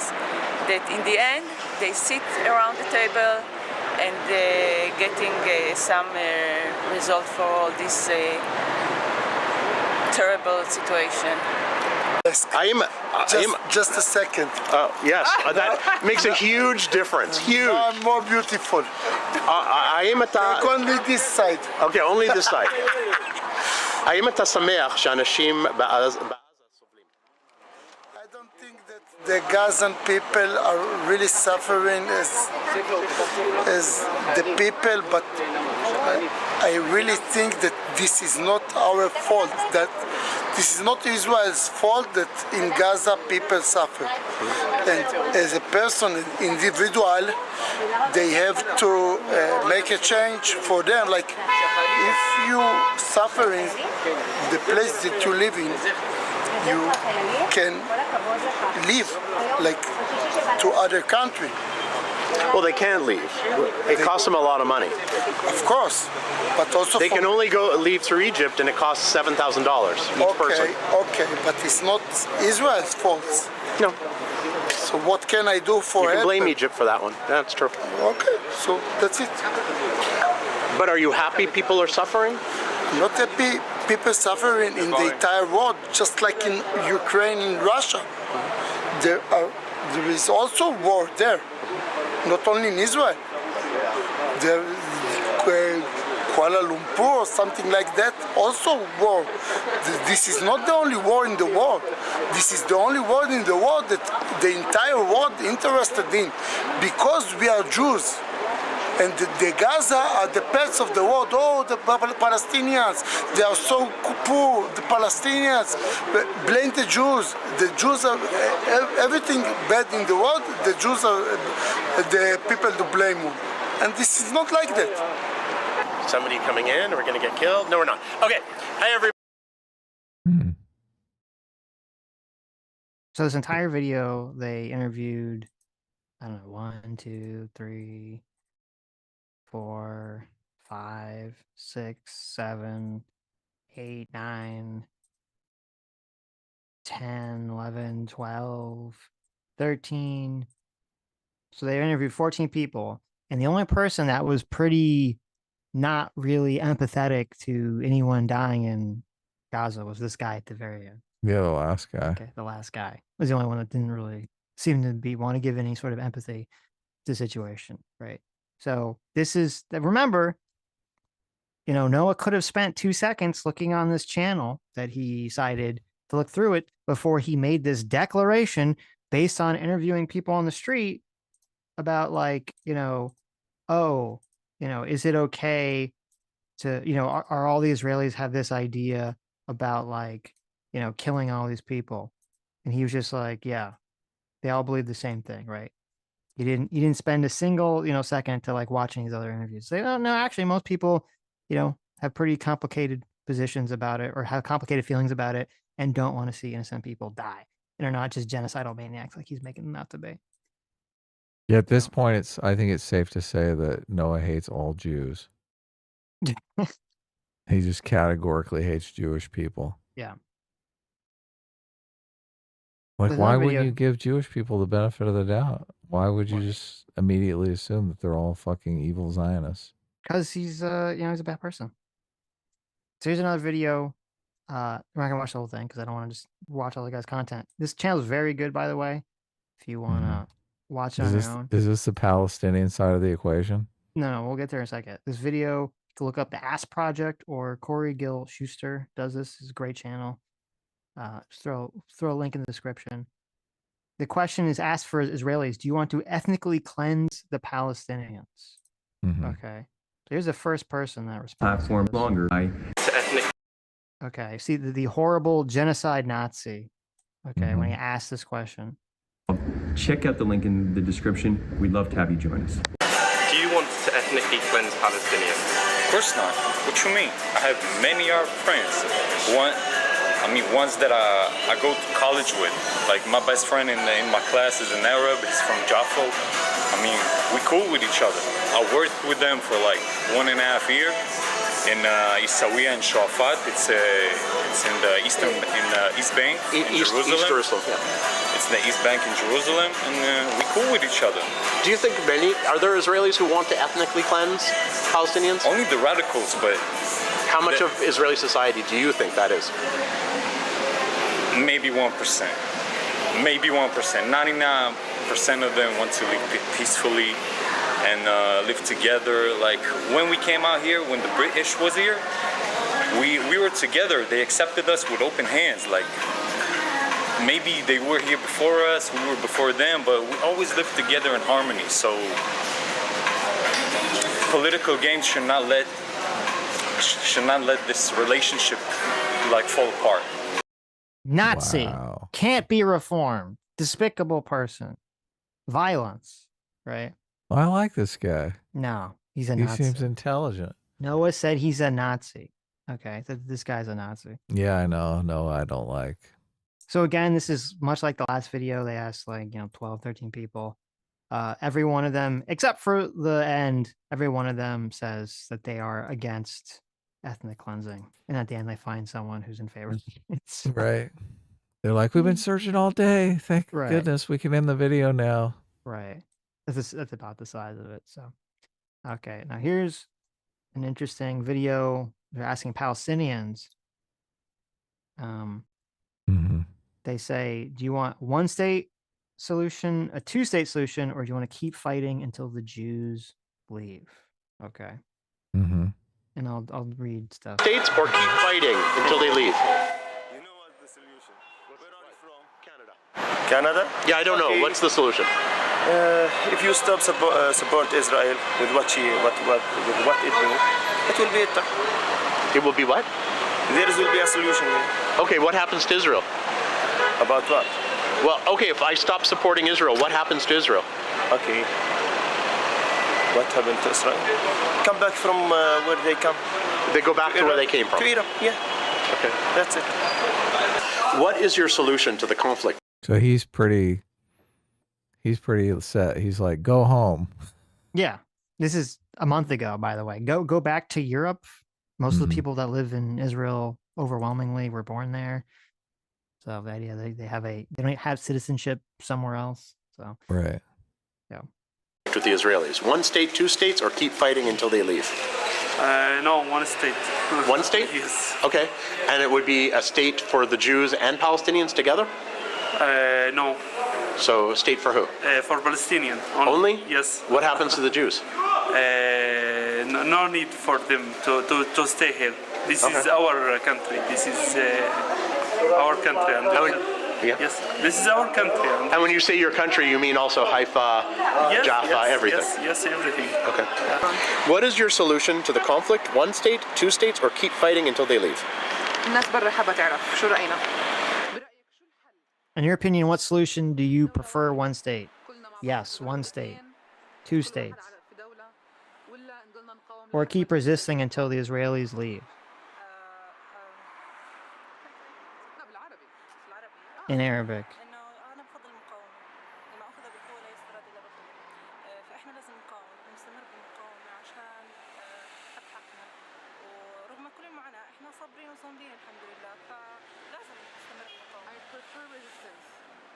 She answered without me asking, because what was taken by force can only be retrieved by force. And we will continue to resist. What is your solution to the conflict with the Israelis? 1 state, 2 states, or keep fighting them until they leave? برأيك شو الحل للنزاع اللي عم بيصير؟ دولة واحدة، دولتين، ولا المقاومة تستمر لحد ما يطلعوا؟ ما عنديش حل، هي أسئلة أكبر من تصوري يعني I don't have a solution. These questions are bigger than what I can think of. These are very hard questions. Okay. Is there something you wish or you hope for? في شيء بتتأملوا أو دولتنا. سلام. Peace. What is your solution? 1 state, 2 state, or keep fighting until they leave? شو الحل؟ دولة، دولتين، ولا نضلنا نقاوم لحد ما يطلعوا؟ دولتين. 2 states. لأن اليهود أصلا إلهم هون يعني تراث، يعني زي في الحرم مثلا إلهم زي ما قلنا، بس طبعا اليهود مش الصهاينة، اليهود اللي زينا زيهم، زي مسيحية زي مسلمين، يعني مش المحاربين يعني. Have roots and have a culture and have history. هي فلسطين أرض الأديان. And it's not the Zionists that I'm talking about. I'm talking about the Jews. Okay, but can all? Because Palestine is the land of religions. Okay. Can Israel still exist as a country? ممكن إسرائيل تضل موجودة كدولة. Next to Palestine. بجانب فلسطين.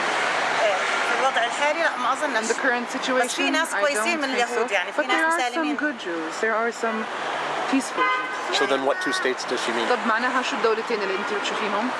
بس الناس صاحب الدين اليهودي يعني اللي هم إلهم زينا زيهم زي المسيحيين، أما الصهاينة اللي بيحاربوا هذول يعني يكون في دولة اعتقاداتهم تتغير. يكون في دولة لليهود ودولة للفلسطينيين؟ لا مش دولة، إحنا دولة واحدة زينا زي المسيحيين. زيهم زي المسيحيين، أما الصهاينة اللي بيحاربوا هذول يعني يكون في دولة Could there be a Jewish state and a Palestinian state? No, there can be only one country. I misspoke.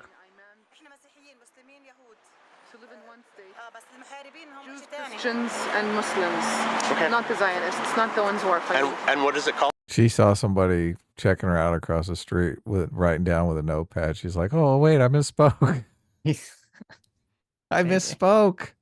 Don't torture me. Don't black bag me." في فرق بين الصهاينة وبين اليهود. There's a difference between Zionists and Jews. شو رح يكون اسم هالدولة هاي؟ إحنا كلنا فلسطين.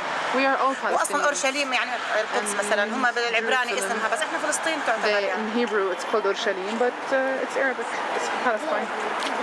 In your opinion, society just is this massive prisoner's dilemma problem. It really is. Of course. Yeah. Everyone playing at the same time. Right.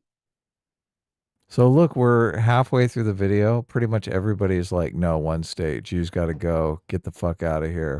This is our country, Palestine. Right. Well, so yeah, we had, the first few said 1 state, get out Jews. Then one guy said peace, right? He just said peace. He didn't really want to ask the question, which, good for him. And that lady, she said the Jews could stay, but the Zionists have to go. So, I mean, I guess you can interpret that how you will. Right. So. This guy's like, blur me out. Okay, I'm going full balls to the wall here. what is your solution? Should be 1 state, 2 state, or keep fighting until the Jews leave? The last one. Yeah? Why? Because there is no logical solution. You really think they're going to leave? There is no logical solution otherwise this solution. Other than this solution? In my opinion, yeah. What is your solution to the conflict? 1 state, 2 states, or keep fighting until they leave? 1 state. Okay. Yes. One state. One state. One state, just Palestine. Just Palestine. Yes, but we can live with the Israeli people. You can? Yes. We can, but how can I explain? Like one state, we Palestinian manage this state. But the Jews can't manage it. Yes, we can. Okay. Or we can, how can I explain? We can manage, but like democracy. Okay, so you could have a state that's not Palestinian, not Jewish. It's a state for everybody. For everybody, yes. Okay, you'll agree? Do you agree? يعني تقول لك أنت بدك دولة واحدة ولا دولتين؟ دولة واحدة. Just he speak just for Palestinian. We can't live with Israeli people. You say you can't live with Israeli people. No speak English. Yes. أنا بتعلم translate. Okay, he will translate. Should I tell them I'm a translator? He's willing to live with the Jews. Yes or no? No. Okay. What is your solution to the entire conflict with the Israelis? One state, two state, or keep fighting until they leave? هاي الأسئلة من برا جاية. الناس من برا حابة تشوف كيف إحنا بنفكر لقدام. شو عندك حل للوضع اللي عم بيصير، للحرب، للصراع اللي له زمان؟ شو عندك حل؟ دولتين؟ احنا دولة وهم دولة جنب بعض؟ ولا دولة واحدة؟ ولا دولة واحدة احنا وياهم مع بعض؟ ولا دولة لحالنا وهم يطلعوا؟ أكيد دولة لحالنا وهم يطلعوا يعني. ما بتشوفي في مجال إنه يصير في Of course, I think it should be a one-state solution, only us, and they have to leave. So I said, you don't think that there might be like an opportunity? She said, no. But that's not a solution. That's you have to kill them to do that. هذا مش حل، هذا شيء كثير عنيف. ممكن نضطر إنه في قتل أكثر. لأنه هذا the violent solution. We might have to kill. And she said, this is not violent. This is what has to happen. This is the correct way. Now we know why she's not on camera. What is your solution to the conflict? One state, two. So these guys don't answer the question because they just. That first guy kind of says like he says, if I answer the question, I'm going to go to jail, and then none of them really answer the question. So. Ooh, how do you like that? Yeah. How do you like that? Right. When was this done? I mean, it was put up like a month ago or so. Oh, okay. So Hamas will come out and say, "Hey, you answer the." This is in. I believe this is in the West Bank. It's not in Gaza. Right. So. Okay, so Hamas is not. But yeah, look, whoever controls the West Bank is going to come out and say, "Listen, we didn't like the way you answered on that video." And right. Well, I don't know if he means the PA. He's worried about the PA or the Israeli government, but he's worried about somebody coming. How much of this is like preference falsification? These people are just answering because this is like the way to answer. Like, obviously, if they're afraid of being arrested by some secret police, right, you're not really getting an accurate assessment. But look, this is a fucked up way to live, right? Yeah. I mean, the answers of, we have a pretty wide gamut of answers. We have a bunch of one states, Jews leave. We have a couple, use violence to remove them. And then we have a couple, we can live together, but not under Jewish control. That one lady, it seemed like she saw someone that freaked her out, and she's like, she changed her answer. answer. Yeah, exactly. Maybe she saw like a PA person. I don't know, maybe. There's nothing in my hands that I can do. Even the leaders are finding it difficult. What solution to the conflict do they want? Okay. شو بتحبوا تشوفوا حل للأزمة اللي عم بتصير؟ أنتوا كالجيل القادم يعني. So I can just skip to where they actually get to the. There are solutions like to the coming generation. Can you please tell us more? Can you please explain it more? Well, okay, there are solutions like two-state solution, one-state solution. شو بتحبوا تشوفوا حل في المستقبل لهي الأزمة؟ مثلا do you mean like the war? A solution to everything with the Israelis, everything. والحل دولة واحدة. شو بتحبوا تشوفوا في المستقبل؟ احنا بنتمنى مثلا انه بالاخير مش احنا انه انا بتمنى للبلاد انه يعيشوا بسلام مثلا استقرار. We hope for peace, stability. Okay. What would ما فيش خوف ما يكونش عندنا خوف that we don't have إنه any نحسب fear. حساب لحدا We مثلا don't want نطلع بأمان to think that we might get harmed by anybody to be safe and secure. What would that look like? Would it be two states, Israelis and يكون هذا Palestinians in different الشيء states? مثلا حل دولتين، دولة إسرائيلية دولة فلسطينية. بالنسبة لدولة إسرائيل هذا الشيء إحنا بحس إنه جميع الفلسطينيين يتمنوا هذا الشيء طبعا مش بس إحنا بس إيش بتمنوا؟ إنه مثلا جميع الفلسطينيين بتمنوا إنه الواحد يعيش بسلام واستقرار. I think every Palestinian wishes that we live in peace إنه أي and فلسطيني stability. بيحب هذا الشيء. طب حل دولتين ولا حل دولة واحدة كلياتنا مع بعض؟ حل دولتين إنه مثلا يتفقوا في قرارات وإنه two-state solution that they agree on decisions. إنه يصير في إنه اتفاق في الآراء إنه آرائهم زي بعض That مثلا. there be an agreement with opinions, their opinions be more similar. ما يكونش في إنه ضغط يعني على المجتمع اللي إحنا فيه. زي إيش ضغط إيش؟ يعني الخوف هذا الرعب اللي الناس قاعدة تعيشه. من إيش خايفين الناس؟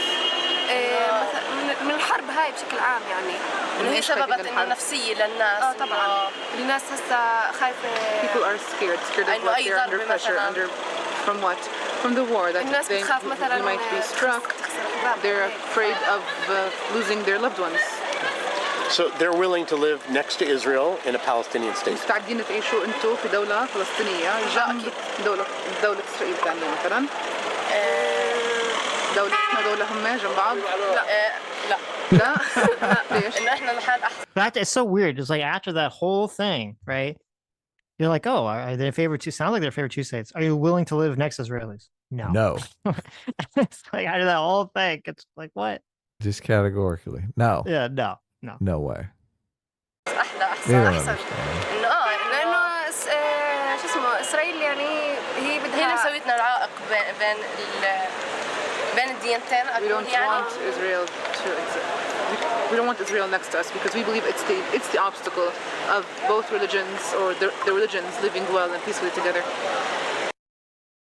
They blame Israel. Right. Very sad. They have another one. Very, very sad. Where he's asking Palestinians, why won't you accept the two-state solution? So I mean, he is sort of giving an answer in the question. Why won't you? Because it's already saying that. And basically, none of them, I don't believe, if I recall correctly, when I watched it yesterday, most of them were just saying because, Israel sucks and we can't really have a peaceful solution because they're, bad people. Right. So they must all be Noah Samson subscribers. Yeah. Yep. But I mean, listen, I'm not gonna, unlike Noah, I'm not gonna say because there's this, bunch of people, seems like, on these interviews, not in favor of two states, not in favor of living peacefully with Jews. I mean, that doesn't say like, oh, I'm not gonna sit here and say that they should all be genocided, like Noah Samson apparently is gonna advocate for. So right. Because I understand that a lot of people have very complicated feelings about really fucked up things that have been going on in the region for the last, 80 years. So yeah, it would be interesting to see their upbringing. Like, what's the school curriculum like? Yeah, I mean, I'm sure the indoctrination is massively high. Right. I just want to sit in on their history class for one semester and see what's up with that. It's interesting because also, one of the other videos he asked Palestinians, why aren't you making peace with Israel? And it's always, they're all like, because they attacked us. They've taken all our stuff. We're defending ourselves. It's kind of the way like everyone's framing it. Mm-hmm. There was this guy, I don't know if he's a credible source or anything, he was on, I was kind of going through because he has a clip of this podcast. It's like a small podcast. I don't even know why he brings it up. I guess because he has a podcast of some Israeli guys that are talking about like, oh, if he had a button, he would press it to like, wipe out all Gazans or Palestinians or something. Even though it's like a very small podcast. And so I was going through their other stuff because I wanted to see if they had that stream up, and they didn't. They took it down, so I couldn't see if there was, what the context of that comment was. But they had this other guy on, and he was saying that like he was learning Arabic and he was talking to all these Arabic people all over the world, essentially, who were like learning English. And he was part of some kind of computer program or something where they pair you off with people and you would, learn the language by talking to each other. And so he would talk about how like he would like basically kind of befriend a lot of these people before revealing that he was Israeli, and that they would get very upset, even if they'd been friends with him for like months, that when you realize they're Israeli. And he would ask them all these questions, and he would say that they all had this kind of like same narrative where like they had this completely propagandized version of events that had been taught to them and whatever. And this is from people in all different countries about how like, the Israelis just came in essentially. This is basically the socialist perspective. The Israelis just Came the in, white, stole the land. people. Yeah. White people came from Europe, killed them all, stole all their land, and just continued to kill them all and aggravate the entire situation. There wasn't any, at least from his telling, he was saying there wasn't really any, complexity or nuance given to the conflict at all. Every chance they got, they would murder them in their sleep. Yes. Yeah. No.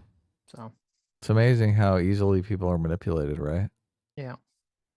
It's very sad. It is. I mean, it's really sad too, like, because this video where he's asking people in Gaza who should rule Gaza, and you can just see like the entire country is just it's just rubble. Everything is just destroyed, and the people are just so despondent. We are now homeless. Everything is destroyed. Yeah, this is like, can you imagine? It's one thing to lose your home, but to lose your whole neighborhood. Yeah, lose everything. Lose the store that you shop in. Yeah. The roads that you drive on. The cars that you drive in. Yeah. And these people are saying that they wouldn't choose Hamas. This guy's saying he's not going to choose Hamas, and he's even in favor of international rule and stuff, because he thinks it's he thinks everything else is basically just led to destruction, of where they live. So, I mean, it's just totally horrific. So they just want and that's why it's so sad for like a lot of the people. It seems like a lot of people that live here, they just want the conflict to end. They just want the conflict. As you would. End. Yeah. Right.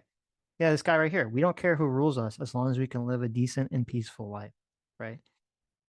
And yeah, it's just so gross that you have, but people like Noah who just want to keep hyping up Hamas, which again, if Hamas just gave up,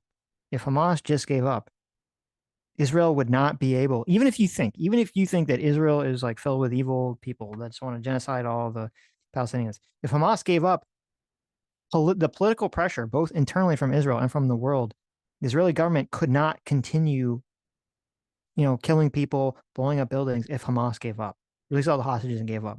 There would be no ability for them to continue the war whatsoever. No, of course not. And so I don't know There'd be no ability for them to move the people out. Yeah, exactly. I mean, I guess I do know, and people are never going to bring that up ever because they don't want to talk about that. But you know why they won't give up? Well, because they don't care. Yeah, they don't give a fuck, obviously. They're radicals. They're crazy. They if you like my video, they're fine with everyone dying. They said they're happy in their with minds it. It's like a jihad. So, the people that die are martyrs. So, I'll be right back. Okay. And then he goes through which is a horrific situation, by the way. He goes through a situation where, the Palestinian prisoners some of them were being like horribly abused. Some of them were being literally sexually abused and dying to sexual abuse. And he goes over that as an example of how you know that all the Israelis, are genocidal, and that there was a bunch of Israelis that were basically defending that action, which obviously I think is totally fucking psychotic, but whatever. Even though there has been, I looked it up. Noah didn't look this up. One person agreed to a plea deal. 5 of the people that were involved with, abusing these prisoners are facing penalties right now in court. The court, the case hasn't been adjudicated yet, but are in court right now facing serious charges of abuse sexual abuse, physical abuse, and I think murder too, because I think someone died against these prisoners. They actually are being charged by this in the Israeli court system. So I would think if it was an evil genocidal country that, they wouldn't be, giving a shit. They wouldn't be charging these people with crimes. They just say whatever. But, I don't know. That's just me. Who got charged? Israelis? The 5 of the Israelis that were involved in like that sexual abuse, physical abuse really? of the prisoners, Okay. yeah, Wow. are being charged with crimes. So. Good. Then he kind of goes over. I think he's just going over here like he's blaming the news for being, one-sided. Of child deaths and related terms were 33.4% higher for Ukraine than for Gaza. During this time frame, CNN mentioned child victims of the war 2,446 times for Ukraine versus 2,110 times for Gaza, and MSNBC mentioned child victims of the Ukraine war 1,775 times versus 1,522 times for Gaza. This means that for each child death from Ukraine, children receive the equivalent of 16.1 mentions on air, whereas children in Gaza receive the equivalent of 0.36 mentions. MSNBC did not run a single segment in the first 100 days that focused specifically and exclusively on the plight of children in Gaza. Now you might ask yourself, what does any of this have to do with Ethan's video about Hassan? That's hilarious because that's exactly what I was asking myself. Right. What does this have to do with anything? Does Ethan run MSNBC or CNN or something? Does he have some control over the reporting? Yeah. Any of this stuff? Yeah. Why is this in a video about Ethan and Hassan? I don't know. It's a good question. Maybe because it's all distraction, right? Yeah. Look, he wants to throw in some statistics. I'm assuming his audience is all as dumb as him. Right. They're like, oh, look, he's got an article on the screen there. Yeah. More about CNN, MSNBC. Let's see if we move on to something that's actually relevant to Ethan. Detained without charges in Israeli jails, of which there are thousands. They are referred to as prisoners, whereas the IDF soldiers. More about the press. The population of Gaza, which obviously affects all of the people in Gaza, including the Israeli hostages in Gaza, or the fact that they rain airstrikes on them all day, every day for 16 months straight. Is that good for your health? Is that healthy? The same cannot be said of coverage of the Palestinian hostages. Despite emerging from these Israeli jails with clear evidence of extreme physical abuse, images of the Palestinian hostages are rarely, if ever, shown. Again, this would only be relevant if Ethan was defending any of these actions, which he hasn't defended any of this stuff, and in fact criticized all this stuff very heavily. Yeah, hates it all. Right. Again, not sure how it's relevant to Ethan's video at all, but okay. It's almost like the whole video is just up to make you say Israel is bad, Israeli people are bad, therefore October 7th is justified. That's the point of this video. Sick. By the way, yeah. Won't agree to Israel's terms, but they interestingly decide to use only one definition of the ceasefire agreement, which is Israel's definition, that being one which is only temporary, with no guarantee. So more about the press. February, the majority of the article headline includes more about the press. More about the press. To almost exclusively as the Israel-Hamas war. Like the Nazi Holocaust, Israel's genocide in Gaza has been conducted under the pretext of war, but the genocide aspect, of which there is, again, broad consensus, has taken place. I mean, listen, I don't know. Could be wrong, could be mistaken by my history. Maybe I was indoctrinated. Okay. I don't remember when the Jews of Germany were conducting wide-scale terrorist attacks for 30 years on the non-Jewish German population. I don't remember that happening. And then I don't remember Hitler using that as a justification, the sort of Holocaust and the Jews. Right? I could be mistaken, but I don't remember that happening. None of that was in there. Oh, okay. Yeah. It seems like an interesting... Hitler just didn't like Jewish people. Right. Seems like a weird comparison to make, but okay. Is omitted from this framing. Every single article that mentions this so-called war should be immediately citing the expert consensus that it really is not just a war, that it's a genocide. That doesn't happen, though. Trump recently made a number of statements explicitly supporting U.S. assistance to the ethnic cleansing. So now we have Trump which, as you know, Ethan Klein, very big Trump supporter. Right? Oh yeah. Obviously. Now Oh, we have look, our he ground blends it news right sponsor. into the ground Yeah. news sponsorship. Right. We have our ground news sponsor. There you go. Ground news in favor of stochastic terrorism. If you need to know if your content creators are promoting stochastic terrorism, ground news is your go-to app. There you go. It's got a ground.news/now. stochastic terrorism meter there. Right. So, and this, you'd be surprised to know this video got a 10 out of 10 for stochastic terrorism. Right. So, yeah, a perfect score. Mm-hmm. Thank you, Ground News. Yep. You to think for yourself. Go to ground.news/Noah. No, let Noah think for you. Yeah. Obviously, he's a super intelligent genius. Right. And this QR code to sign up today. Thanks again to Ground News for supporting the channel. Now let's get back to the video. Yeah, thanks, Ground News, for supporting stochastic terrorism. Thank you. Pieces of shit. Israelis and top Israeli officials participated in the right to rape protests we talked about earlier, protesting the Israeli right to rape and murder Palestinian. Oh yeah, I'm sure that was a right to rape protest. Yes. Is that for real? Well, no, it's the people, and I think this was pretty psychotic, the people that were protesting to protect the people that were accused and caught on camera of sexually assaulting the prisoners, the Palestinian prisoners. They literally had a right to rape. That's pretty. They did insane. not call. They obviously didn't call it a right to rape protest, right? That's how he's going to frame it.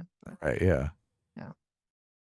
Okay. Hostages. These events were summarized by the New York Times as. Now, again, just so you know, because I've literally heard Ethan talk about this, Ethan thought that whole situation was totally psychotic and that all those people are criminals.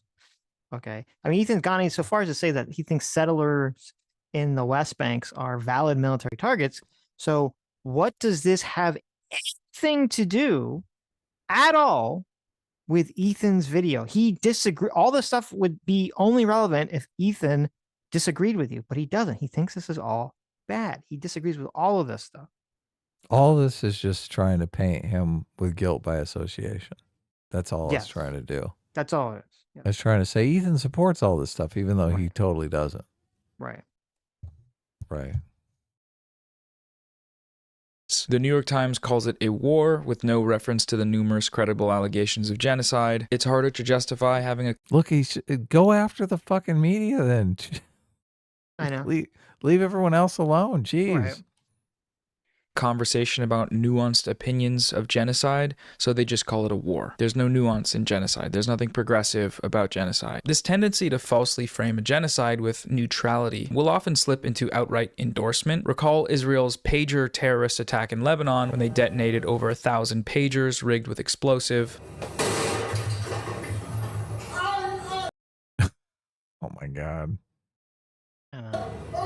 This was a widespread mass terrorist attack that indiscriminately targeted civilians and left hundreds dead and permanently injured and disfigured, including a number of... So he's going to show, this kid who, unfortunately, his face was heavily scarred and horribly burned from the pager because, unfortunately for him, well, let me back up a second. So Noah Samsen, if you recall in the beginning of this video, said that he thinks the worst things are lies by omission. So again, we have Noah Samsen doing the very thing, the lie by omission, never explaining why these people are getting hit, why their pages are exploding, who these people are. Okay. These people we're going to remedy that, right? Yes. These people are part of Hezbollah. Now, remember, Ethan Klein went through the description of Hezbollah and all the people that have been killed and murdered and all the horrible fucking things that Hezbollah has done, so much so that they're listed as terrorists by everyone, including the other Arab countries. Okay. Noah Samsen doesn't bring any of that up whatsoever. Doesn't bring up the fact that these pagers, the pager bombs, were specifically in the hands of Hezbollah, people that are high-ranking officials in Hezbollah. And unfortunately for this kid, and there's another child who died, their parents were in Hezbollah, and they were holding their father's beeper when it exploded, and and maimed or killed them. Right. Yeah. That sucks because obviously, you know, they are innocent, but Yeah, you can see, look here, this kid's like, I mean, it's really fucked up. This kid's face is like horribly fucking scarred because, yeah. you know, his father is in Hezbollah and he checked his beeper and it exploded in his face.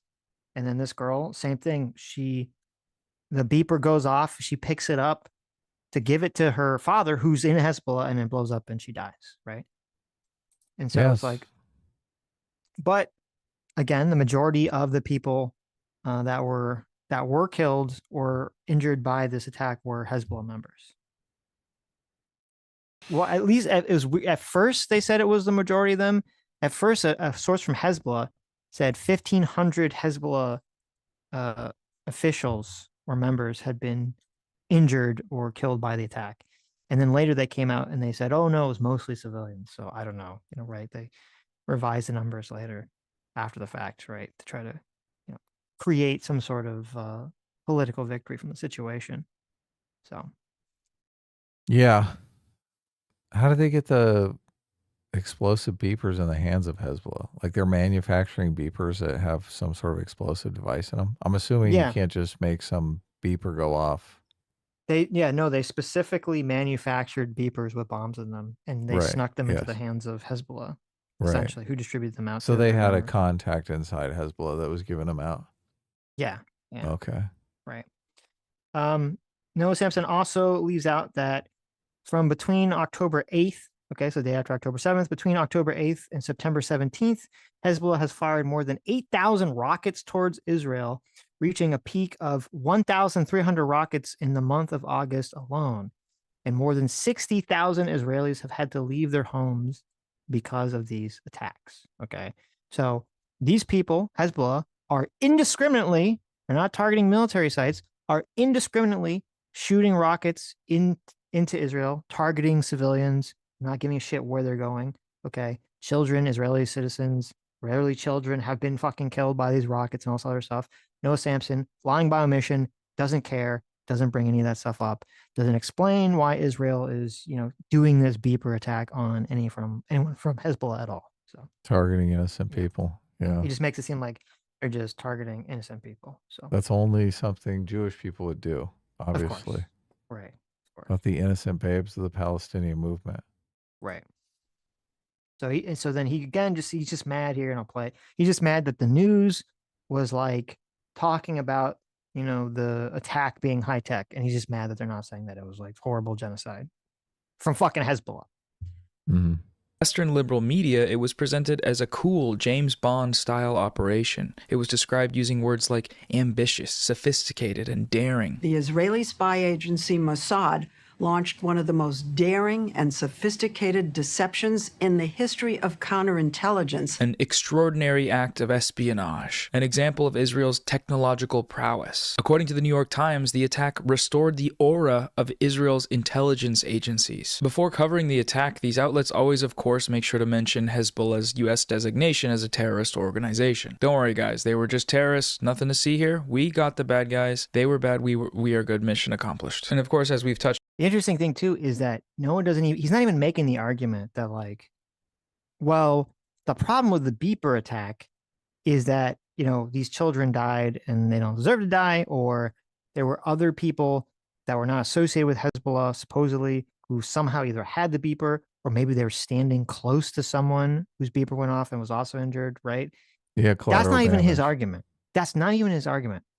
He thinks it's wrong for people from Hezbollah to be attacked at all. Yeah, that's period. His argument, right? Which is crazy. It's psychotic. It is, yeah, totally. He should be in charge. He just give up, right? Yeah, of course. On a couple times, lying by omission. That's another thing. With every previous example, you see it. The Israeli hostages receive wall-to-wall coverage with no mention of the fact that the majority of the deaths of these hostages were a product of the Israeli military through airstrikes or firing on hostages while they were waving white flags, or that on October 7th, Israel issued the Hannibal Directive, killing likely many hundreds of its own civilians as a matter of official policy. He fucking believes that nonsense? Yeah, so this is interesting. So again, he's just complaining about lying omission. He brings up this Hannibal Directive. Okay, so what the Hannibal Directive is is this idea.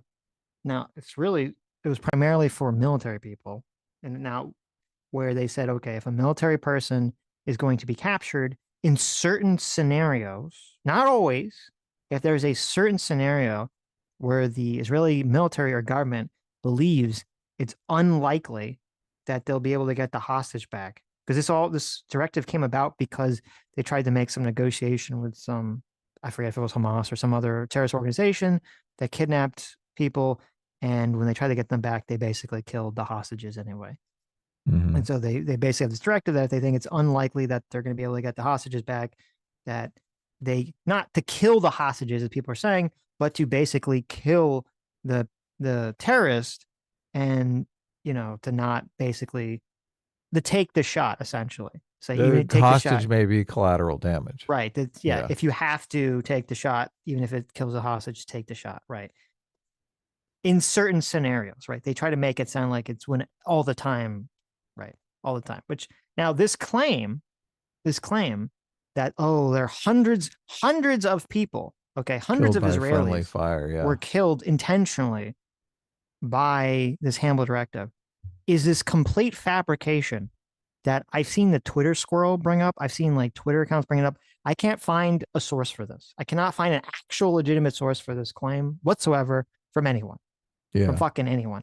And the fact that he doesn't provide a source should be a good indication to you that he can't find the source fucking either. Oh, yeah. He would bring it up if he could find it. Yeah. Right. If he had some UN report or something that he could flash on the screen, saying, oh, look, they found that Israel killed hundreds of its own citizens, on the, all the people that fucking died on October 7th. Right. He would flash it up. But the fact he doesn't show anything shows you that it's just he heard it on Twitter and assumed it to be fucking true. He heard some propaganda. They would have that information because they went through like all the bodies. Right. They had special investigators that went through every single body that was recovered from the October 7th attack. So they would see they were killed by friendly fire. There were, yeah. So when I looked into the information, okay, of all the people that died on October 7th, or all the Israelis, or I should say, because a lot of non-Israelis died, of all the non-Hamas people that died on October 7th, I can only find multiple sources that seem credible were saying that they only knew about 14 cases where civilians were killed potentially by the Hannibal Directive. And one of it was someone was in a car and they didn't know if they were alive or dead. Because they just saw like bodies in the car, or a body in the car. They didn't know if they were dead, and they took the shot and they blew up the car that the terrorists were in. Mm-hmm. That was one. And then the other 13, unfortunately, was this like really fucked up, tragic situation where there was some Hamas terrorist who basically took like 15 people hostage in a house. And then they somehow got stuck there by the time the Israeli military showed up, and they tried to do some kind of like hostage negotiation situation where they were like demanding that, Israel give them safe passage back to Gaza, and, or they were going to kill the hostages. And then it's like a really bizarre situation where the leader of the guy who was in charge of that group in Hamas, he literally gave himself up to the Israeli military and surrendered, but the rest of his people didn't surrender. And they kept firing at the Israeli military. And I think you could definitely criticize the Israeli military. I think they did the complete wrong call here, is that somebody in that situation took the call once the Hamas people started firing rocket propelled grenades at the Israeli military. Somebody took the call to basically just shoot a tank shell at the house. Okay. And it killed everyone inside except for 2 of the hostages. That sucks. Which I think is really fucked up. Obviously bad call, bad situation. So right. But somehow that gets translated into hundreds of Israeli people. military killed hundreds of people on October 7th intentionally. So right. effective propaganda strategies that results from these lies by omissions comes in the case of genocide allegations. Western outlets rarely, if ever, actually mention the numerous allegations of genocide levied against Israel. The few times that they do, they're often brief, unspecific, and accompanied with equivocation or lengthy citations of Israel's defense against the allegations. When the New York Times covered the Amnesty International genocide report, again, all this is just, what is the newspaper saying? What are the newspaper? Nothing to do with Ethan. Nothing to do with Ethan, right? It's just now he talks at length about the BBC. Okay, about the fucking BBC. Like this has anything to do with Ethan's video about his Right. Just padding. Yeah. Padding for his crazy video. Right. It's all just about the BBC. Okay. And this part's pretty crazy too. I'm gonna start talking about the sexual assault claims. Drew memos from not only the BBC but the New York Times as well. And the last thing to talk about is just atrocity propaganda. One of the primary justifications for the genocide in Gaza is that members of Hamas are not just militants, but that they are monsters, pure evil motivated by nothing more than the sadistic hatred of Jews. This narrative has been fueled by stories of horrors that supposedly took place on October 7th. Hamas burned babies in ovens. They burnt babies alive. They put children and burned them to death. They cut the breasts off of women. 400 women shot in the genitals, their breasts cut off as terrorists played with their bloody breasts like a football. They cut off the breasts of women and throw them around. They beheaded 40 babies. I never really thought that I would see and have confirmed pictures of terrorists beheading children. They behead children. They cut the fetus out of the womb of a pregnant woman. They committed a campaign of systematized mass rape. There is no justification for collective rape. What happened on October 7th was mass, systematic, planned rape and genital mutilation of women. All of these claims are false, complete fabrications, full stop. No credible evidence has been provided for any of them. Many were shown to be... Okay. So hold on a second. Let me go back. Womb of a pregnant woman. They committed and genital mutilation of women. All of these claims. Okay. So he says all of these claims are false. All of these claims, right? Yep. All Zero credible evidence. All the claims of sexual assault are false, according to Noah here, right? Yeah. They're all false. Every single one of them, which is pretty crazy. Now, first of all, when I've gone through this, and we did in the past, and I've done it recently now, when I was watching this video, there are three main accounts or three main stories that we heard that I believe from my research were proven to be false. Okay. One was, and I even talked about at the time, the whole like the 40 beheaded babies thing was not true. And actually, if you went back to when that came out, when I heard that live, I said, that's probably not true. That sounds like kind of ridiculous. That wasn't true. The story about the fetus was not true. It was actually based on someone saw a mutilated woman's body and thought that they saw that the fetus had been ripped out. But in reality, it was just a woman who was a little fat who had been killed, and there was some like her intestines or some like electrical wire had been, laying next to her or something. So the woman saw the body and thought it was a fetus, but no, it wasn't. She was just killed, right? It was just an overweight woman who was killed. Yay, right? It wasn't a pregnant woman. And then there was one accusation. There's a couple accusations of what they thought was sexual assault based on the fact of the state of some bodies being undressed. And then they found out later that actually what happened was that their bodies have been so damaged that when they were moved by volunteers or people, that like some of their clothes just like fall off them because there's nothing to hold the clothes on. Right. And so some people thought that meant they're sexually assaulted, but no, it wasn't. Okay. There has been, and I'm going to read it to you in a second, and this is where Noah is lying. There have been several reports of sexual assault from both looking at bodies and from witnesses and from firsthand experience of people that survived of sexual assault that have been, confirmed or believed to be confirmed or believed to be true by the UN, by those other people. Okay. And Noah here, who I can fucking guarantee you was on the train, #BelieveAllWomen, is now saying all that because it doesn't fit with his political narrative, is saying all that stuff is untrue. Just completely lying off his ass. And he's not here. Here's where I say, here, let me send you a link here. I'll show you. I can bring this up. Here's where you question whether Noah is lying or stupid or both. Okay. Let me send you this PDF if he can bring it up. So Noah here is citing this report. This is Office of Special Representative of the Secretary General on Sexual Violence in Conflict. This is a UN report. Okay, now listen to how he describes this report. Claims are false. Justification for collective rape. What happened on October 7th was mass, systematic, planned rape and genital mutilation of women. All of these claims are false, complete fabrications, full stop. No credible evidence has been provided for any of them. Many were shown to be deliberate. Okay, he says all of these accusations are false, full stop. Okay. And he flashes on screen.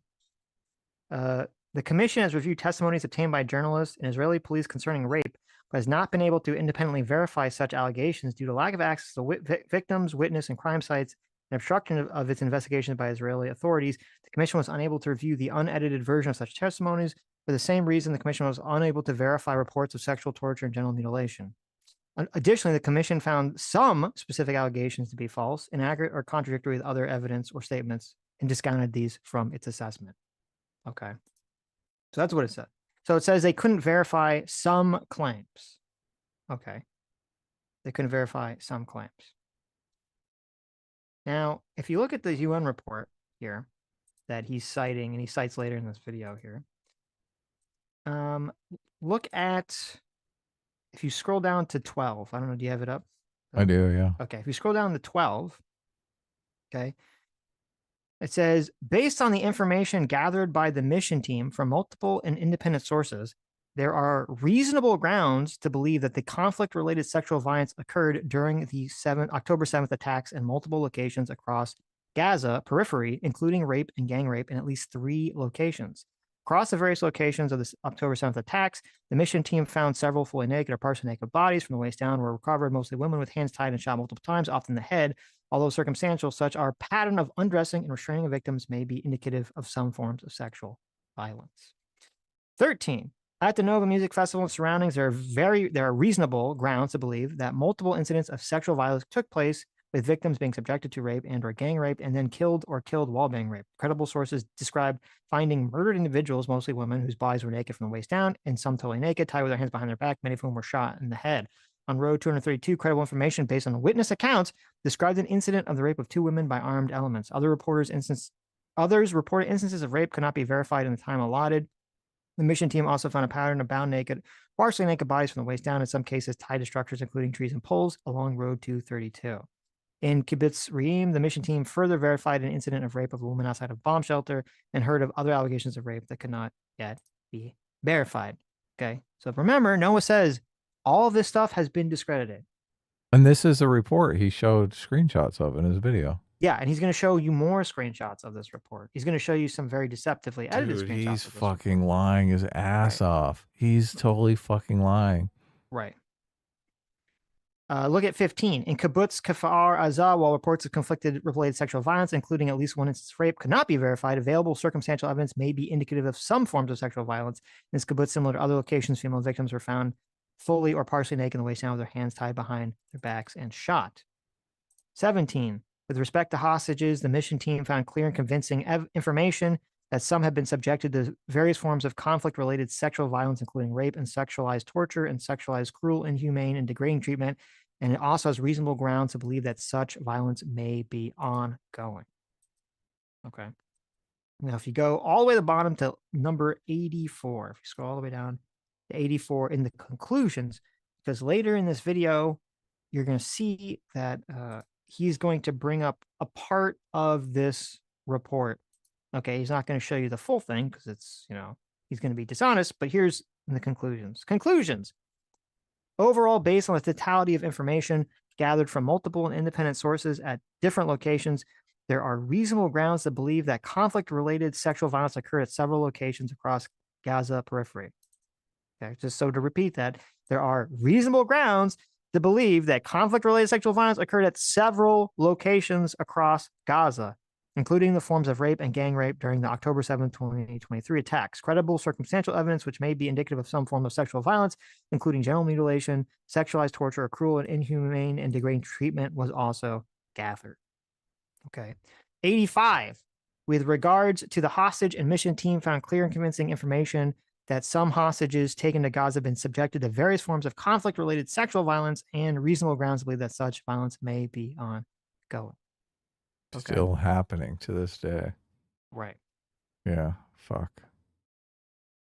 So let's see. Okay. So just keep that in mind because he's gonna bring this up, and he's not gonna read this. Okay, he's not gonna read what I just read you. Obviously, he's just gonna say no. He's gonna just make up this whole bullshit that all these claims, all these claims have been disproven. Yeah, and he's using. It's so insidious that he's using these screenshots from the actual report. Yes. That shows that there is sexual violence taking place. Yes. Yeah. No. That is so fucking dishonest. Yeah. Of course.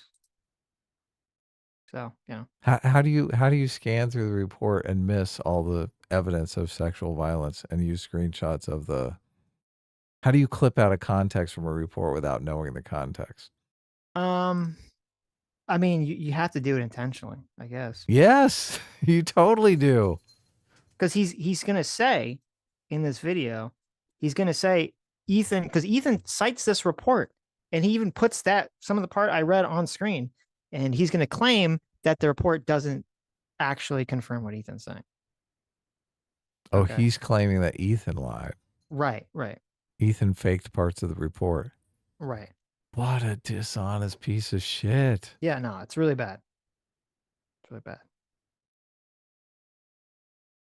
Complete fabrications, full stop. No credible evidence has been provided for any of them. Many were shown to be deliberately fabricated, and despite this, they were spread far and wide and ultimately used as rhetorical justification to continue the genocidal onslaught in Gaza. The first major place this narrative broke was Screams Without Words, a front-page New York Times story in late December of 2023. This story came as Israel's actions in Gaza were starting to receive widespread condemnation from the international community. The story was thoroughly debunked. The person who wrote it discredited as Okay, hold on. This story came as Israel's actions in Gaza were starting to receive widespread condemnation from the international community. The story Okay, so here he says thoroughly he says this story of sexual assault was thoroughly debunked.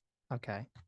Mm-hmm. Now, if you go up to, if you bring up that thing that we were just looking at, okay.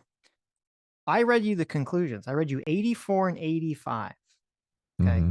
So he ignores that and he just posts 86, which says the mission team was unable to establish the prevalence of sexual violence and concludes that the overall magnitude, scope, and specific attribution of these violations require a fully fledged investigation. A comprehensive investigation would enable the information base to be expanded. Blah, blah, blah. Okay. How does that debunk it? Does that debunk anything? It says expanded in areas that they couldn't get to. Right. Is what it says. Yeah. It just says they were unable to establish the prevalence of it and conclude the overall scope. That doesn't debunk that it didn't happen. Okay. It just says that they couldn't determine the extent of which it happened. Because they didn't have access to certain areas where other things happened. Right. Yeah.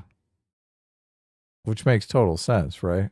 Yes. They're like, the areas we could get to, we saw it. Right. Where we couldn't get to, we couldn't verify it. And also, as I said, he must have looked or maybe just got the screenshot because if you read 84 and 85 right above that, it says they found clear and convincing information that people have been subjected to sexual violence on October 7th and the hostages. Right. But he doesn't put that in because it's all been debunked. It's all been debunked, apparently, according to Noah here.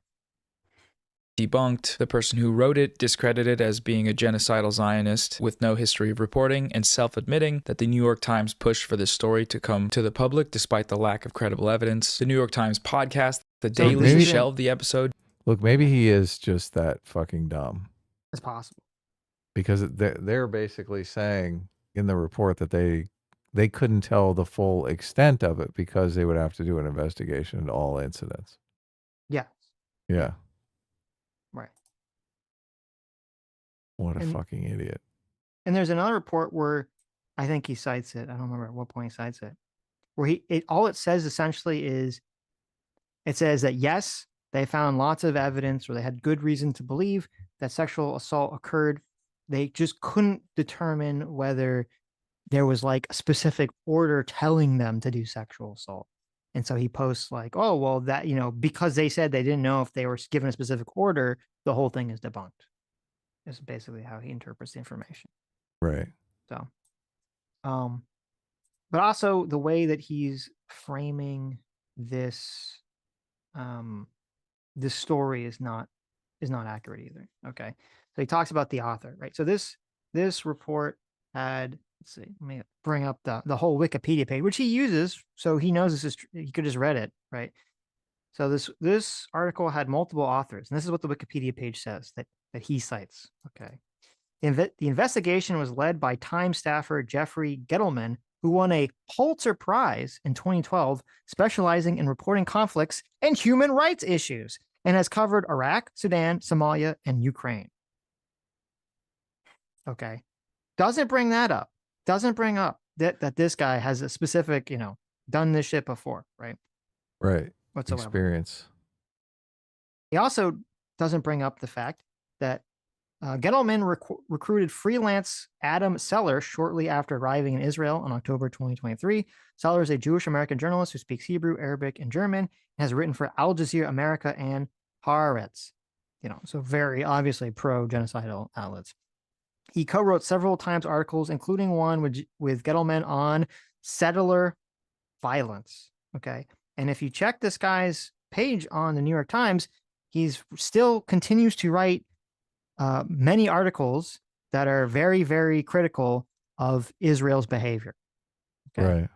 But again, as Noah's going to tell you, the mainstream media is never critical of Israel's behavior ever. They're 100% complicit in all this stuff, which is a total fucking lie. But, you know, whatever. Due to a lack of credible evidence, but the New York Times never retracted the story, which is because they had no real pressure to do so. The false narrative had already prevailed, and that narrative was... And so the New York Times has defended this reporting and other story, and it's like, no, we stand by this reporting, and it hasn't been disproven. So that's the story, the rape story, right? Yeah. Because I've heard all over the place, everyone saying, oh, they retracted the story. The story was bunk. They completely got it wrong. The New York Times was disgraced. That's all I heard constantly. No, not true. I think none of that is true. I think there was one claim in it that the New York Times said they acknowledged was inaccurate. One claim in the whole story? I believe so. Yeah. They got one claim wrong. And so that gets twisted around into they're all been totally debunked. It's all just a conspiracy, blah, blah, blah, blah, blah. That's hilarious. Right. I mean, the same person, you know, remember, Noah Samsen says that the mainstream media never talks about any of this bad stuff. Okay. Same person wrote a New York Times article, or is one of many authors on a New York Times article that came out last December. Headline: Israel loosened its rules to bomb Hamas fighters, killing many more civilians. Right. Ooh. Okay. I watched some documentary from all the investigators that basically were in charge with cleaning the bodies up and preparing them for burial. Mm-hmm. And they were just like, oh, the fucking sexual assault was just horrendous. Yeah. So their argument is that all those people are lying. Yeah, I know. I don't. They're all evil liars. Makes absolutely no sense whatsoever. Right. Yeah. So. Yeah.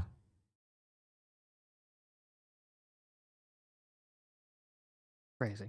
There's there's multiple lines of evidence. So there's obviously the report and those people. So yeah, there's bodies, there's witnesses of people. Yeah, eyewitnesses. I've seen I've seen eyewitness reports. I've seen the interviews where they talk about their friends and what they saw and stuff like that. Yep.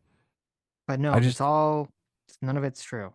So much evidence. I don't know how you could cling on to this, especially when in the literal report you're citing it says, oh yeah, we saw lots of it. I know. It's crazy. We just don't know how much it was because we didn't have access to the entire scope of the tragedy. And it's interesting that like there was so much indiscriminate killing of children and civilians that day. Mm-hmm. And they're like, well, the rapes, that's the line that was too far, right? That couldn't have possibly happened. They just murdered all these innocent women. They didn't rape them. What are they, monsters?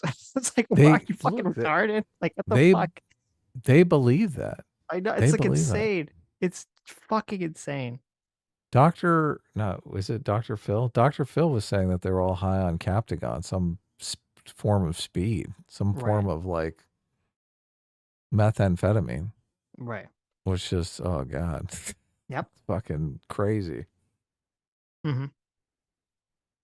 Consistent with the status quo of the American empire, for whom they are running cover. In July of last year, Israeli Prime Minister Benjamin Netanyahu repeated some of these lies in front of Congress. He received a standing ovation. 3 weeks later, the White House approved a $20 billion military aid package to Israel. They explicitly cited Netanyahu's visit as one of their motivations for doing so. Atrocity propaganda has consequences. So with that context out of... This is like atrocity propaganda, he's dubbed this. I know. Yeah. He's the propagandist. He's the one that's completely being dishonest in this video. Okay. So 43 minutes into an hour and 3-minute long video. And finally, he's going to start actually responding to something Ethan said. Look. Yeah. It like 43 minutes to get to like an actual response to the thing he's supposed to be responding to. He's just putting their names in the video because he knows that'll get a bunch of clicks. He's clickbaiting, obviously. Yeah. Well, it's basic. It's just complete guilt by association. It's like, look, here's all these bad things. I'm going to say Ethan doesn't support these things. He doesn't like any of these things, but I'm going to say them. And then I'm going to say that he's supporting them, even though he's explicitly said the opposite. So, right. You know, by the way, about the Gaza genocide and its support from the West and within Israel, the broader media system that allowed it to happen. Let's now return to Ethan's video. In the content nuke, you can find just about every type of what we just looked at in terms of manufacturing consent. Ethan spreads atrocity propaganda. He shares the Hamas mass rape hoax, the same hoax that was used by the Western media, the US government, and the Israeli government to justify a genocide. He cites the same sources that these parties cite when they go on stage to legitimize more military killing machinery shipments to Israel. And October 7, last year, Hamas committed horrific acts of sexual violence. Cheryl, I thank you for all your work to bring to light the horrors of this issue and for your film about what happened on October 7. In his video, Ethan spreads overt misinformation, just straight up lies about Hezbollah and Ansar Allah, or the Houthis, in order to delegitimize their struggle against Israel's genocide. He cites baseless claims from Saudi state propaganda outlets to attack the Houthis. He also cites a documentary about Ansar Allah, which he uses as proof of the claim that they brought back slavery, when the documentary wasn't even about the Houthis. It was about the Yemeni government before the Houthi takeover. He spreads long debunked Nakba denialist talking points that have been used for decades to legitimize Israeli colonization of Palestine. Okay, so I looked up this slavery claim. Okay. So he makes the argument that, well, first of all, wait, where's the article? Yeah, okay. So I think it's interesting that he's like, this paper, I can't trust this paper's source because, you know, Saudi Arabia is involved, you know, they own some Saudi company or something. Or I think someone who's part of the Saudi Arabian royal family is like the owner of the paper. So he automatically discredits this, right? This entire thing. Even though he totally believes in anything that's promoted by Al Jazeera. Right. Right. Completely. So that's fine. Al Jazeera is fine. This is not fine. Okay. Then he brings up this, which first of all, it's kind of funny because he says it's true that the Houthis didn't take over Yemen until after this. They took over in 2014. He doesn't understand that the Houthis still existed and were in control of regions of Yemen at the time. Right. That's the first and foremost. But then also, I looked up, there's this thing called the Walk Free Global Slavery Index. And they said that in 2023, they estimate, and they said this is a lowball estimate, okay? They say that their lowball estimate is that 6% of the population of Yemen is enslaved. Wow. 6%. That's pretty fucked up. Right. So, you know. Talk about being marginalized. Geez. Yeah.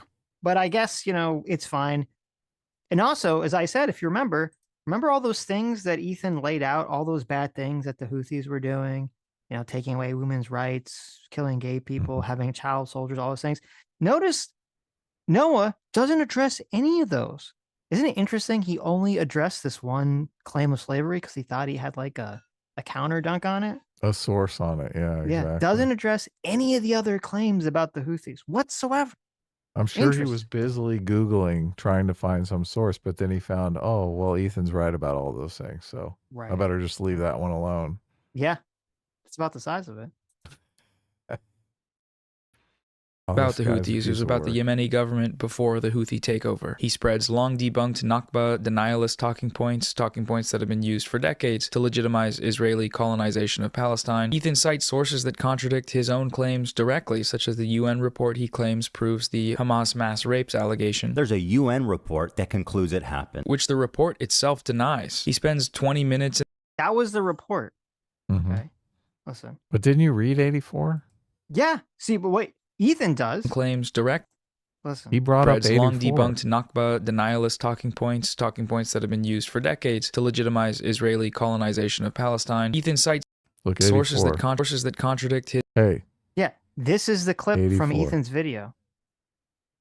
Overall, based on the totality of information gathering from multiple and independent sources at different locations, there are reasonable grounds to believe that the conflict related to sexual violence occurred at several locations across Gaza's periphery. So that's the one you read right there. Yeah, exactly. Look, it's in the video right there. He says it debunked it. And he says that its own report his own debunked claims directly, such as the UN report he claims proves the Hamas mass rapes allegation. There's a UN report that concludes it happened, which this motherfucker can't fucking read. No. The mission team was unable to establish the prevalence of sexual violence and conclude that the overall magnitude, scope, and specific attributions of these violence would require. Now I can't read. They're saying to the mission team was unable to establish the prevalence of sexual violence and concludes that the overall magnitude, scope, and specific attribution of these violations would require a fully. So in order to determine the scope, right, they would need a larger investigation. That's what it's saying. That's all it said. That doesn't disprove the. It doesn't disprove anything. It doesn't disprove anything. Yes. And right before it, as Ethan showed, it says that they found reasonable, clear, convincing evidence that mass amounts of sexual assault happened on October 7th and to the hostages. Right. Yes. Yeah. But no, the report says the other. They can't give you a 50% of women were raped because they don't have access to all the women that were involved in the attacks. Yes. Right. That's what that says, that he's saying is debunking this. Yep. What a fucking dumbass. Yep. Well, look, people just lap this up. Oh, look, he showed a thing on the screen. I know. Well, he blinked. He doesn't even read it. He just blink. He says they just proved it. He just flashes this on the screen, right? Yeah, this is so fucking dishonest. Yeah, you know, people are not going to pause it. Most people, they're just going to like listen to whatever he says and assume that he's giving an accurate representation of the information, when in fact he's not. He's lying. Mm-hmm. So, you know. Report itself denies. He spends 20 minutes in the video smearing a 19-year-old survivor of the US-backed Saudi genocide in Yemen as a terrorist with zero credible evidence. He makes a number. Oh my God. Oh my God. He goes through that kid's entire social media. Yes. The kid brags about it. Yeah. No credible evidence, huh? No. Okay. And also, I mean, I love this whole like, he's a victim. That kid's a victim of genocide. Okay. Right. Because the fucking Houthis violently took over the country. What the fuck is he talking about? Right. It's so psychotic that you can have a group of people violently take over the country, throw it into civil war, and he's like, oh, well, I mean, obviously, you know, they're the innocent baby, innocent angels, and they're just the victims here. What? Yeah. They do whatever they want in conditions like that. It's crazy. Yeah. Rape, murder, theft, all that takes place. Yep. Yeah. Indiscriminately. And you've got Noah Samson making excuses for that kind of shit because he's a fucking idiot. Yep. I guarantee you he knows nothing about these kinds of situations. I don't know. I think he's just totally fucking buys into like drinking the Kool-Aid. We need to bring up the excerpts from A Long Way Home. Right. Or Long Way Gone, the child soldiers in Sierra Leone. Oh my God, it's so fucking brutal. Of So apparently transparently Zero Funks sent me that one of the people that like edited or originally clipped the edited UN human rights report was the fucking squirrel. So he got the information from the squirrel then. Right. And then So Aaron he just believed the Mate, squirrel. Aaron Mate's retarded ass, retweeted Retweeted the it. squirrel and is like, oh, look, the UN showed they couldn't find sexual violence, right? Aaron Mate is a fucking idiot. Aaron Mate is a socialist and an idiot. This is like very poorly worded. Yes. Yeah. It is. Right. So, but whatever. Yep. False anti-Semitism accusations, like his claim that Israel's ban on new account signups from Israel was anti-Semitic. Around the end of the year, when people started talking about anti-Semitism on Twitch, Dan Saltman discovered the Israel ban when he was sent the code proving the block happened. In reality, the ban also affected millions of non-Jews living in Israel and Palestinians in Palestine, as shown. Yeah, I like that his big defense is, well, listen, it affected non-Jews in Israel. Well, yeah, Like, it wasn't what the targeting fuck? just Jewish people. Yeah. Still no explanation from Twitch on what the fuck was up with this IP ban. And supposedly, now I didn't do a fact check. I'm just regurgitating what other people said. So maybe it's not true, but supposedly most of the people in Palestine don't even use, this IP address anyway. So it actually wouldn't have affected them because they would get their internet from Jordan or Egypt or Syria. So His argument style seems to be, you're wrong about this totally irrelevant side point that you weren't even making. that is, yes, Like that's that is yeah. that is the tactic. That is exactly the cares? tactic. Yeah. Shown in the evidence he himself cites. The IP ban went into effect in both. Like all these Western liberal outlets, Ethan just takes the State Department line of thinking when it comes to terrorism, which his video is ostensibly a crusade against. By his own definition of terrorism, both the US and Israel are the largest terrorist organizations in the world. Given their history of killing millions of innocent civilians across the globe, his focus is not on them, though. Nanny boo boo. America is a terrorist tutu. Time for some whataboutism. What about America? What about America? And the whole time I made this video, America has genocided a whole host of peoples all over the world. America, bad. Right. America, bad. I hope we can get better. Or rather, the groups that they consider to be terrorists, aka, the bad guys. He actually uses those exact words. He says they're the bad guys. They are a designated terrorist group by the US, by the EU. These guys are clearly the bad guys. The entire video is kind of a lie by omission, simply because of everything we just went over. How none of it is a factor, how none of the people viewing the video that are unfamiliar with what's happening would ever come away with his video knowing the full picture, knowing some of the very valid reasons why someone like Hassan might be critical of Israeli atrocity propaganda, or might support groups like the... I know, the very valid reasons. Here, let me send you a tweet. There's zero valid reasons. This guy's just lying. Lying. It's all lies. I know. It's wild. And it's all lies based off of stupidity. Yep. I mean, he probably believes all this shit. Yeah. He's like, look, the Twitter squirrel tweeted the part of the report. I don't need to read it. I just read the Twitter squirrel's tweet. I mean, it's a cartoon Disney squirrel. It's got to be a trustworthy source. Oh, yeah. Obviously. That thing's obviously getting paid by some operative around the world. Right. So here, I sent you a tweet. This is from today, or it's from either this morning or from yesterday. Okay. It says, Hassan has been he's talking about, Hassan fighting back against propaganda. Hassan has been heavily promoting a wild account in recent days known as Disinformation Tracker. The account has been going after all of Hassan's perceived enemies, including me, in the most schizoid fashion. Hassan saw the account tweet out that there were, quote, 0 women who claimed to be victims of rape and 0 victims identified on October 7th, and decided to signal boost it before promptly deleting the tweet. Quote, it's wild to be this wrong about the issue without reading a single article on the matter is borderline malicious. It's one of the many examples of Hassan using insane people to attack his enemies without fact check what he's promoting. Okay. So if you click on the right picture, which is the tweet that Hassan retweeted here, it says, Asmagul was, while watching Hassan, says that he's certain rapes, Asmagul says he's certain that rapes took place on October 7th, unless all the women who claim the victims are lying. And then this account, Disinformation Tracker, ironically named, says there are 0 women who claim to be victims of rape on October 7th, 0 victims identified. This is atrocity propaganda. Okay, using that same phrase, I guess, that Noah here is using. And then you could see in the left picture, Hassan retweeted this before deleting it because he realized that even to him, it was fucking stupid. Saying, it's wild to be this wrong about the issue without reading a single article on the matter. It's borderline malicious to say this on the day that UN released a 49-page report detailing how Israel has used sexual violence as a weapon against Palestinians since October 7th.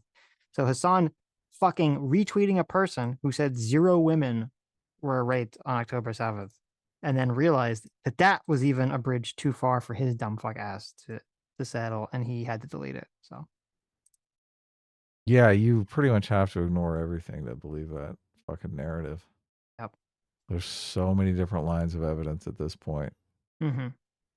that it's hard to imagine that they're all propaganda, Israeli propaganda or U.S. propaganda or whatever It's you all want to call lies. No one was raped. Okay, obviously. it. Yeah.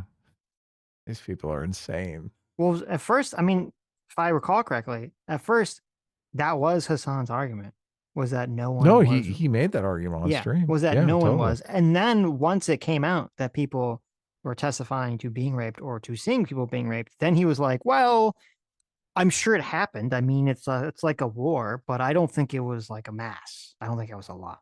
Right. Then he Right, changed the position. So Yeah. And probably retweeted the Twitter school saying, yes. we don't know the extent of it because we didn't have access to all the bodies. Right. Groups like the Houthis for their heroic actions in the Red Sea, knowing some of the very valid reasons why someone like Hassan might be critical of Israeli atrocity propaganda, or might support groups like the Houthis for their heroic actions in the Red Sea against a genocidal regime. The biggest issue... It was heroic. It's heroic. Okay. It's fucking heroic that the Houthi pieces of shit kidnapped a group of random sailors from the Philippines and held them for a year. This motherfucker says that that's heroic.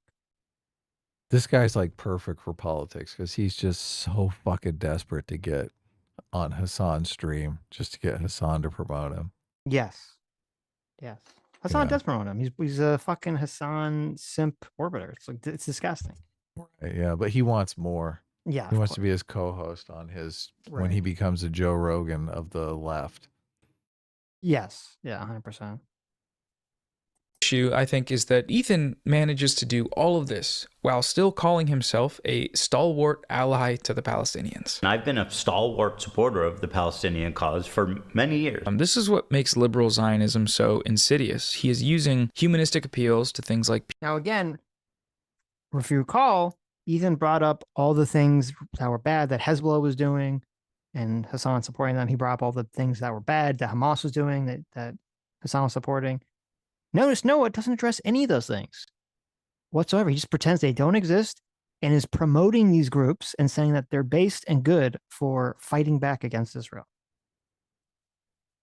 Peace and safety, but doing so in a way that distracts from the actual source of the problem. The problem is Zionism and the genocidal Israeli state. That is what's causing these problems. And people that might otherwise be able to understand if presented with the facts of the situation are simply led astray by people like Ethan, where a more right-wing Zionist might put off the average liberal with extremist claims and overtly genocidal language. A liberal Zionist draws you in with the facade of empathy. He wants to appear empathetic, as if he cares for these people, as if he doesn't ascribe to a genocidal ideology. So in order to do that, he has to lie, and roping in otherwise progressive people into a death cult. Aside from this video being a nonsense, all that could be levied at him for taking Hamas's side.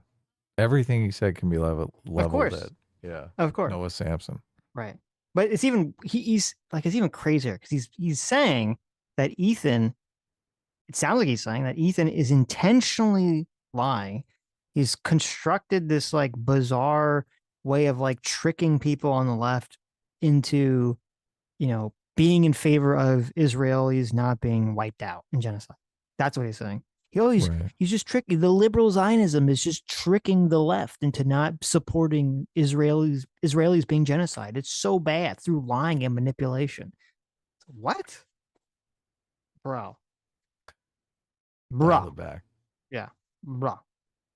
Sensical genocidal propaganda piece, it's also entirely unoriginal. The video is a culmination of a months-long campaign against Hassan and all these other creators and Twitch, the company, to smear them as terrorists and anti-Semites and get people, in trouble. The campaign began as a response to the suspension of the live streamer Asmongold. Asmongold made some comments that explicitly justified Israel's genocide of Palestinians in Gaza. I'm not going to cry a fucking river when people who have genocide that's baked into their laws are getting genocided. They come from an inferior culture. I don't feel bad for them. I don't feel sorry for them. I don't care. I don't support them. Following his suspension for these comments, a community of large content creators, most notably the live streamer Destiny, along with his fan base, rushed to Asmongold's defense, whitewashing and justifying his comments. Meanwhile, Asmongold gets a 15-day ban for having a spicy take on the war. So you have someone like Asmongold who breathes the wrong direction, says the wrong thing, and instantly gets banned. In this situation, one could, if they were to extend the charitability,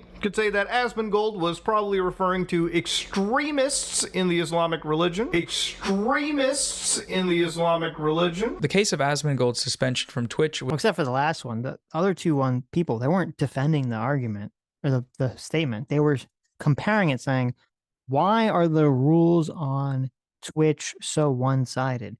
Asmongold gets banned for the length of time that he gets banned for that statement, and yet there's all sorts of insane shit of promoting terrorism, anti-Israel, right, against Israel, against America, against white people. There's literally people that were calling for hitmen on Destiny, and none of those people got banned on Twitch.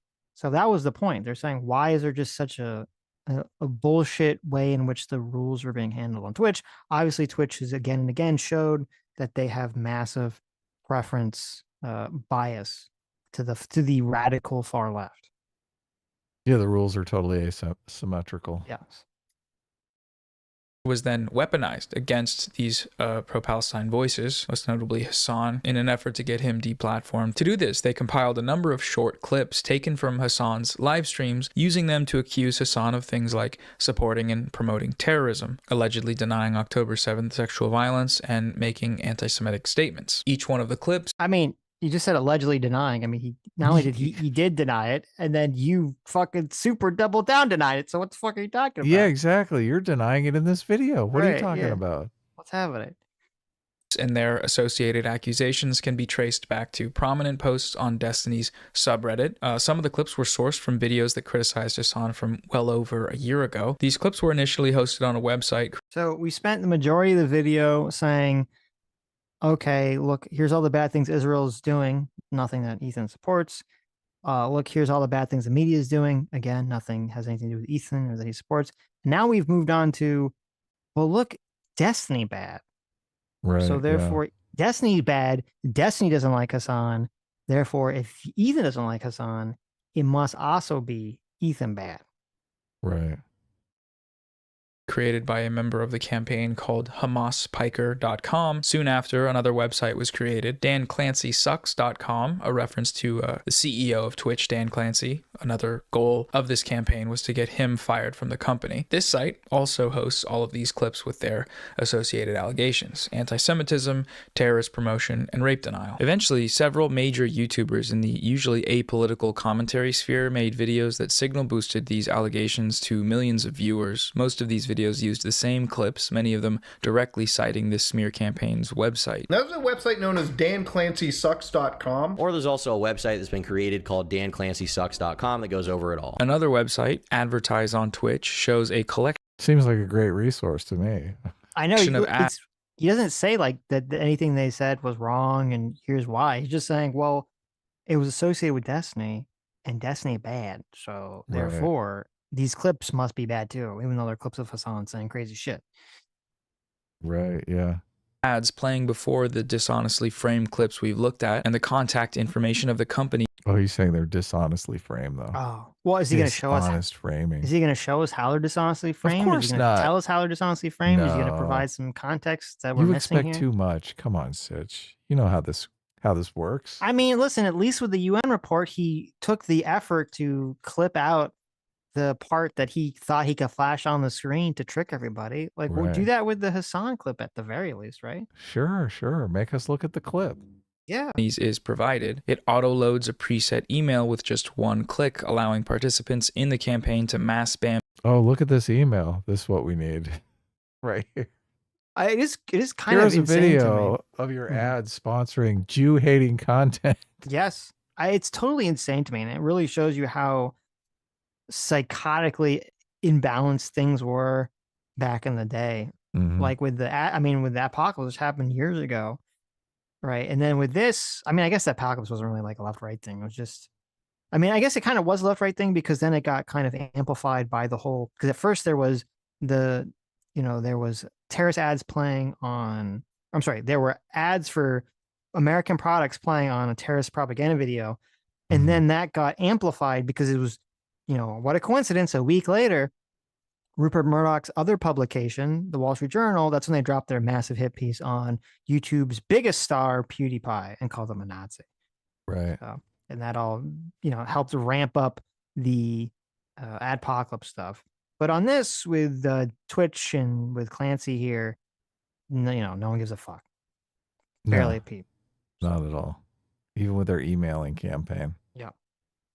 These companies with the related smears. There were several motivations behind this campaign. There were direct material incentives. On YouTube for the past few years, there's a big industry that's exploded in popularity, and it's based on a simple concept. Hassan Piker is bad, and he's dumb, and bad and a terrorist, probably. We can call this the Hassanabi dunk video industrial complex. It's common for YouTubers. Very profitable, I must admit. I mean, is it profitable, or is it that people think it's totally fucking crazy that this guy who is radical far left extremist who's promoting terrorism to children is allowed to promote terrorism to children consistently on Twitch and YouTube? I mean, I think that's what people are reacting to. Like, it's pretty crazy that this is allowed to continue, but okay. Yeah, people think it's bad. But look, obviously they want to contribute to people who are constantly pointing this out because it allows them to do something about this. Right. Feel like they're having some tangible effect on this situation. How dare. Yeah. Well, look, it does inspire people to make content that call this motherfucker out. Yes. Yeah. Good. I like it. Keep Right. watching those videos. YouTubers during low view months to join in on the fun and make these types of videos, taking short clips from Hassan's thousands of hours of live streaming to misrepresent what he's saying, usually parroting the exact same talk. Look at this again. Misrepresent what he's saying. No. God, he's such a Hassan suck up. I know. And again, doesn't provide any evidence, any claim to the any misrepresentation or anything. So I guess he is probably more in bed with Hassan. That's why he's making this video. He's like, oh my God, my gravy train is getting shot down right now. Right. What happens to my channel when Hassan stops watching every video I make? Holy shit. He's worried. Talking points they're getting. He's like, Hassan sells all of my lives. From the same YouTubers in the same community. They're watching each other's videos and making each. Look, Tom Dark getting a lot of love here. Why are you putting no Sitch and Adam in there? Come on, we like dunking on Hassan. I know. What's up with it? Each other's videos. It's kind of like a perpetual cycle of dumb guy slop. Look, it's all Tom Dark. Tom, he's going fucking listen, wild. Tom is a Destiny orbiter, or was. I guess I should say he was an orbiter. He was. He very cut friendly Destiny loose pretty quick. He was very friendly with Destiny, and then then he threw Destiny to the wolves the second that story. He came was out, like, so. "Oh, this looks bad." Yeah. He knew when to get off the Destiny train. He knew. He's like goodbye. It's interesting to see YouTubers that typically cover TikTok drama and gaming content randomly giving their opinions on genocide and geopolitics, but that's the result of such an ecosystem. It's not about the politics. Look, this guy thinks he's the politics king over here. Old Noah Samson, the politics genius. Right. Politics, it's about making money by attacking a guy they don't like because the guy in question happens to be a political content creator. They have to try to do politics. Why can't it be both? I just don't understand. Well, you yeah, make a little money and you attack someone who's horrible. Do you think it's interesting the whole, oh my It's God. only about the money thing. They're attacking Hassan. They're trying to cancel Hassan. Meanwhile, he's like, I think it's okay to use violence against people that are in favor of Israel and support Israel. That's the end ultimate of his video. cancellation, right? It's like, holy shit, what the fuck, bro? Like, Yeah. fuck you. Fuck you. He's like, getting someone fired is one thing, but Yeah. getting them killed. Yeah. It's really funny to watch, honestly. It's also wild because the political content creator in question is an anti-genocide content creator, and the arguments they're attacking him for are anti-genocide arguments. So these creators, you know, they're positioning themselves in opposition to him and his arguments, de facto positioning themselves on the pro-genocide. Hassan is pro-genocide of Israel, so he's not an anti-genocide. He wants the genocide on the other side. Right. You know, anti-genocide is pro-genocide. It's quite the precarious predicament they've placed themselves in. Do they realize it? No. Do they care? Probably not. But that's what's happening. You know, that's what they're doing. The success of Ethan's video, which they're too dumb to realize they're pro-genocide, Sitch. Oh, I guess. Such weak minds. And the irony. We need the galaxy brain Noah Samsen to come in and teach us. Lenny Explain to Samson. us. Yeah. Yeah, exactly. Can you read this report to us? Here, read 84 real quick. garnered over 3 million views in its first month is a testament to the algorithmic viability of Oh my God, now he's blaming the algorithm. Yeah. Hassan bad content. Get in front of a politically illiterate American audience and call a pro-Palestinian. Oh my God, now he's saying Americans are stupid. This guy is the worst. The fucking worst.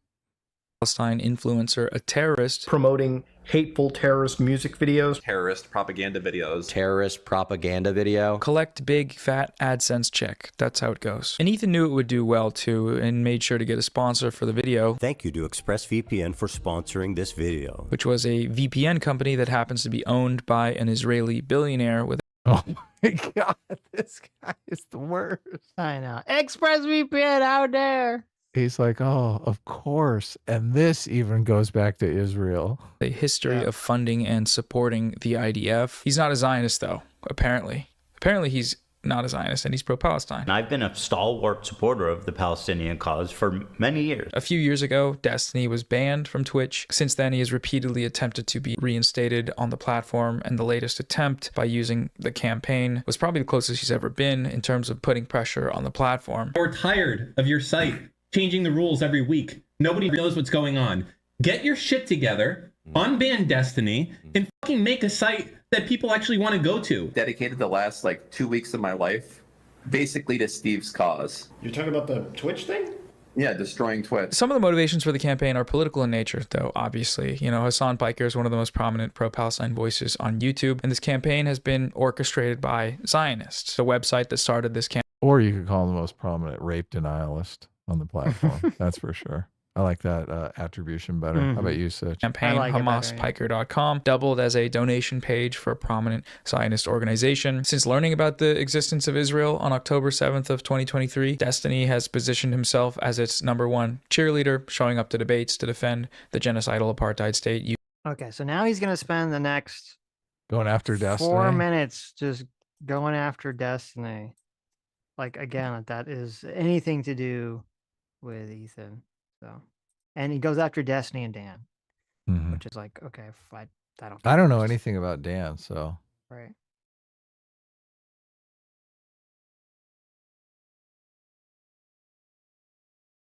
Destiny bad. Destiny bad. Okay. Calling him racist, internet beef. Hassan has a stalker. With Ethan, I feel like I can kind of spot the moment that he started going into this direction, which was the moment that people started calling him racist for saying racist stuff. It was one argument he made where he compared Jewish Voice for Peace anti-Zionist activists to capos. There was Jewish collaborators with fucking Nazis. Ethan, don't do that, please. Don't say that the Jews' Voice for Peace are akin to capos. Like, that's... I'm telling you that the mere existence of Jewish voices is not a leg to stand on. I don't understand that. The chat started calling him a Zionist freak because that's a Zionist freak thing to say. And then, so of course, again, we have another lie of omission. You know, Noah loves his lies of omission, despite him complaining about them constantly. So that conversation, if you recall, because I think we actually covered watched it. that Yeah, conversation. we watched that whole conversation. It was that conversation. is grueling. It's completely crazy. It's completely insane. That section of the conversation is Ethan trying to say to Hassan why a lot of Jews and a lot of Israelis have a problem with the phrase "from the river to the sea," seeing it as an interpretation of saying that that you or whoever's saying the phrase wants to wipe out all the Jews in Israel. Right. Which definitely a lot of people who say the statement do mean that. And even the Norm Finkelstein, that gem, who I'm sure Noah loves, even he said that he thought the phrase should probably not be said anymore because of the quote confusion or whatever he said that it elicits. Yeah, we watched that clip and right, the and student shouted him down immediately, saying, "Fuck you, Norm." Right, exactly. And so the context of that clip that he just played is that Hassan's great rebuttal, because Ethan tries to play identity politics. He says, whoa. I don't understand this. You have a minority like black people who they get to dictate the terms of Black Lives Matter or what that means, or they get to dictate the terms of like whether they find something offensive. Why do Jews, a minority, not get to dictate the terms of something that they find offensive in regard to the statement from the river to the sea? Right. And Hassan's big defense to the identity politics claim is, well, there are some Jews that are okay with the from the river to the sea. And that's when he brings, I think, is one of them, but right. And that's why he brings up the whole from the river to the sea. So Ethan's entire point is just saying, well, just because some other Jews agree with it, that doesn't necessarily mean that it's acceptable. Right. Yeah, it's not a good defense. Not at all. So, yeah. But of course, that gets totally warped into how dare you? Yeah, how's that become a racist thing to say? Because he's saying that's racist. That's what Noah Samsen said. He was saying, no, he's saying comparing Jewish Voice for Peace, which is some organization that supposedly is okay with that phrase, to the capos is like a crazy thing to say. I don't know what capos are, but I'm assuming there's something like turncoats, right? Yeah, that was people who were accused of being collaborators with the Nazis. Right. Okay. So they'd be like, I think that was when like the Germans would assign like a Jewish prisoner to be like in charge of the other prisoners. Right. Yeah. So. But he's not saying all Jews are capos. He's not saying all Jewish people are turncoats. He's just so saying what he's saying is not remotely racist. No, it's not racist at all. No. So I don't know why Noah would say. The turn happened when Hassan tried to make the argument that Jewish people were in favor of saying from the river to the sea. And he said, well, just because some Jewish people do doesn't necessarily mean that that's correct. And then suddenly that's categorized as racism, which doesn't make a lot of sense. Because he's a fucking idiot. It's not racist. Yeah. It's just fucking. Right. Yeah. So I don't know why I'd make And since then, he's sort of constructed an entire mind prison around the idea that he's not racist and anyone calling. See, look, he's clinging to. He's like, this is a racist thing for him to say. It's not fucking racist. Calling him racist is actually the real racists. And because Hassan's community is politically oriented and is able to spot the racist rhetoric in question, that means. He's like, I don't understand. Yeah, this argument makes absolutely no sense. Maybe he means that he's racist against Palestinians or something. Which he supports the Palestinians, but he's racist against them. You understand? Well, that exchange is not racist at all. So I don't know how he's bringing the racist thing in. Right. He just grabbed something. He's like, I'm getting to the end of the video. Just grab any clip. I'll call it racist. They're all extremists and Hassan is leading them, so he's an extremist, and that Hassan and them are all the problem, and that he's a perfect angel, which is the direction he's taken, it seems like. My only crime is wanting a two-state solution instead of one, and thinking it's not okay to kill Israeli civilians. That's it. That's why they're calling me a Nazi Zionist. And now Ethan is not a perfect angel. I mean, he doesn't favor the nuclear option, so obviously. There you go. troubling. He's just totally gone off the rails. He spends most of his time cowering in fear behind Instagram stories that people can't respond to. Every single one of the uploads on his personal YouTube channel in the last number of months have been targeted towards Hassan. He spent most of his live podcast talking about Hassan and calling him a terrorist and whatnot. What is this? Boy, he's really going for it. I know. He feels like he's doing the world a service, and he's auditioning for that Joe Rogan of the left spot. Also, it's weird, it's interesting to say like Ethan is cowering. I don't believe Noah Samsen has ever done a debate, or if he did, it was very early on. And He did one with Vosch, and he got his ass handed to him. That's right. That's what I'm saying. Yeah. He got totally wrecked. Now, was that conversation from Vosch what prompted him to make his anti-debate videos, or was his anti-debate video what got his debate with Vosch? I'm not sure which came first. It was, yeah, okay, I found it. I was talking to Noah Samsen about his anti-debate. Yeah, because he made a whole video about why debates are bad. Oh, he and called out debate are bros, and that's why Vosch gave him a tongue lashing. Right, right. I think, And he completely folded. I mean, he did. caved so hard, and I He don't think did. he's ever done a live stream since. Yeah. You'll see him do a live stream from time to time, and it's just low viewership, and he's just basically talking to himself. Oh, so, and by the way, because if you recall, many moons ago, Mhm. there was that controversy between Vosch and Professor Flowers. Yeah, I remember. Okay. Because Professor Flowers was some professor of some woke study somewhere, and she made some kind of crazy fucking claim about how like black people shouldn't have to exist around white people or something. Yeah, super racist stuff. Yeah, they shouldn't have to exist around their colonizers or something, like totally fucking unhinged. Well, I think she was advocating for violence against her colonizers. Yeah, she was saying it was like okay to use like violence against, white people essentially to decolonize this space or something to that effect. Mm-hmm. And Vosch, at least to his credit back then, said, I'm white, and that's psychotic. Crazy. Yeah, he called her racist. I remember. He called her racist. I was like, one of the few things Vosch has ever done that I agreed with. Yes, yes. And guess who ran to defend Professor Flowers? Could it be Lenny Samson? Lenny Samson completely defended everything Professor Flowers said and attacked Vosch for even daring to question this crazy shit. So he's Isn't that so nice? he's so ashamed of himself. Yeah.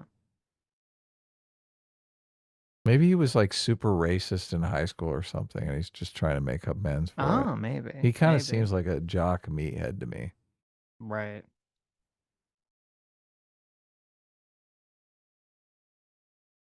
I have not. I think I have not seen a single one of his fucking Instagram stories. I didn't know he was posting about me this much. Oh my God. Every day? Every single day?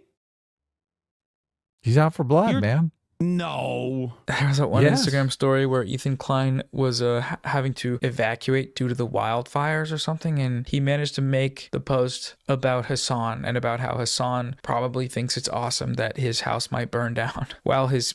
Now that's kind of ridiculous for Ethan to post that. Look, he's focused. It's pretty Sitch. crazy. Okay. He's focused. He's a man on a mission, okay? Right, right. family is in the background trying to evacuate the wildfires. Just wild. Ethan Klein has repeatedly denied any association with this campaign and Destiny or his community. That may have something to do with the recent credible allegations that Destiny is a sex criminal. You knew he had to throw this in there. He Of couldn't. course. I mean, listen, I don't blame him. But of course. He couldn't help himself. Of course. Did you see Destiny got Bill Cosby's lawyer?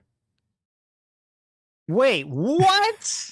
That's what That I was saw. I thought that it was like it was Prince Andrew's lawyer and some other guy. Oh, Bryan Singer's lawyer.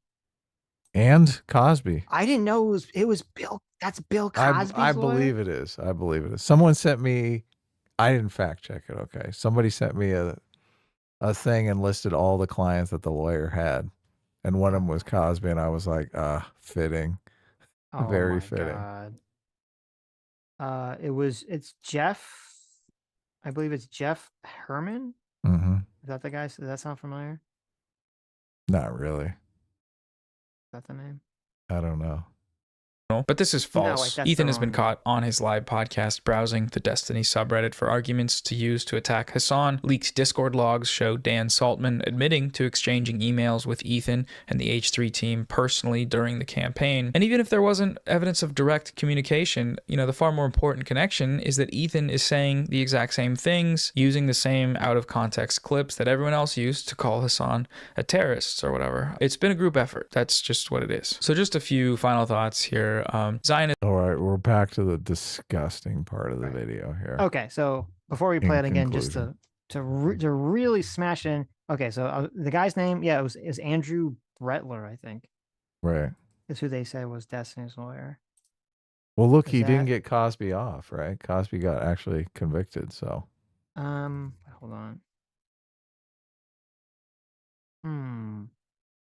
I don't know if that was the same. I don't know if that's the guy. Does chat know the answer to this question? Well, Cosby probably had 10 lawyers, but you could probably put his name in and Bill Cosby and see what comes up. I did.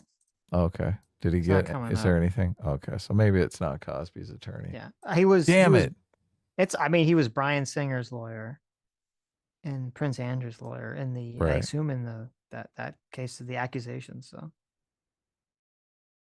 Cosby's better, though. You know it is. right. That's why I went straight for the Cosby. Pixie claims Destiny's retained lawyer who represented Prince Andrew and Danny Masterson. Oh, Danny Masterson. That was the other one. The Who's actor Danny from. Masterson? Wasn't he the actor on that 70s show? He was accused of sexual assault? Yeah. I must have missed that one. I don't know about that one. Danny Masterson. Yeah, that's the guy, right? That 70s show? That is the guy from that 70s show, yeah. I didn't know about this one. I think he got convicted too. Interesting. Okay. I missed that. When did that happen? Yeah, so look, if he got, I mean, do you really, all these, just because he got a good attorney doesn't necessarily mean, I mean, there is the case to consider, right? I mean, listen, you He gotta could go. still get convicted. You gotta go where you gotta go, right? You gotta get the good lawyers. You got to get the You gotta best get the attorney lawyers you who are can like, get. listen, this guy knows, he knows where all the sexual assault defense cases are. So, makes sense, right? Yeah. Totally terrible. He probably went for Bill Cosby's attorney, but he was like, I can't afford him. I mean, he really wanted Johnny Cochran, but he's dead, so. Oh, yeah. Okay. Let's just hear one more time advocating for violence against. This terrible shit. Yeah. Zionism is Nazism. It's an ethnic supremacist, expansionist, colonial ideology. You can't have Zionism without genocide and ethnic cleansing. That's the end goal of the project. It's what it is. Palestinians are there, and for the Zionist project to be complete, they have to go. Starve them out, bomb them, destroy everything they need to live. Those are the methods. Those are what they're employing as we speak. And like Nazism... I mean, didn't they offer him a state? Didn't they pull out of Gaza? I mean, anyway, whatever. No. They completely believe the propaganda where, on weekends, everyone in Israel goes over to the border and takes pot shots at all the Palestinians. Yeah, of course. In Gaza. Like, that's their regular sport. Mm-hmm. They believe that shit. Zionism cannot be defeated through reform or debate. It must be destroyed from the outside through efforts made by the Palestinian people, the Palestinian resistance, and coalitions of allies. As history has shown, the downfall of these kinds of racist ideologies is possible, but Zionists cannot be a part of this process. They're Zionists. They uphold Zionism by spreading Zionist propaganda and spending all their time and effort attacking anti-Zionists, even as those anti-Zionists are actively fighting against a genocide that Zion... Boo, fuck you. Yeah. I've had enough. I can't take it anymore. That's fine. Okay. So there you go. Noah Samsen, violence against Israelis and anyone that supports Israel's right to exist is A-okay, according to Noah Samsen. So I guess he thinks October 7th was based. Cool. Oh, I found it. Pixie, update. Destiny has retained Andrew Brettler Bretler has been the lawyer for Prince Andrews, Bill Cosby, and Danny Masterson, that 70s show. Please donate to help continue the case. So, but maybe Pixie's wrong. I'm not sure. Wrong, yeah. It could be. So.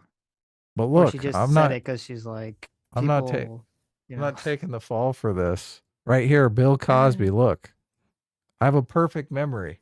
I'm just weak on the fact checking. Like Sitch, everything he sees, he's like, fact check, fact check, fact check. Right. I'm like, I mean, Bill Cosby's a pretty good narrative. Well, no, it's because I saw Kino Casino talking about it, or I saw like the first 10 seconds of them talking about it, and they talked about Bryan Singer and Prince Andrews, and I'm like, there's no way those fucking guys would have missed Bill Cosby. Like they would have 100% led with the Bill Cosby if that was the case. Right. So she's probably talking her book. Right. Yeah. Well, actually, she got it from. Wait a minute. Look, we're totally... maybe it's true. I don't know. There's some tweet from 2021 where some person, I don't know who they are, someone from BuzzFeed is claiming that they represented Bill Cosby. So maybe they did. He previously, look at this, details on Andrew Bretler.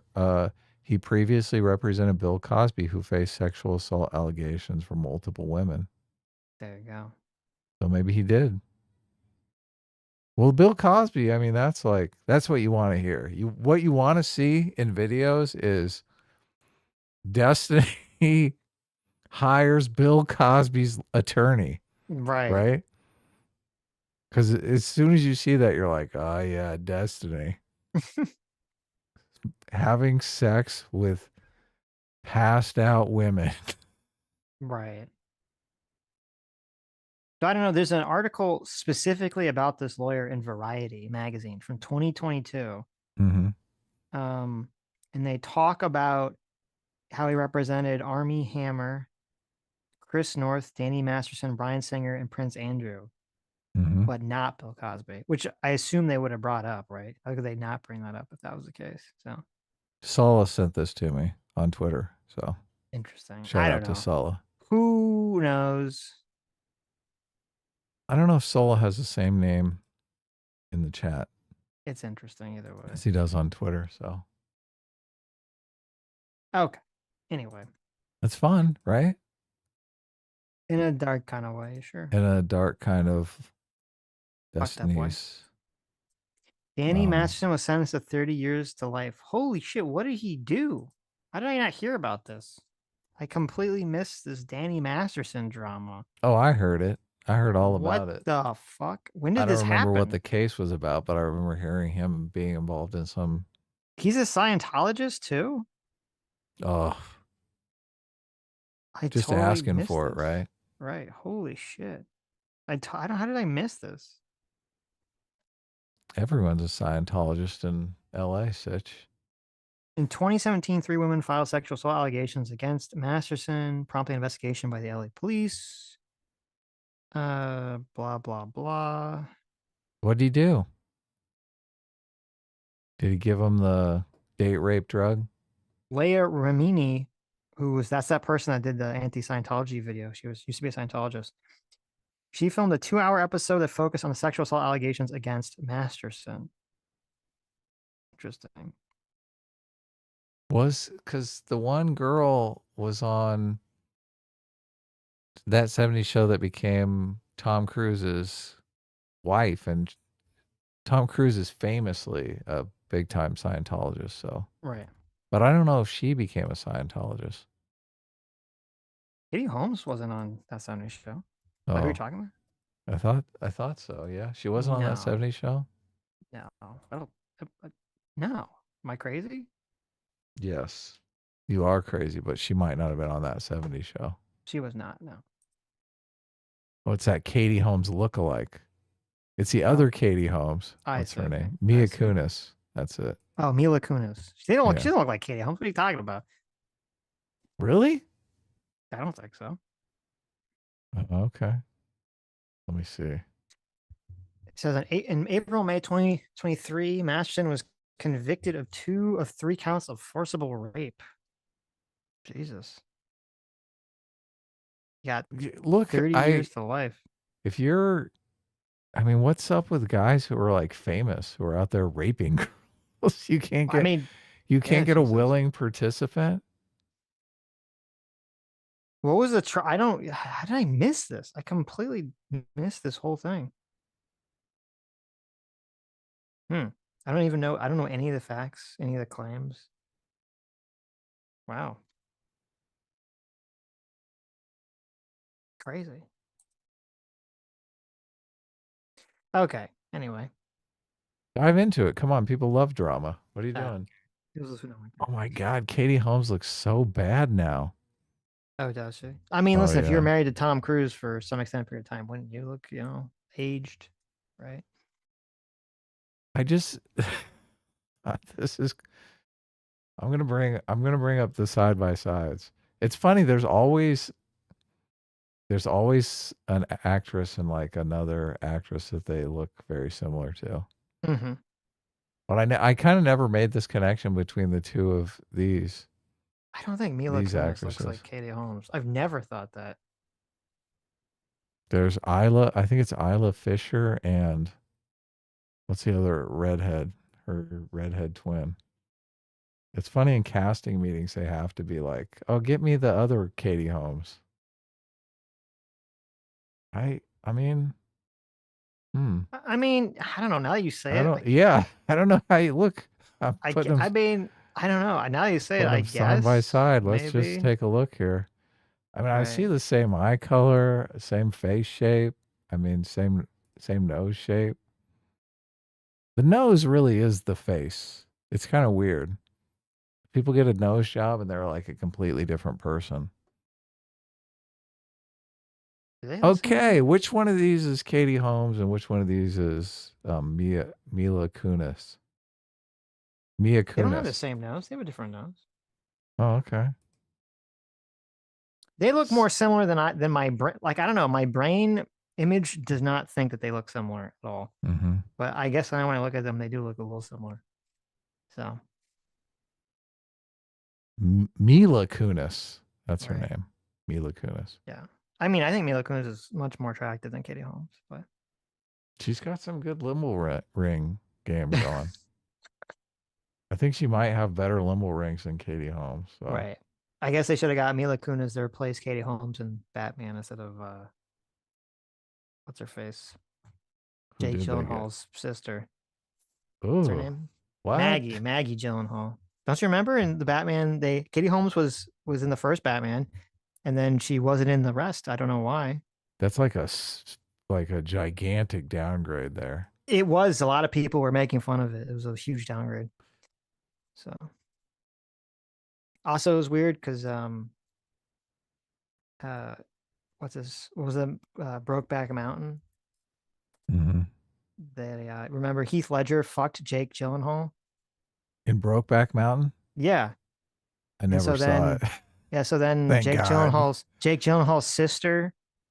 There was some like meme, I don't remember what it was. It was pretty funny. Where it was like the Joker was like talking to Maggie Gyllenhaal about like having sex with her brother. Because Heath Ledger was the Joker. Anyways. Who's the Isla Fisher lookalike? I can never remember. There's like two redheads that are interchangeable. I don't even I didn't know that was her name. I Isla know who that Fisher? is. That's the woman from Wedding Crashers. Yes, yeah. Yes. She played like that crazy I woman. think she's in Talladega Nights too. Yes. Is she? I don't remember. She's in But a bunch of those movies. She's pretty funny. What's the other redhead who's in? Oh, what's the movie with the aliens? The aliens where they do the talkie, where they're like, it's all about showing pictures to the aliens. The Arrival. That's it. Oh. I'll be able to find it through The Arrival. Yeah, what's her name? Amy Adams. Amy Adams. There we go. Let's do a side by side. Amy Adams. Yes, I'll give you that. Amy Adams and Isla Fisher. Here Isla we go. Fisher have a very similar. Well, I don't know. They have a very different vibe because Amy Adams has like a more demure vibe, and Isla Fisher I feel like always has more like a manic vibe. This always happens in Hollywood because it's like one person becomes famous and that person starts getting massive amounts of work, and they're like, they can't be in all the movies, and they're like, well, get us that one that looks like Amy Adams. What's her name? Right. Get us the other Amy Adams. They do Oh yeah, look Isla similar. Fisher. They do look similar. So. They're fucking twins, dude. They could be sisters easily. Right. Yeah. They could. I'll give you that one. This one's closer than the other one. I didn't realize that Adam were completely blind to women's faces. I'm not saying they're identical. I'm just saying they look similar. Okay. What? Ban that person. There you go. Whoever said that. There you go. How dare you? Yeah. She's married to Borat. Wow. Which one? Amy Adams or Isla Fisher? I'm assuming Isla Fisher. I think one of them is married to Borat. Yeah, it is Isla Fisher. There's another one too, but I can't remember. There's another twinsy group. They got divorced. He's not going to stay married to Borat, that insane guy. Oh my God. Well, the they were TDS married has for to be- they were married for a long time. They're married for 13 years. Wow. Or no, longer. It says over 2 decades. I found a picture. Oh, I guess they'd been together before that. I found a picture that's way closer to the Isla Fisher picture. Now chat cannot deny it any longer. Now chat has to completely submit. Look, it's like looking into a fucking mirror. No talking back, chat. You know it's the case. Rebel Wilson alleged Sacha Baron Cohen humiliated her on set in a graphic account, which he says is demonstrably false. I don't know about this. What's going on? Looks like I gotta. Oh, look. Thank you. Lethal Strain sent me a celebrity lookalike page. Oh, they have just like a whole page on this stuff. Oh my God. Katie Holmes and some dude. What's happening there? Oh my God. This is pretty funny. Mm-hmm. Conan O'Brien and Tilda Swinton. Who knew? I mean, that's fair, right? That's fair. No, it's not fair. I mean, they're like twins. Okay. That's not fair. Oh, wow. J-Mac, our surrogate father for $20 says, I'm way behind, but WoW was mentioned, so I have to chime in. Adam, if there's any group deserving genocide, WoW, it's the Murlocs. I feel like Sitch will back me on this. You're 100% correct. I knew I was forgetting someone worthy of genocide. The Murlocs 100% deserve it. God. Well, I just look, if we're going to do this WoW thing, I want to do it right, okay? We need to go in together and we need to take out an entire race. Yes. Though I feel like we're going to play Horde. I feel like, Jay, that you could really only appreciate a burning hatred of the Murlocs in vanilla WoW if you're playing Alliance and you're fucking questing in Westfall and you have to do those horrible fucking Murloc quests on the coast. Oh my God. Terrible. Okay, they have the one that everyone always talks about, the Keira Knightley and Natalie Portman. Well, I mean, literally, Keira Knightley played Natalie Portman's body double in the prequel, so that makes sense. Really? Was Keira Knightley one of the? Really? Yeah, Oh, wow. she was one of the Princess Amidala body doubles. Yeah. I was just rewatching that movie. That's a terrible decision. That's pretty insane. Yeah. The fight is pretty good. The fight with Darth Maul.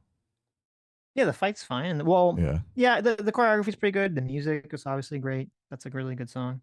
Yeah. But everything else about the movie is pretty trash. The fact that Anakin Skywalker blows up the clone ship, the ship controlling the clone army, just by accident is so fucking weak sauce.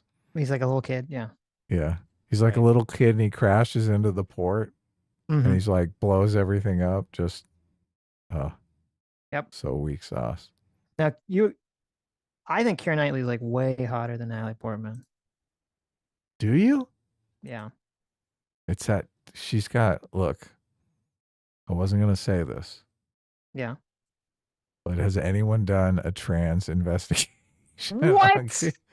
You think she looks like a man, bro? What? Look at that man jaw. Are you kidding me? Oh So look, my God. we found Sitch's secret.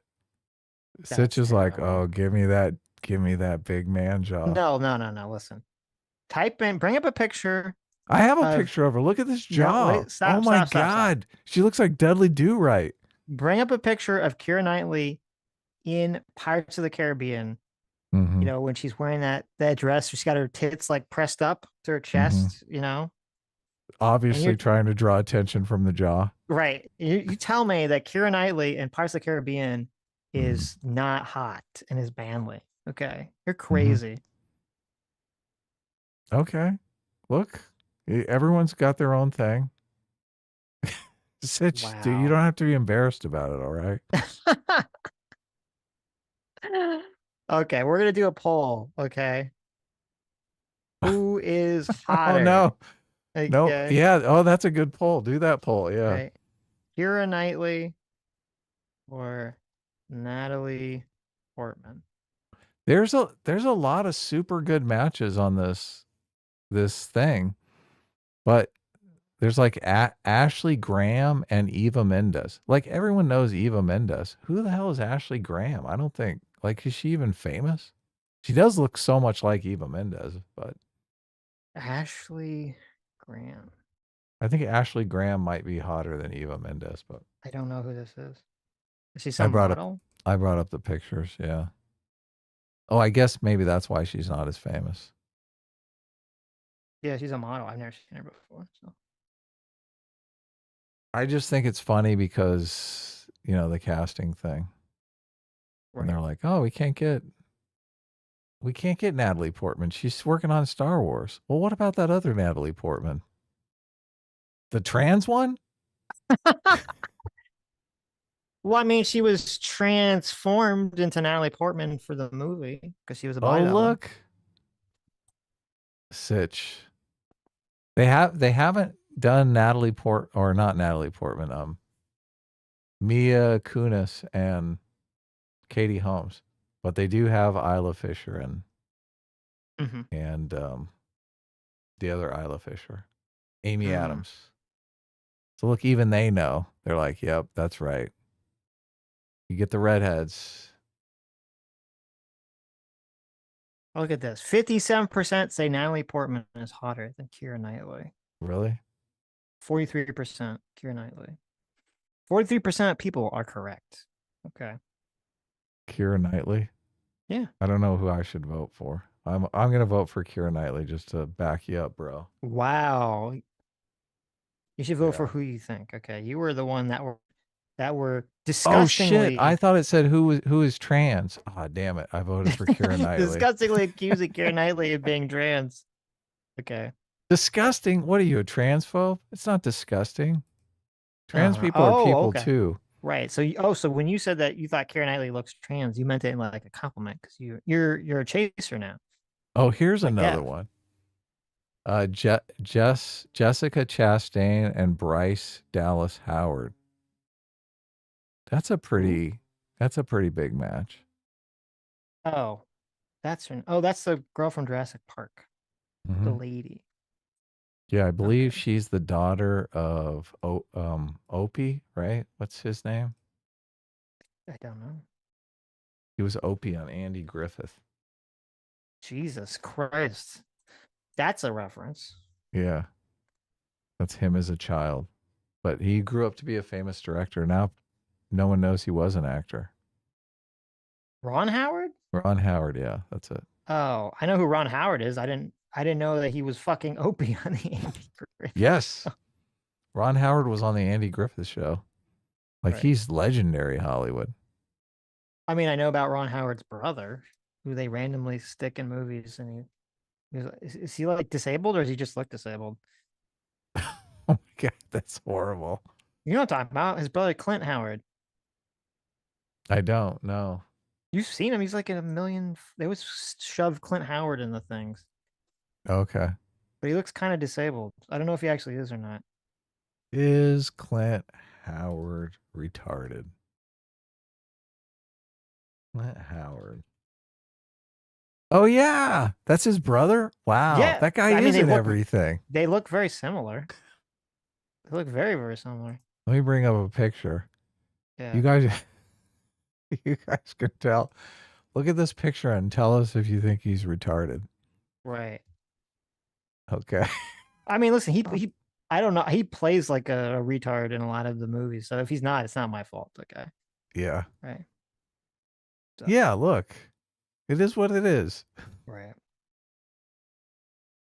Does he actually, does Clint Howard have a disability? That's hilarious. I had no idea that was Ron Howard's brother until now. Nothing is saying he has a disability. I don't know, maybe just weird looking. Yeah, look. Hollywood royalty. Just a weird looking dude. Oh, don't I feel mean now? Don't I feel like an asshole? He does. He plays a lot of like the science guy too. Yes. He's like, I'm here to study. Yes. Fascinating. So how's our Didn't poll he play doing like here? I'm pretty sure I remember Let's from see. Red Letter Media. There's some movie where he played like some kind of like raping killer or something. Ooh, wow. So Natalie Portman is 57%. People like the Portman. Surprised. I'm very surprised by this. You know. Okay. It's Such okay is for sad, guys to but be wrong. It's okay. anytime you disagree with Sitch, you're automatically wrong. Obviously, what? Come on, that goes without saying. I guess I can leave those up so people don't have to Google. Well, let me bring back. All right, so I'll bring up some super chats. How about that? You want to read some super chats? I'll read some super chats. Even though my thing is totally crashing on me for some reason. Is it? At least you've stuck with me through the whole stream, so that's always good. That is good. Okay. People liked our quick ending last time because Sitch's computer died. JMac for $50. Thanks so much, Circuit Father. Daddy JMac says, Undead, get a bit of Murloc hate north of Brill and in Silver Pine, but you're right. Elwyn Force solidifies your hate for those damn fishmen. Adam, if we play Horde, then you'll be genociding centaurs and quillboars. Don't worry, they deserve it. That's true, the quillboars. Can't forget the horrible fucking quillboars. Yes. Yeah, you got to message me and let me know what I need to get to be able to do this. So, right. I guess we'll do it on this channel, or we'll do it on my Adam friended secret channel. No, we gotta do it on this channel. We'll do it on this channel, but we'll set it to unlisted once we're done. Right. Once the genocide has taken place. There you go. Philip Cogans for $20. Thanks so much. Says the more correct translation of from the river to the sea is from water to water. Palestine will be Arab, but it doesn't rhyme, so it's not as catchy. And also, because then that's very more explicitly that it's, throw genocide / ethnic cleansing, which they don't want to do. But.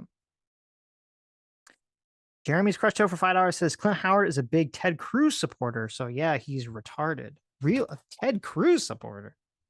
Wow. Okay, interesting. Look. But also, yes, that's pretty retarded. Clint Howard endorsed Ted Cruz for president in 2016. Interesting. Well, there you go. Sitch is a huge Ted Cruz fan. I do not like Ted Cruz. Didn't you? I thought you canvassed for him. No. No canvassing for Ted Cruz? No. The thing that really got me anti-Ted Cruz wasn't he the guy that got the government shut down over the debt ceiling the first time a few years back? Oh, yeah, he did. He did play around with that debt ceiling stuff. Yeah. Was it? It was in like it was like what was it years ago? It was in like the 2010s, I think, or something. So. Yeah. Okay. What a crazy guy. Want me to read some super chats? I can do it. Mitch for 2 Aussie bucks says, have you guys covered Steve Bannon on Newsom's podcast? Or can you guys cover it? I haven't watched it yet, but sure. I mean, we can check it out. Yeah. We'll check I haven't it watched out. it yet either. I saw a clip of it. Electric Skeleton for £2 says, you forgot the ultimate lookalike, Adam and Binger. How dare you? Oh my God. That's true. There is some truth to that. Yeah. Unfortunately. Very unfortunate. That is true. I did not like that during the Kyle Rittenhouse trial. Everyone was comparing me to Binger. Adam looks a lot like the lawyer who was trying to get Kyle Rittenhouse in jail. Yeah. Yeah. Terrible. Ocracy for $5 says, what the hell? You guys aren't going to review JD Vance's soccer game. Why even bother streaming? No, I know. Didn't we talk about that during the week? He did it. Oh, yeah, because Trump was making fun of JD Vance's socks. Yeah. He was wearing white socks with shamrocks, 4-leaf clovers on them for St. Patrick's Day. And I said, listen, I like to wear fun socks, but I will criticize JD Vance. Okay, obviously the classy, fun move would be to wear black. He's wearing a suit, so he should be wearing black socks with the green clovers on them, which I actually own because Sammy got me a pair. Sweet. And they look she didn't want you to get pinched by strange girls. She was like, that's the real thing. Better make sure he's got some green on. Exactly. Bobek for $10 says, hey guys, Sitch mentioned a hazard about Russia splitting up leading to nuclear war last week. Is the temperature so different than when the USSR fell apart? I don't know. It's a good question. I don't know. That's actually something that would be a good thing to look into I'm sure that was a fear. That was a chief concern. What are you talking about? Yeah. I've read a bunch of books on the Soviet Union falling apart, and that's what everyone is like freaking out over. Well, I guess who's going to get the nukes? That did happen. That was the whole point with the Budapest Memorandum. It was. We're like, we got to get these nukes out of Ukraine, because we don't trust them. Now, obviously, that turned out to be a mistake. So, isn't it weird that way? Yep. Always fucking up. Old School for $5 says, new rule: every time Sitch and Adam start late, the show title reverts to Adam and Sitch brings us donuts. I like that rule. That's a funny. Great rule. Why do you assume it's my fault? Listen, Adam sends me the link. I'll click on, Adam talks my ear off for like 10 minutes. Okay. They do assume it's your fault because I'm always in the chat like an hour to 30 minutes early. Because when I put the stream up, I jump in the chat for a few. Yeah, he's in the chat, but then I jump in and then he talks to me for like 20 minutes before the stream starts. And I don't want to be rude. I usually send him the link like maybe a couple minutes before you start. He's trying. Adam's been trying to trick you guys this whole time. Okay. Yeah, look, we got to catch up. We haven't seen each other for a couple my God, days. look at this. Natalie Portman is at 59%. The gap widens. She's pulling ahead. She's pulling ahead. Here, look, I'll help you out. I'm going to get a picture now of Keira Knightley when she's like 20 and Natalie Portman when she's 40. There you go. Thank you. Thank you. I'll rescue you from this nightmare. Right.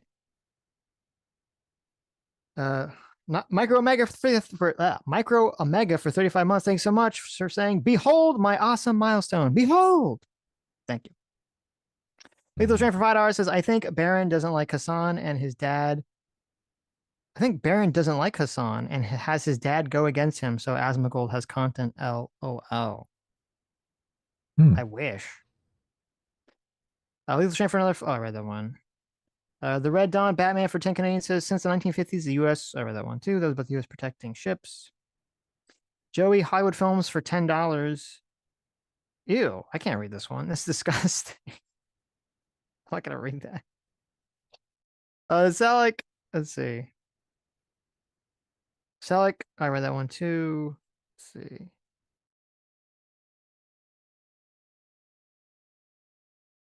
You already read it? I read these, yeah.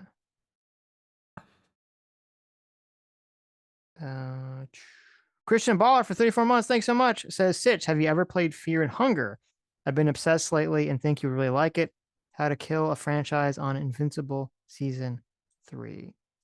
Yeah, I want to watch Invincible. Everyone's saying it's really good. I think I never watched season 2. I watched season 1 and I liked it a lot. So. I don't even remember what the fuck happens in season 2. Season 3, I don't think I liked it overall. The beginning of it. So you watched it? Oh, I did watch it, yeah. The beginning of it is very, very melodramatic. Like it's like a pure soap opera. It kind of calms out a little bit towards the end to be less soap opera-y, but the beginning is like so melodramatic. I was like, holy well, I shit. don't like that at all. Yeah. I want a story. And then it was interesting because then there was an interview I saw with the writer of the comic, and he basically said it is a soap opera with superheroes. So I was right on the money on that one. But no, I haven't played Fear and Hunger, but I'll check it out. Do you have a definition of soap opera? Well, I mean, to me, soap opera just means melodramatic. It's a situation where like you have a bunch of characters who are like, there's like some like ridiculous thing that happens, or all the characters act in this like overly emotional, overly ridiculous way that feels like not realistic to me in terms of reacting to a situation. So it's about the performance. Well, it's not just, it's about the performance, but it's also about just like like it feels like when you have people massively emotionally overreact to something because it's like that's the goal, is like to have the overreaction. If that makes sense.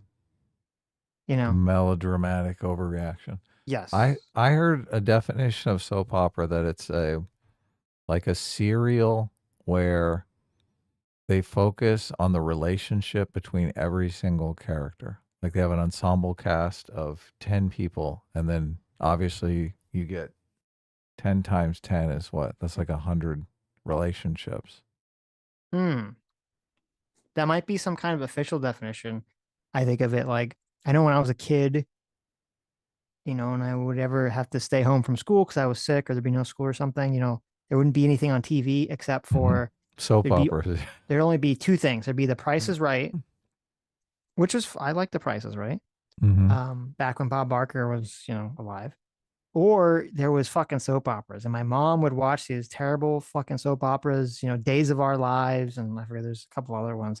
And they're always like these horribly ridiculous, like, you know, my twin sister, you know, had sex with my husband, you know, and tricked him into thinking it was me. And now she's like trying to have a baby. God. And like, it'd just be like some like completely like ridiculous scenario. And everyone would be like, oh my God, the drama. Oh, I'm fainting. Yeah. So that's what I think of when I think of soap opera, just like over dramatic, ridiculous situations.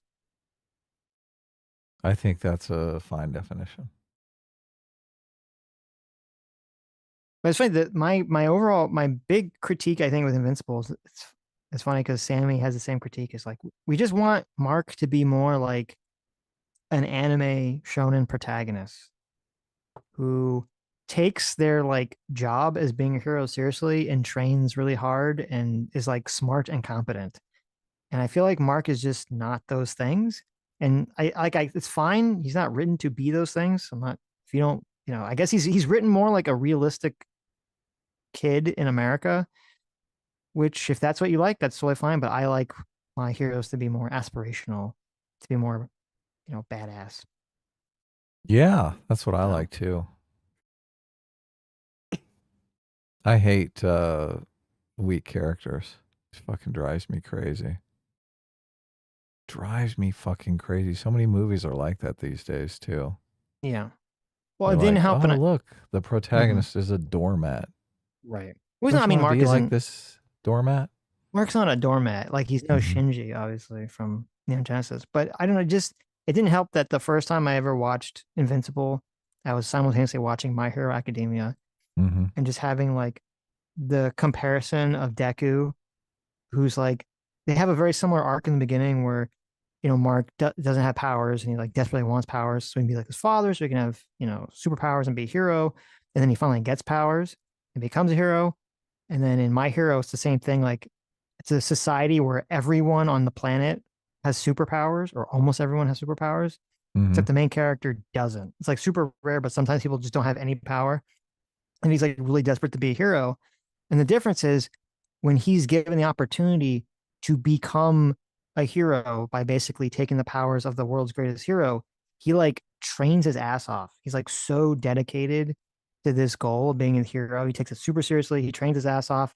He keeps getting in fights where he has to like think, like be like very smart and be very creative, like kind of like think of ways to, you know, win the scenarios and to power through. And just Mark doesn't have that, like an ounce of that grit or drive. It's it's boring to fucking watch. You're like, what the fuck? It's not the same. So like, what? Why am I watching this? Malik for $20 says, Sitch, that melodrama is what we call intrigue. Yeah, listen, some people like it. I don't like it. But I don't have a problem with like having big emotions and things. It's just, to me, it should be earned or seem realistic. And I feel like a lot of the stuff in Invincible just seems kind of absurd to me. So comes out of nowhere. Well, like, yeah, I mean, there's all this. I mean, you'll see if you watch season 3. I mean, there's all this drama. Well, you're convincing me not to watch it. You're making me think maybe I shouldn't watch it. Mark has this like massive like tantrum that makes like, he has this massive tantrum that makes no sense, where essentially like he finds out that Cecil, who's the guy that kind of runs the American government superhero program, he like, without Mark's knowledge, he secretly kept some of like the villains that Mark has captured and has been using them to like do things for the good guys, essentially. And one of them is this guy who makes sexual favors. No, there's one of them is this guy who makes these like humanoid. He makes like these kind of like human robot zombie hybrids that are very powerful. But I mean, the guy's like a psychopath. But the Cecil, you know, when he takes him prisoner, he makes him make these robots, but for the American government, but for the good guys. And if it was set up in a way where like, okay, Mark has a problem with that because maybe, I don't know, he doesn't trust him or something, that's fine. Except the way the show does it is that Mark and him and all of the heroes are going to fucking die. And basically everyone on Earth is going to die if it's not for the fact that Cecil has these robots and uses these robots to come save everyone's life. And then Mark has like the gall to be mad. And it's like, bro, he just saved your life. He saved like everyone on the planet. Like, what are you mad about? That's retarded. What is he mad about? How does the show explain away this contradiction? He's just mad that he's, you know, allowing the crazy guy to continue to make robots and, you know, not be in jail somewhere. Oh. I mean, even though he saved his life. Well, it's pretty fucked up that you let him make those robots, but thank goodness they saved my life. Yeah, you think there'd be some like moment of like reflection. You'd be like, like, you know. But no. I can't. So. I saw that recently in some movie. Oh, yeah, it was in Captain America, where Captain America comes back and he's like, I broke the rules.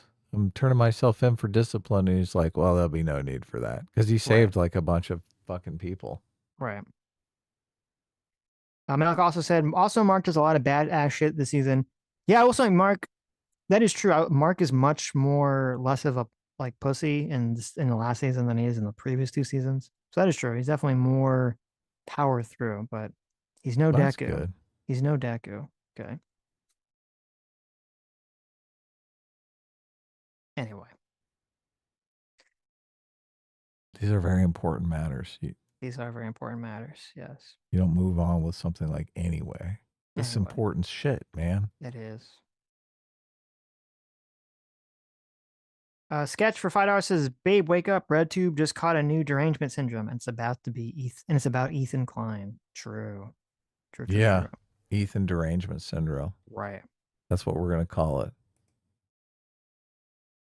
It's funny how this is like, you know how they tag gate onto every scandal now?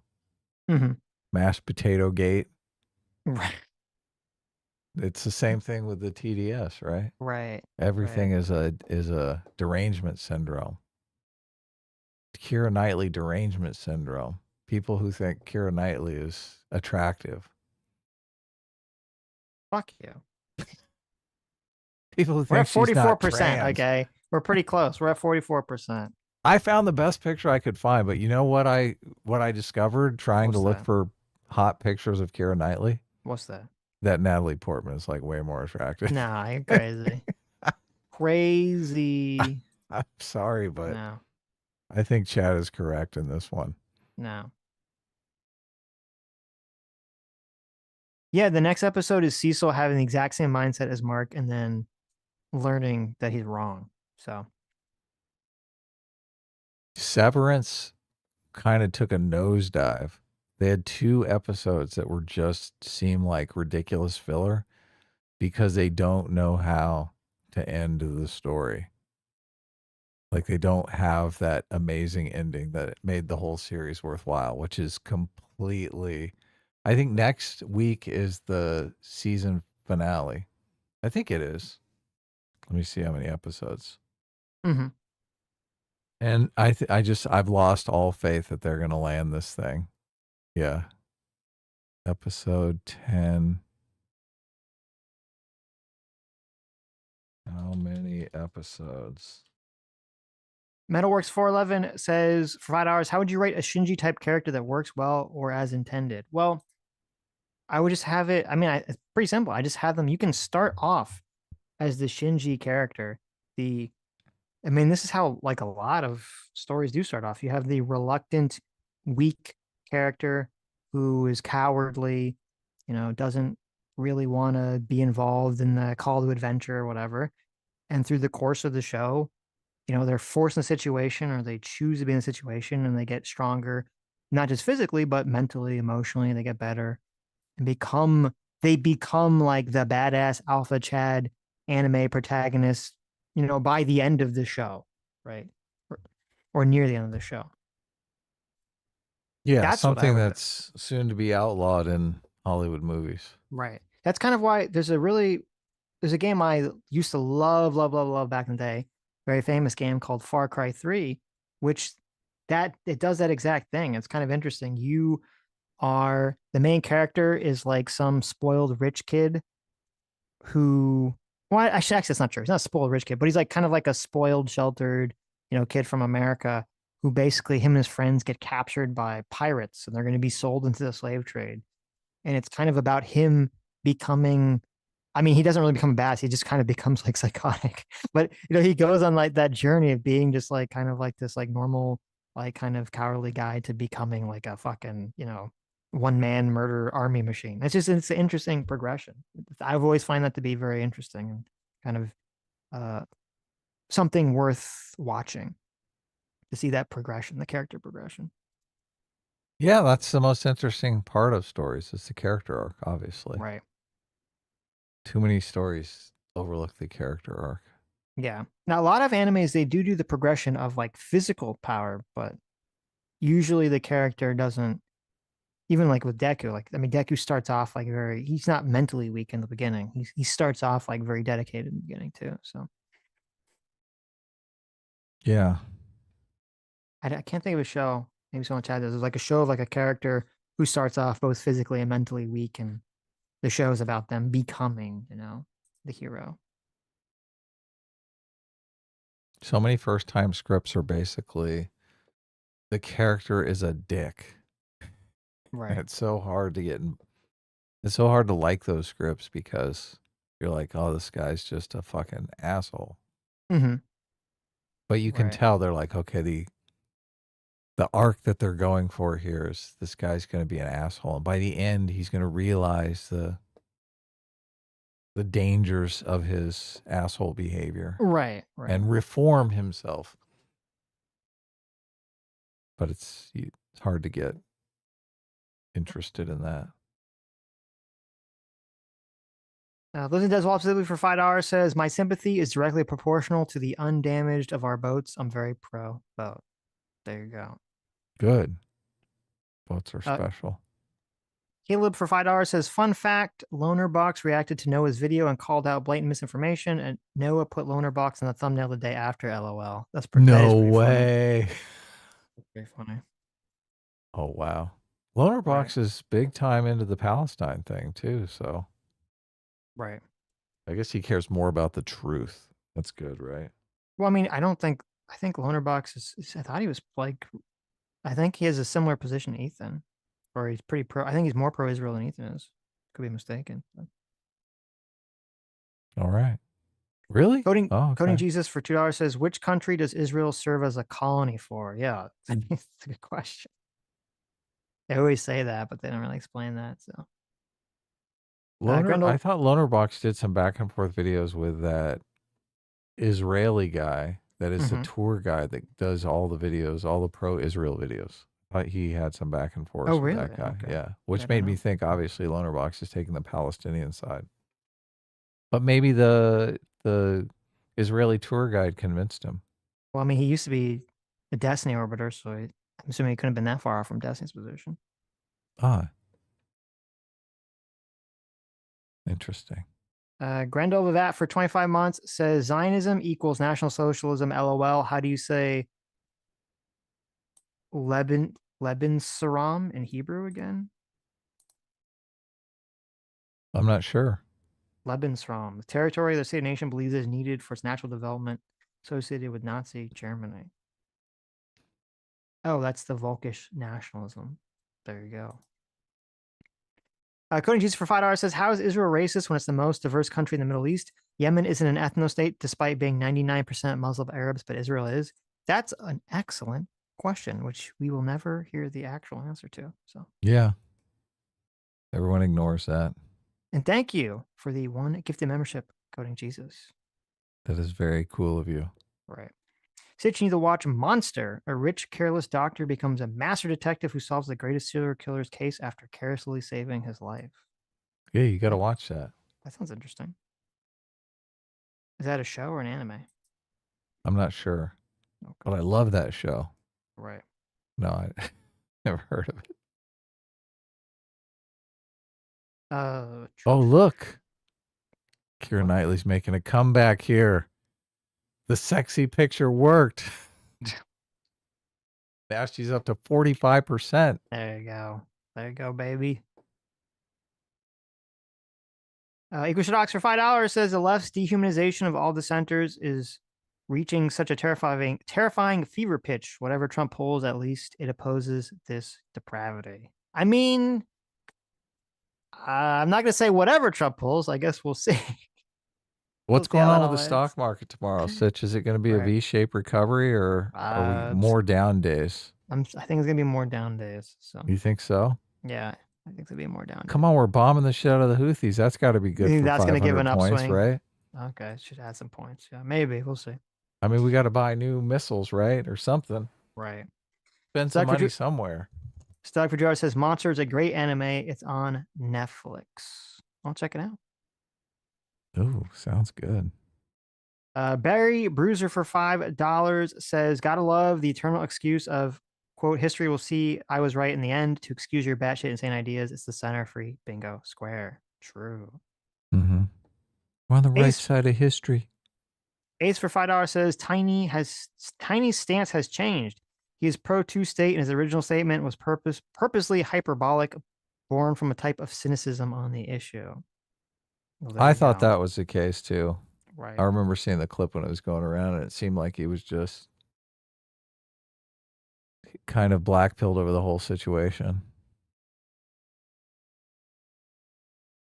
Lethal Strand for Joe says Trump Heights. Oh, I read that one. Already exists in Israel. Lives in Deswall specifically for $2 says Settler Babies sounds like a 90s Nickelodeon show. It does. Mm-hmm. Just like Muppet Babies. Settler Babies. Bring in the settler babies. That just reminded me of, like, there's that really bad episode of Community where they that was a weird episode. I don't know if that was in the Gaslight season. I think it was. Where Abed like creates a cartoon show in his mind where they're all like Muppet babies. It's really bad. That was so depressing. Kaliso for 21 months says as soon as Hamas claims credit for a terrorist attack in the States, all this is going to get really interesting. Wonder who is going to simp for it. I mean, hopefully that's not going to happen, but I think these people would probably simp for it. They would love it. Yeah. They'd be uncomfortably quiet about the whole thing. So they'd be like supporting it. How fucking crazy would it be if like 9/11 happened when BreadTube existed? Oh my God. Like they would be at a loss. They wouldn't know how to react to it. So it's kind of weird because everyone came together after 9/11. There was a brief period of solidarity in the American people. And now that you mention it, I wonder if BreadTube would have shown a different side where there wasn't. They would have to denounce solidarity. They would have to denounce it. Would they?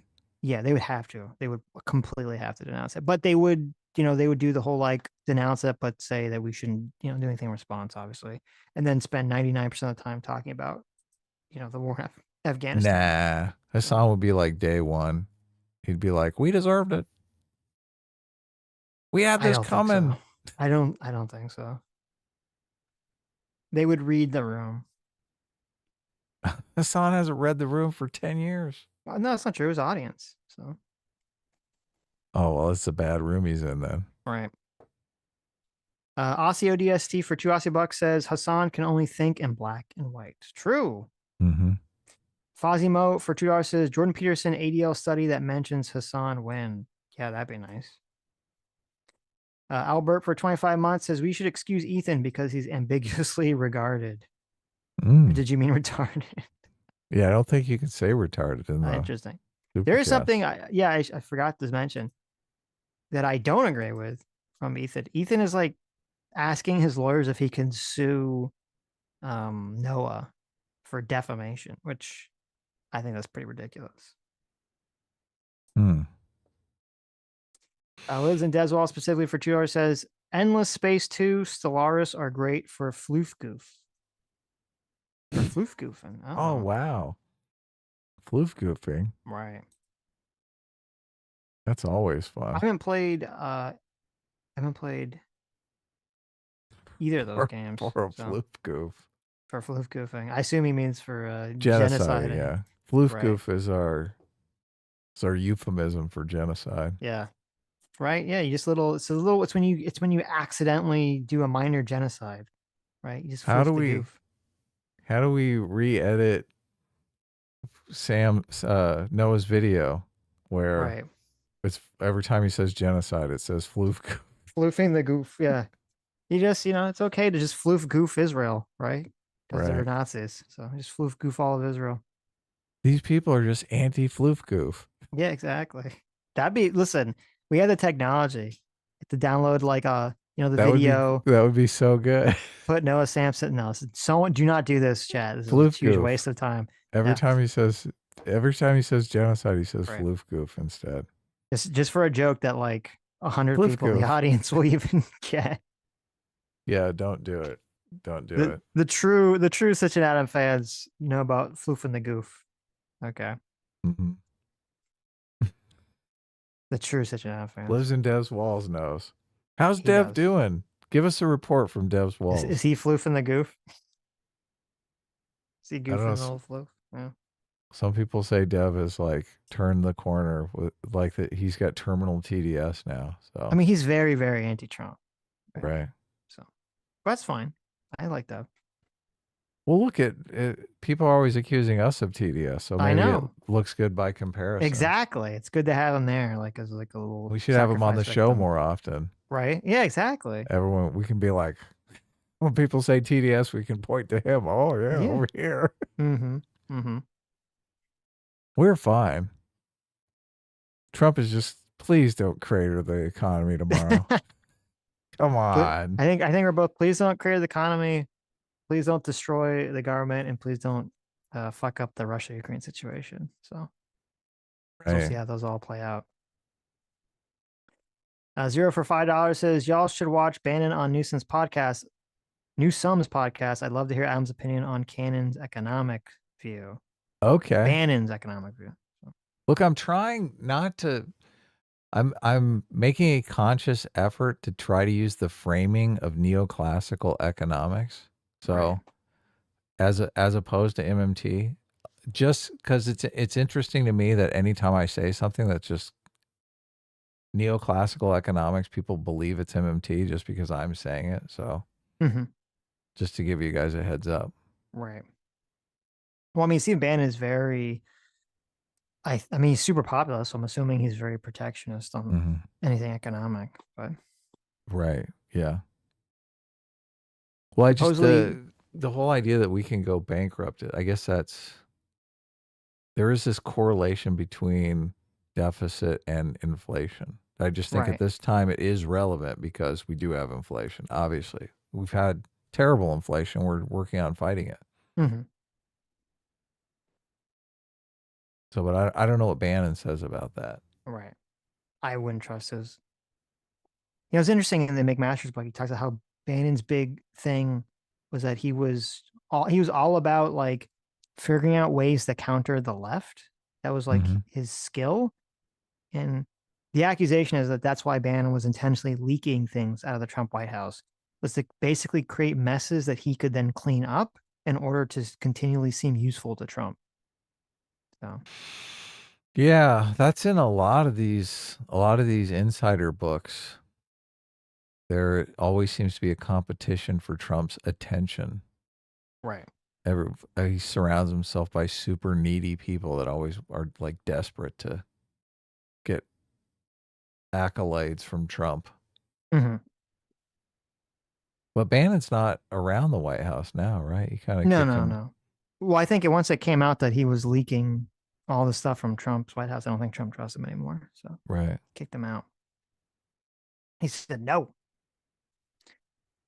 Lives in Desert City for $5 says, I'm squatting in the walls of a rotund Canadian to protest the floof goofing in Palestine and not because I'm a stalker. Behold my moral superiority. There you go. It's true. Well, that's good. Totally true. Yeah. If it's for protest, obviously, you get a free Right. pass. You can do anything. You can do anything. basically That's like a good murder point. your ex-wife as long as it's for Palestine. then- Right, right. Yeah. Lucy Lumbuck, thanks so much for the 5 gifted memberships. Yeah, look. That's great. It looks like she's got a new avatar too. Look at that. Look at that. It's a little Cute little cat. kitty drawing. Joey Hollywood Films for $10 says, I hope the whole situation with HE would expose Hassan's insanity to everyone, like the Admiral in the TNG episode, The Drumhead. Got to squeeze in the Star Trek reference at least once a stream. That's a great episode. That's one of the top TNG episodes. That's That would've another been show that I started watching, the Picard show. I heard that was not good. Yeah, everyone says it's complete trash. And I can't believe it's like 3 seasons. Yeah. It is. The Red Letter it Media is people liked the trashy. last season. Oh, really? Yeah, but they said the first 2 were just so like terrible. So It is. Oh man. It's like watching a car accident in slow motion. oh yeah, they fucking despise it. So I keep turning to my wife and being like, you know, when's something gonna happen? Like when's the story begin? you should watch their review. Let's on get it. this show on the road. It's pretty good.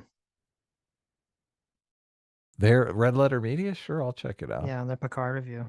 I'm not like tied to this season or anything. No, I mean you could just turn it off. But There's a bunch of Star Treks. I mean, I guess I really only saw the original and the Next Generation.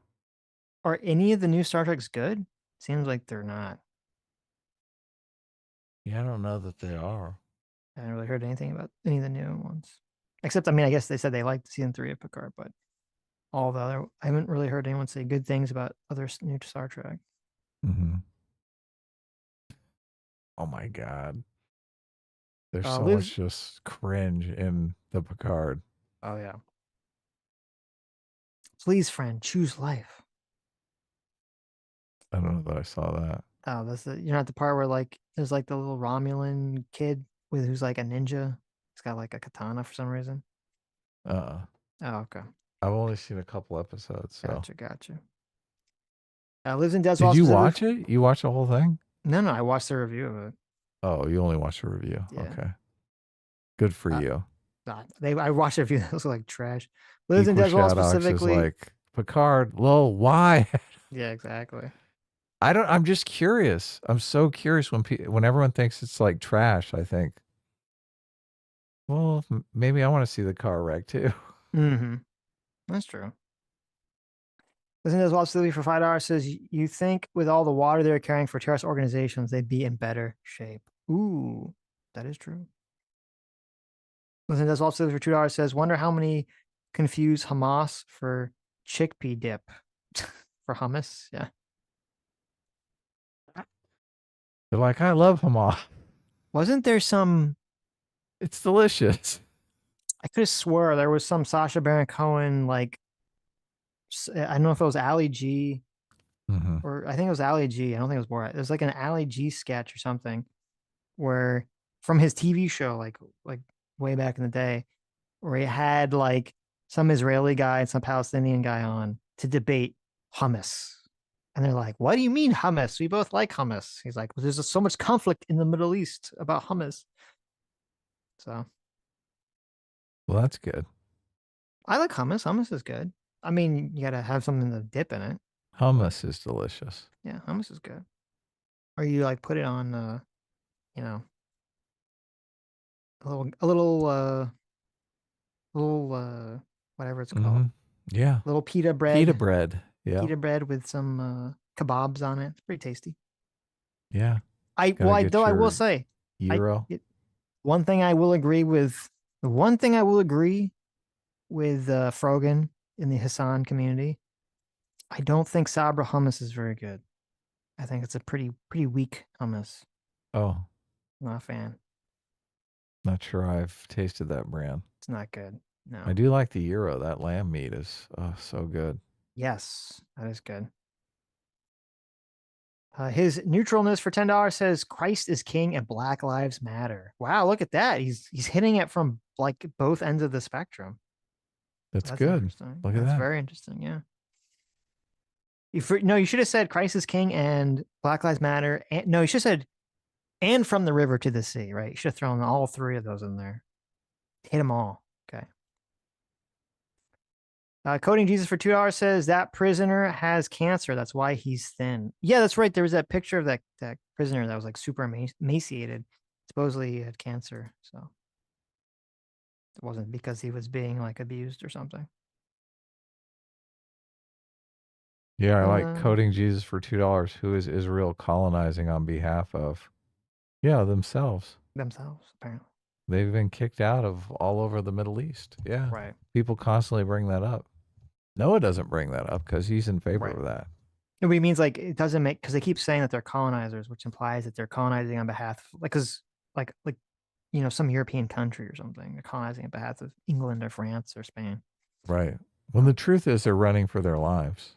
Right. From like Nazi Germany or some Middle Eastern country, right? Mm-hmm. Egypt. Yes. Saudi Arabia. Coding Jesus Jar says Iran. Yes. Says that's the most targeted attack in human history. The cancer? I don't know. I don't remember what it was in reference to. Aids for $5 says Noah turns into a commie Alex Jones in this video, claiming Israel worked with ISIS and that most deaths on October 7th were the IDF. Yeah, he did. Yes. Yeah. Azrael for $5 says once it was believe all women, now it's believe all women unless they're Jews. What insane time. That's pretty bad. Cody Jesus for $2 says, does he know Houthis hate everything he stands for? I mean, he didn't address it. Ethan brought him up in the video. He brought up all the things that Noah should stand for. Remember? Ethan's like, that's progressive values. But obviously Noah doesn't want to address it because he's a commie. So it's all just part of the propaganda. Right. Kyle Petty for $10 says, have you seen the Freedom Tunes video crapping on democracy and implying support and implicitly supporting a monarchy? Please talk to him. Also, 21% of Israel is Palestinian and not one Jew lives in Gaza. Kind of says it all, doesn't it? Well, we'll review the Freedom Tunes video if he's crapping on democracy. I have not seen that. Probably take a look at that. Yeah, we should take a look at it. I have not seen it. So I'm a big pro-democracy fan. So. Right. Lethal Strength for $2 says, Adam, check DMs for the lookalikes. Oh, he sent you that lookalike. Sorry. Yeah, it was great. Thanks. Lives in Deswald specifically for $2 says, nose discussion is a nice change from limbo rings. Oh, yeah. Look at this. Who's got a better nose? Ken Tompkins for $5 says, I imagine Adam running around Hollywood, quote, you're trans, you're due to all these famous women. There you go. Yeah, no. I mean, I see a lot of trans people around, so I just do it to Right. them. You're trans. I can tell. Right. How's the transition going? Looking good. Mm-hmm. No, I don't do that. Come on. Got to be civil. Mm. And look, I was just joking around, okay? Right. I feel bad for Keira Knightley. If it wasn't for all this like trans activists, everyone wouldn't even suspect. Wow, look at this. You're crazy. He was very hot in Pirates of the Caribbean. She's got a handsome jaw. Oh my. I don't know what else she's even been in. Seen her in anything beyond Pirates of the Caribbean? Natalie Portman has a long, storied career. I think And Natalie Portman Star has a couple of Academy Awards, right? Mm-hmm. Does Keira Knightley have an Academy Award? What does Natalie Portman have an Academy Award in? Isn't it Black Swan? That was a good fucking movie. I think she has an Academy Award Did for she it. get an Academy Award for that? I think so. Maybe I'm wrong. I mean, I would not be opposed to that. That was a good movie. I like that movie a lot. Let's see. Keira Knightley, Academy Awards.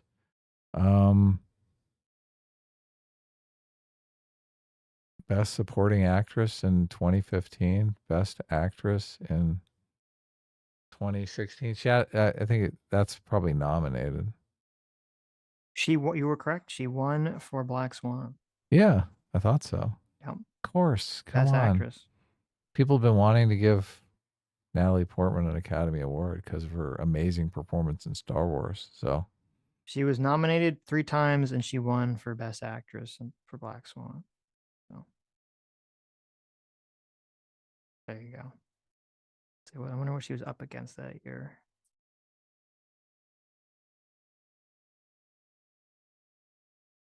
She was up against a bunch of movies I didn't see. Nicole Kidman in Rabbit Hole, Jennifer Lawrence in Winter's Bone, Michelle Williams in Blue Valentine, and Annette Bening in The Kids Are All Right.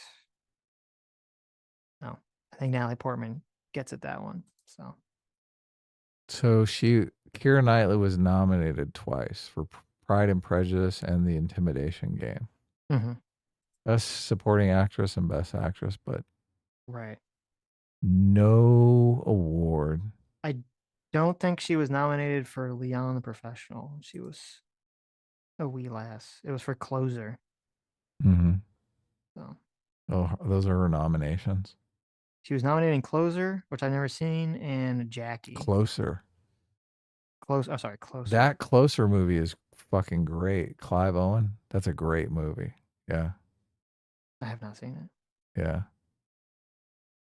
You should see it. You should check it out. What's it about? It's about relationships. Based on a modern and tragic version of Mozart's opera Sol fan tutte?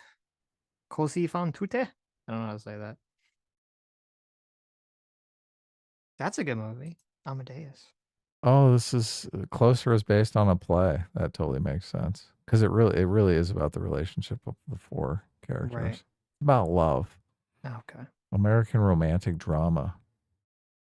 I didn't even know this. This. Natalie Portman plays Jackie Kennedy in a Jackie Kennedy movie. I didn't even hear about this. Okay. Oh, that's perfect. I mean, I could see it. That's great casting, isn't it? Right. Lives in Des Walls for $2 says, wouldn't kick either out of bed for eating crackers. Who said that out there? There you go. There you go. So look, they've got the cracker go ahead. Right. Get the crack. When you get the cracker go ahead, that's how you know you found a true woman. Okay. Oh yeah. Oh. So you read that one. You know, when you wake up and you feel the cracker underneath you stuck to your skin. That's never happened to me. Listen, I don't eat in bed. Mm-hmm. What? I don't eat in bed. Really? I never eat in bed. No, fuck that. Really? Don't eat in bed. That's how you get bugs. You don't Oh want bugs in your bed. Okay. I've never. Well, that's ever, a little scary, but no, never eaten in my bed, ever. And fortunately, no one I've ever been with has eaten in their bed either. So I would have to put the kibosh on any bed eating. You eat at the table, okay, or the sofa in front of the TV. Like a human you get being. some popcorn with your movie. You put your Picard on. What are you talking about? Of No. course, you got to eat in the bed. You gotta eat. Then you sit on the fucking floor. Okay. You sit on the fucking floor. Sitch is mad. Oh, You finish eating. Okay. There's no food in the bed. Keep food out of the bed.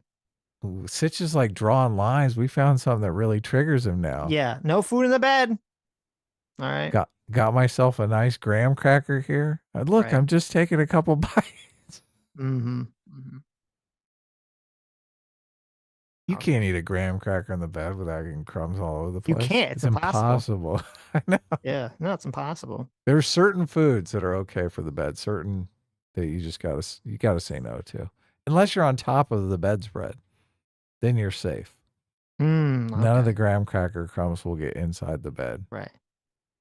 Do bed bugs eat graham cracker? Because I swear I had a graham cracker in the Bed bed bugs just eat recently. bed bugs eat blood. They don't eat food, right? Don't they suck? Aren't they like ticks? Don't they suck your blood? Where were you at on the peeing in the shower thing? I don't remember. I am against peeing in the shower. Oh, okay.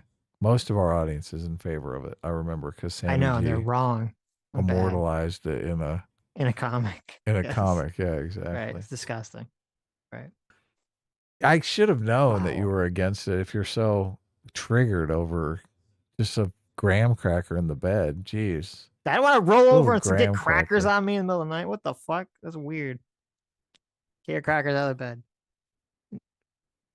Hey, no, listen, to the people in chat who are thinking something.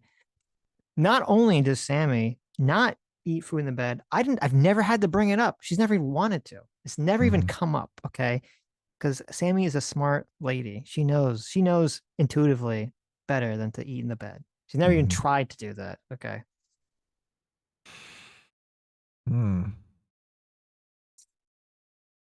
Is Sammy a snacker? Does she snack? I'm probably more of a snacker than she is. Okay. So Sammy tries to eat healthy. I just figure snacking is when seems like that's when I eat in the bed most often. I'm just like, I'm just having a little snack. Like I don't sit down and have dinner in the fucking bed for heaven's The only sake. time I snack is if I don't eat 3 meals. If I have like a normal 3 meals, I don't feel the desire to snack. Oh, I like a snack. So little snack here and there. No, that's bad. That's bad. Muggy for 23 months says, speaking of drama, you should watch Yakuza Fiance. It's a romance anime. I love the main girl. She's a good, strong, independent woman. Well, I like that. Definitely. Isn't that the one where like I mean I think Sam was telling me about it. We haven't watched it though. She's like there's some Yakuza guy and he gets some wife and like neither of them wants to marry each other, but she like hates him and is like or like she's like really like mean or super aggressive or something and he's like, oh wow, I like that this woman is like crazy. It like turns him on. Crazy women turning a guy on? I can't. I That's know. not true. That would never happen. It's totally unbelievable. Adam Unfriended for $10 says a good blueprint for creating the Shinji archetype is to base them on Sam or Frodo to make them similar to hobbits. We've already done that. So circling back to making good stories. I mean, I would not compare Sam or Frodo to Shinji either, because even like the hobbits, Frodo and Sam are not portrayed as like weak or whiny or pathetic like Shinji is. They're just portrayed as like naive, kind of. They're portrayed like a child who's naive and kind of innocent about the wider world, and more like wanting to just not Frodo, and that's part of what made Frodo unique. But the other hobbits kind of just want to like, be libertarian and fuck off to their own hobbit hole and like not really deal with the rest of the world. So.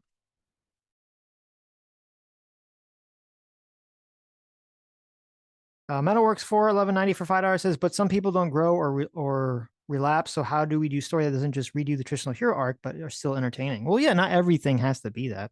You can have stories that are about people who don't get any better or stay the same, or that do better and then do worse. You can do that in stories, but just the story in and of itself is supposed to be something bigger than life. It's supposed to be something that is transformational, life-changing. Right. You're putting down this event that took place that dramatically changed people's lives. Right. But I think right now in our current media ecosystem outside of anime, I feel like there is a lack of, especially for males, a lack of male heroic characters that even go on like a traditional hero's journey where they start off, weak and in a weaker place, in a worse place, and then become the hero by the end of it. I feel like we need to kind of bring that back. I think we've strayed a little too far from that. Amen. A fucking men. Right. Yes. Stuck for 2 hours says Monster is a great anime. It's on Netflix. I'll check it out. Very Dead Horse for $5 says I always thought Adam looked like a fusion of Chris Hardwick and Neil Brennan. End of season 3 gave me the feeling a 12-year-old watching DBZ Bosses. There you go. Oh. Chris Hardwick and Neil Brennan. Yeah. The season 3 is I've heard the incredible. Chris Hardwick before comparison. Right. Yes. Lethal Strand for 2 hours says Michael Jackson's chimpanzee turns 43 this year. Wow, I didn't even know he's still alive. Oh my God, he outlived Michael Jackson. Yes. That's crazy. There you go. Those chimpanzees are dangerous. They are. Keep away. Muggy for 15 MYR says, I'd love if you guys stream playing detective games like Phoenix Wright, just to see how your mind works. Will you bum rush it or take your time? Yeah, maybe that could be fun. I shoot everything that moves, so I'm just like, you can't really shoot everything. And Phoenix Wright is not a shooty game. So, well, there's how my mind works. Right. We'd have to find a newer one because I played all the old ones. I don't remember them, but I would probably start remembering the solutions once I start playing them. So it's a detective puzzle game where you have to like find clues so you can basically like correctly accuse people of, whatever to figure out who's the culprit. I like that. Yeah, they're fun. And you're like a lawyer, so. Lethal Strand for $5 says I got drunk and passed out in bed eating a Big Mac. My God. I woke up and I had special sauce, lettuce, and cheese in all the wrong places. Wow, that's terrible. That's what I'm talking about. Right. See, that's living. Sitch will never have that. Sitch doesn't like to have fun. That's a problem. First of all, every time you eat a Big Mac, you feel disgusting afterwards. Okay. You haven't had a Big Mac until you've got it all over your sheets. You haven't lived until you've spread Big Mac special sauce all over your bed sheets. Oh, disgusting fucking degenerate. Yeah.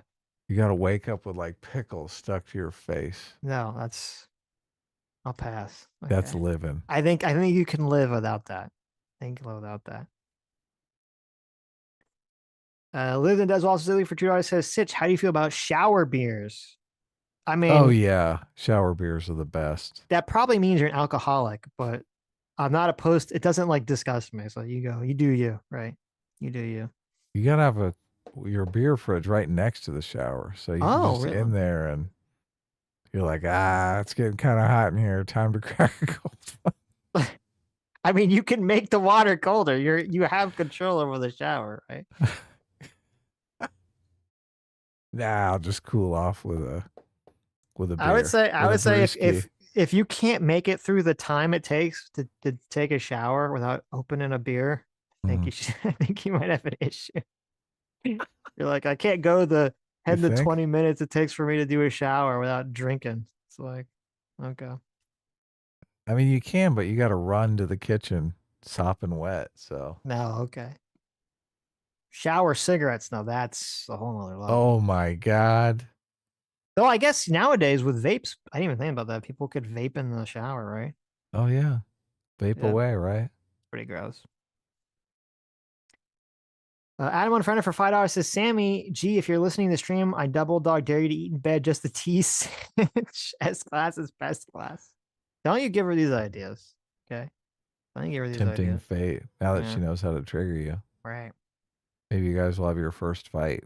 And she'll be There you like, go. I know how to deal with this bullshit. Eat a bunch of crackers in bed. Oh my God, yeah. All right. That'd be great.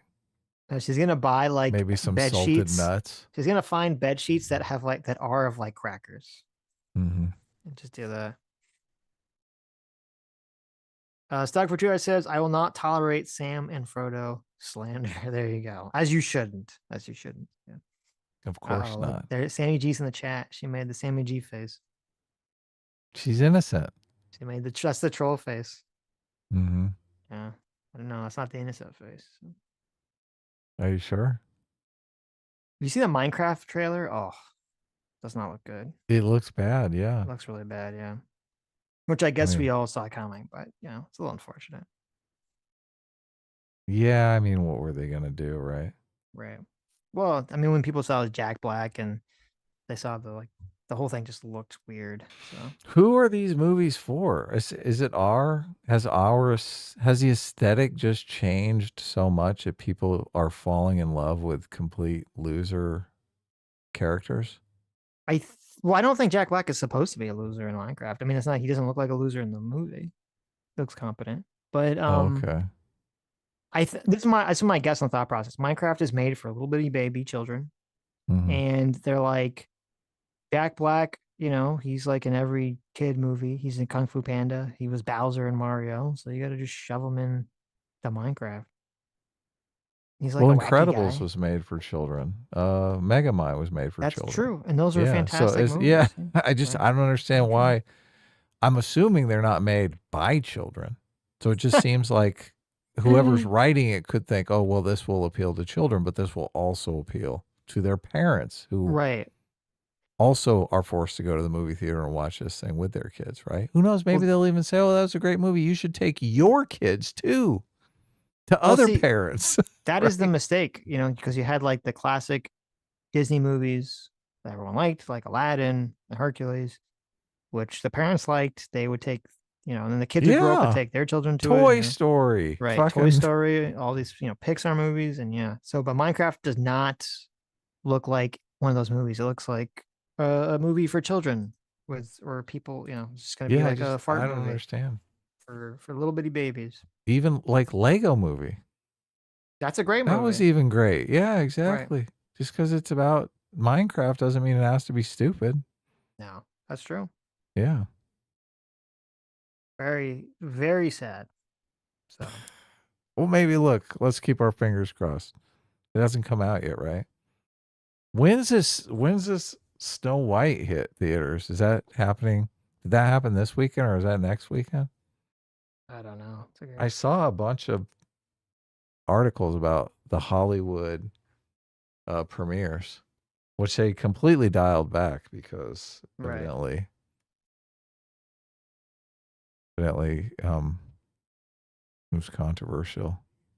Snow White. When can I see this movie?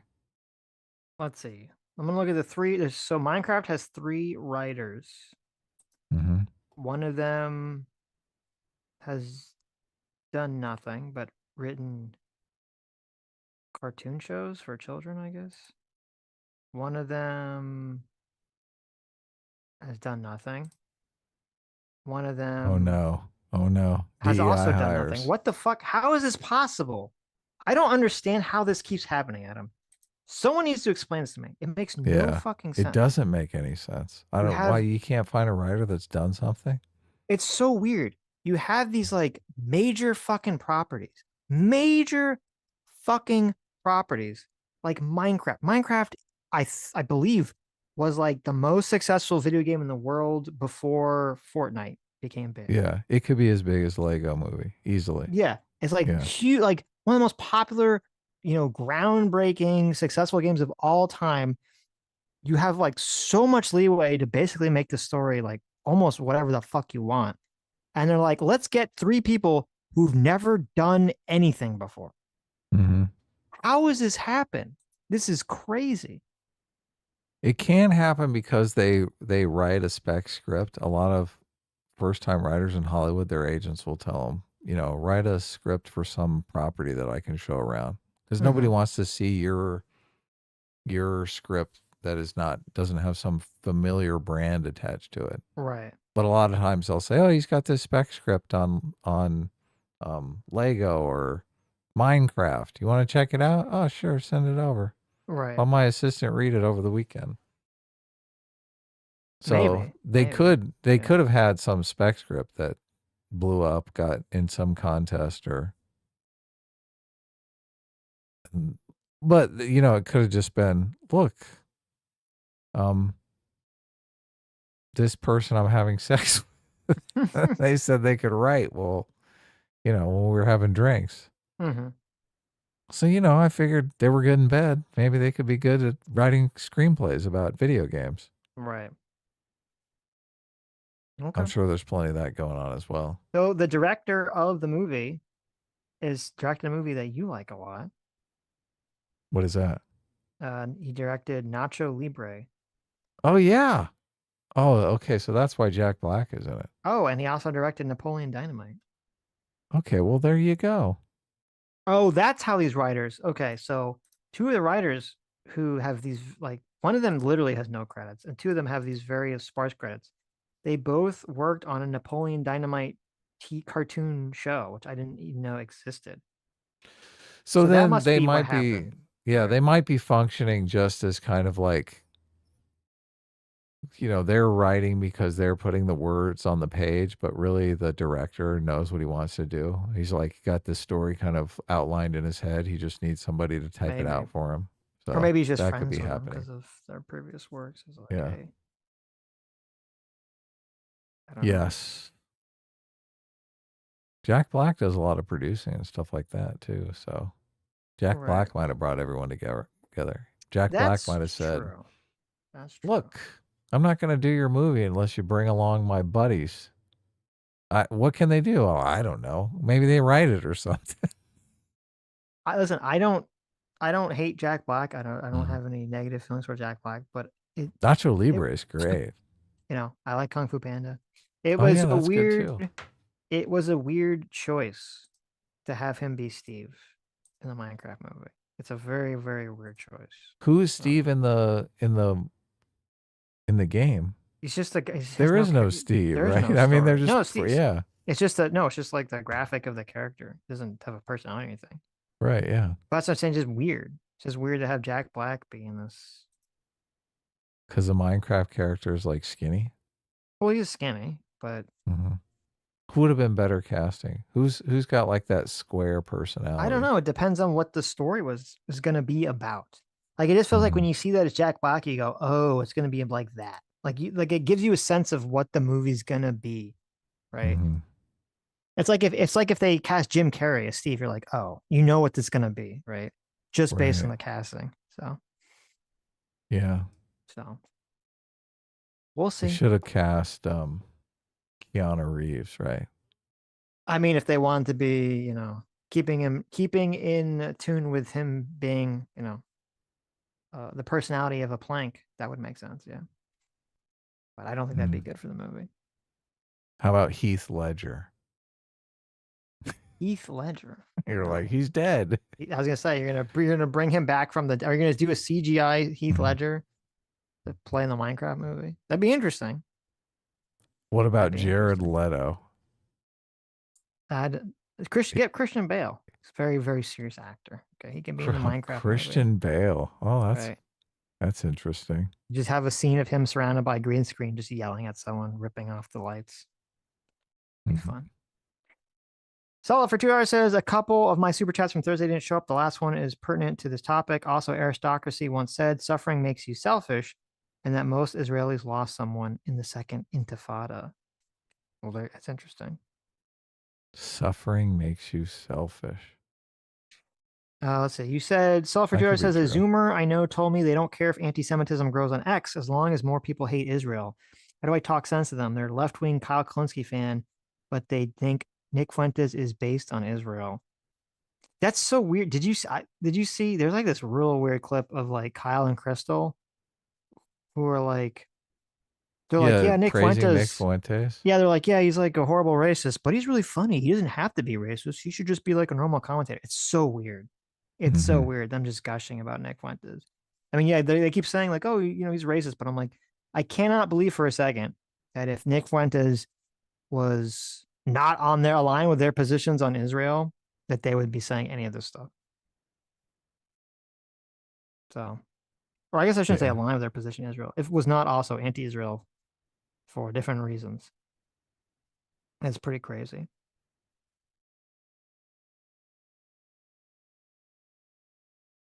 Saul also says, I couldn't disagree more about the Lilo and Stitch trailer. I think it looks like shit. I love the original, by the way. We shall see. Really? Wow. No, I don't know. I think it doesn't look bad. It looks fine to me. I mean, I don't think it's going to be as good as a cartoon. I don't think none of these live action Disney movies will ever be as good as the cartoons, because there's always a dearth of energy compared to the originals. But I think it will probably be the best. My prediction is the Lilo and Stitch movie will be the best of the Disney live action movies by far, which is not a high bar, but yeah. I mean, that character is pretty cute. They'll find some way to fuck it up. I mean, I have zero faith in Hollywood at this point. So, okay. Look, I found the perfect casting for Minecraft movie. Who's that? The squarest face in the business, Henry Cavill. There you go. I like it. This guy just screams angles. He just screams Steve. Yeah. So Steve is the name of the guy in Minecraft. There's a little square guy that runs around, right? Yeah. That's perfect, Steve. Yeah, right there. Steve, right there. That would be interesting. Yeah, Steve be really Chadley, right? Yeah, why not? Give the kids a male role model they can look up to. I think the thing that bothers me about the Minecraft movie is there's like this idea that's a fucking stupid idea that some adults have, because I guess they forgot what it was like to be a child, where they think that children will only watch things that have children in them. And so they're that's like, not true.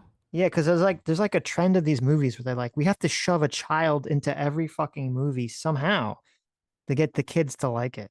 And I don't know about you, but when I was a wee lad watching shows like Beast Wars or something like that effect, you know, or the Justice League cartoon or Dragon Ball Z, I was fine. I like the adult characters who were, you know, doing adult conflicting things and being superheroes or doing whatever they were doing. You know, I like the X-Men, the original X-Men cartoon, not the one with the kids.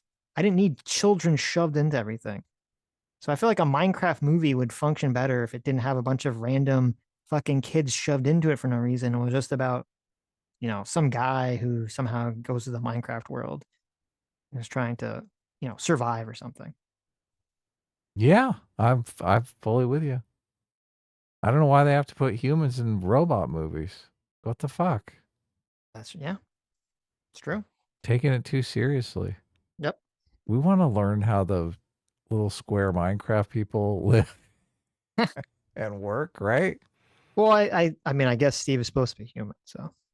Oh, he is? I do remember Last Action Hero, yeah. They shoved the kid in that too, but that was like part of the joke.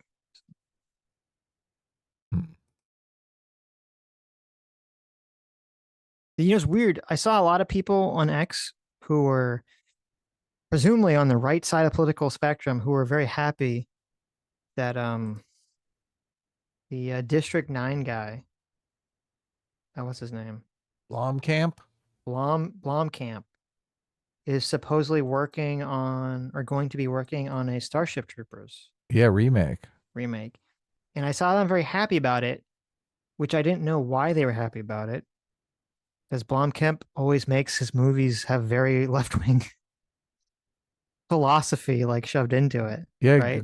Rewatch Elysium real quick and tell me how happy you are about that. Yeah, Elysium is Elysium, District 9, Chappie. I mean, these are very, I like District 9, but these movies have like very strong left-wing messaging in them. And I was very surprised that the people on X were very happy about this choice. I was like, oh, okay, we'll see. It's very interesting. I rewatched Elysium while I was shipping out comics. And look, I hated it in the movie theater. Mm-hmm.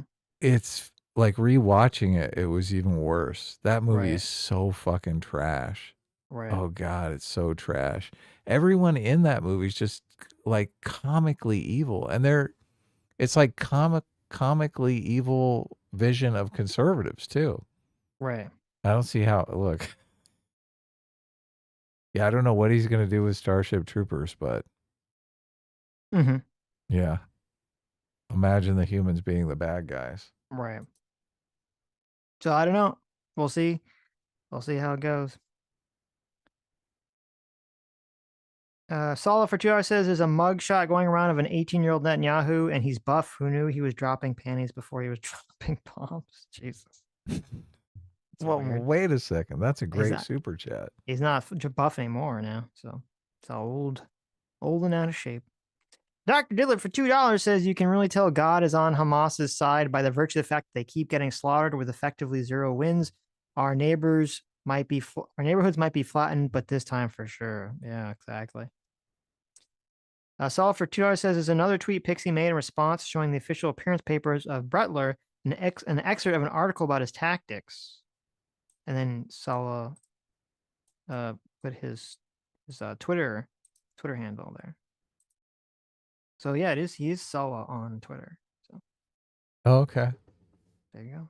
That is Sala. Nice. Is that it? Dr. Jill for $3 says, I know the criticism is that our tax dollars inevitably go to funding the American war machine through the government into military industrial complex. But how can I give money to the complex directly to kill Houthis? You donate to our Patreon. That's There how you you do go. it. Oh, well, I don't listen. We're not involved. We'll make sure we get the money there, right? Mm-hmm. No, that was a joke. That's not the case. Any money you donate to us will go into our pockets. Yes. Yeah. So. And occasionally it'll buy some graham crackers for Sitch to eat in bed. So. Mm-hmm.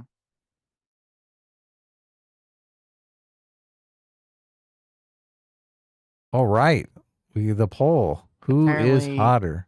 Apparently Kiwi Farms has like a copy of some of the legal memos from Stephen's case already.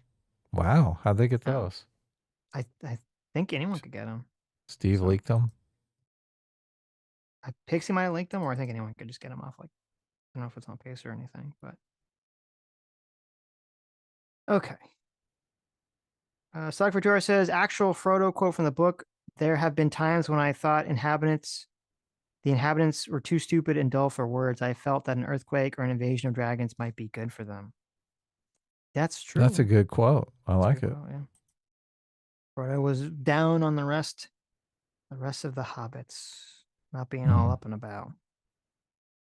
It's weird because you read The Hobbit and you really like Bilbo, and then you read Lord of the Rings and you're like, who the fuck is this Frodo motherfucker? But then you're like, nah, he's better. He's better than Bilbo. By the end, you like him more. What is this? Lethal Strain for Tour says Jack Black's PR makeover after the Trump issue. Oh, maybe. Oh, that's right. I already forgot about that until you said it. I married a horse for $5 says woman can relax and have wine in the bath, but I can't open a 40 in the steamy rain with my Skinnerd and my jorts. Also, any movie or show reviews coming. I still got to watch Severance. I forgot. Adam wants me to watch Severance. Well, look, now that it fell apart, just maybe the time has passed. So. Oh, okay. Lives in Deswall specifically for $5 says, I'd unironically watch a Henry Cavill Minecraft movie, have Robert Eggers direct it, and make it a survival horror traveling through the Nether and the end. That would be kind of interesting, yeah. To make a Minecraft survival horror movie about surviving in the wilderness. I mean, it'd be, I wouldn't make it like a straight horror movie. It'd be more like, I think playing Minecraft for the first time solo is a contemplative experience, and you'd have to try to capture that in a movie. Going from contemplative experience to like intense survival horror would be kind of an interesting thing to do. Lucifer Domer for 2 Canadian says, I still haven't got my comic. Sad face.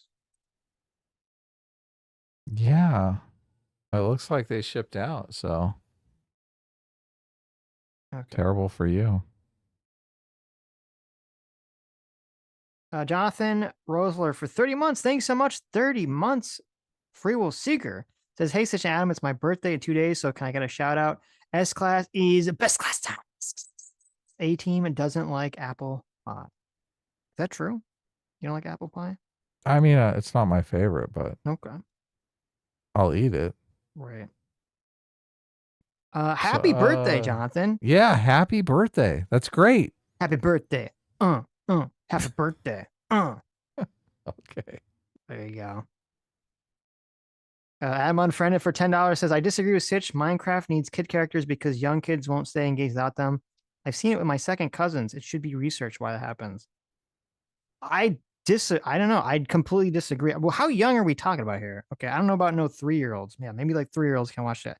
I started watching DBZ when I was 5, and I didn't like Gohan, who was the only kid character in it. I like Goku and Vegeta and Piccolo. I was like, this shit is awesome. And I like watching the old X-Men cartoon with Wolverine and Cyclops when they were adults. Shit. So I don't know. I never had that problem as a child, unless we're talking about like really young kids, maybe. But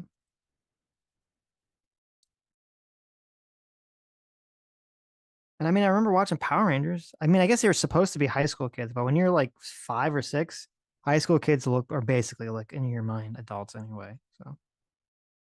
Oh yeah.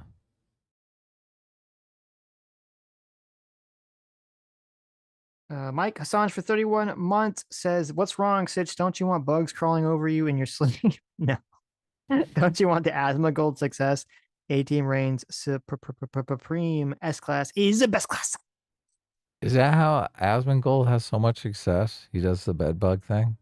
No, he had a roach crawling him or something once in stream. Oh, he did? Wow. Yeah. He had really like gross conditions for a while. So eventually he cleaned up, so. I saw that. Yeah, yep. When he got banned, he was like, well, I guess it's time to clean the house. And he was taking pictures, and it was just horror show. Yeah, it's pretty gross. Anyways. So I just looked up Lucifer's comic, and look, it cleared customs. Quit your bitching. There you go. It's on the way. It's on the way, Lucifer. It just cleared customs. Right. All right. This was a great show. I mean, I super enjoyed myself. I'm glad we finally got to the bottom of this Keira Knightley, Natalie Portman thing, because that thing, man, that's been on my mind for a while now. End results, 56% of you are incorrect, said Natalie Portman's hotter. 44% of you are correct and said Keira Knightley is the hotter actress. You have to actually put like correct or incorrect on the thing. I should, yeah. They I don't know. That. Yeah, you're right. You fucked up, but I did. It's okay.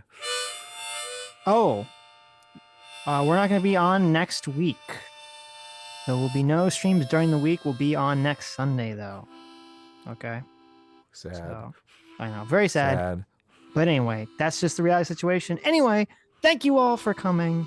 Thank you all for your incredibly generous donations. Thank you who have made it to the end of the stream. You are the true heroes. You are the true free will seekers. You are the true isekai protagonist. You are the true people that would never be as horribly, psychotically despicable as to be in favor of genociding a group of people based on their ethnicity or religion or anything like that, and would understand the nuance and complexities of any situation. And we'll see you all next Sunday.